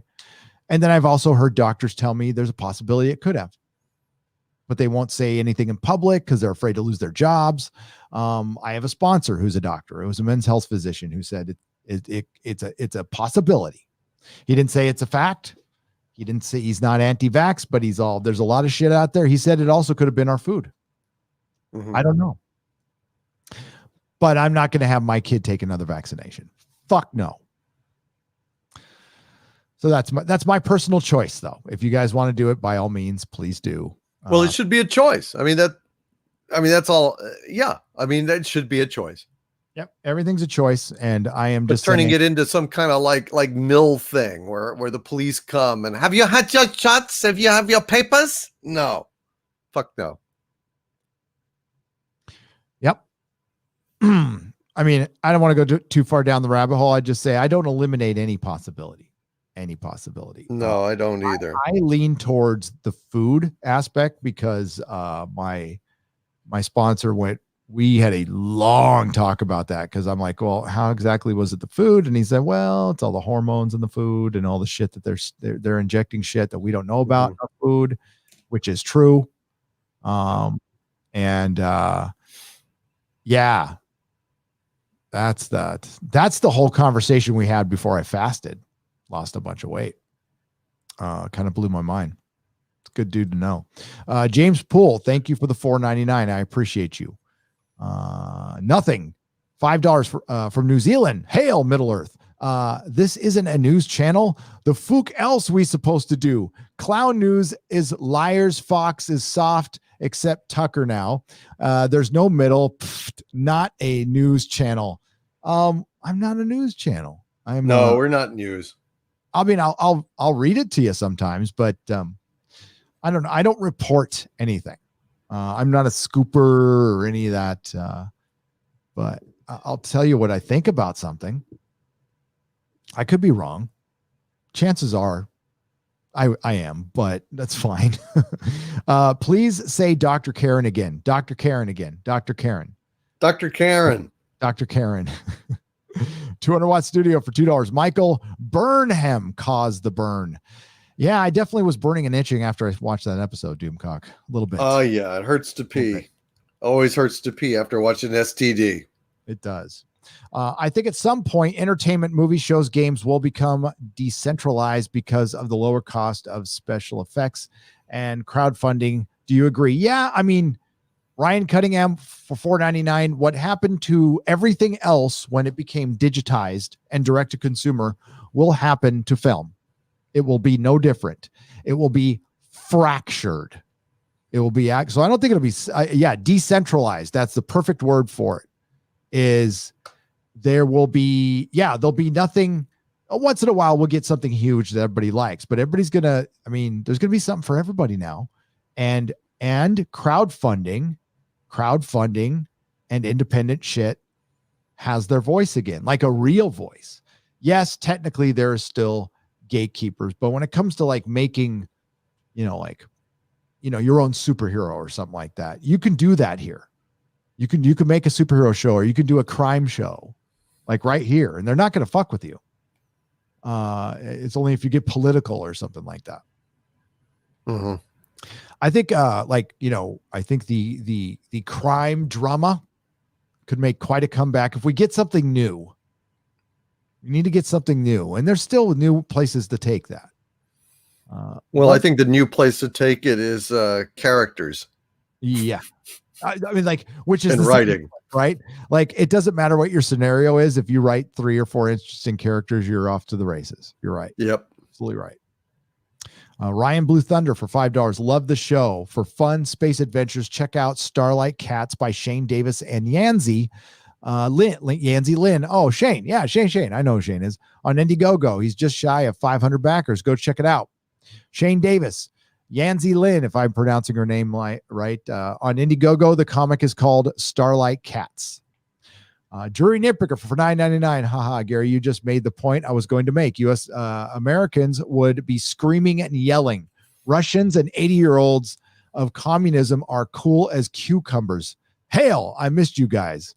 Yeah, Russians are fucking cool as the other side of the pillow. Trust me. I have a lot of Russian friends from San Francisco, and one of them is the godmother to my child. Her name is Vika. She is like old Russian grandmother, and she's the surrogate grandmother that my son never had because my wife's mom is not in the picture because she's crazy, and my mom is elderly and sick, and my other mom is gone. So it's a long story. He's got a surrogate Russian grandmother named Vika, who is dotes on him and loves him, but like nothing impresses Russians. They go, that's so what? That's not that big of deal. They're just not impressed, and I love them for that. Get the aliens on Instagram live, says Venom Snake for $2.99. Well, as we wrap up our last super chat, I will be doing a little alien hunting tonight, as I did last night before I got my Joe Rogan mood. My wife got me a telescope for my birthday, and because I can actually see the stars here. I've been searching the stars, and I did it last night for like a couple hours. Put on some headphones. I listened to your videos, dude. I like went through the gambit, and I listened to your Star Trek Discovery one, and a bunch of people's videos while I'm looking at the stars. It was fucking great. Oh, awesome, man. That's awesome. God, my kid was in bed. There was nobody. I was in heaven. So thank you for staying this long. You are a fucking pro. You are too, sir. And we're going to wrap it up. Thank you, everyone who super chatted. You help keep the lights on. I appreciate you all. If I missed one, it will be made up in the super chat square up that will be out on Friday morning on Nerdrotic Live. This episode will be exported to Nerdrotic Live in a couple of hours. Probably by midnight tonight, my time, it'll be over there. It'll also be backed up on nerdrotic.com. You can listen to it on iTunes. You can listen to it on Spotify or any mirror to those. Thank you to Stellar Heather, Eric K, Lori Wilson, Mark Lerzeth, and Nihilist Shadow, and Chris Persia, and Problem Being, and According to Christy, and all the other Modrotics. I love you guys. Thank you so much. Eric K, you're a beast, dude. I love you. I'm going to call you tomorrow, by the way.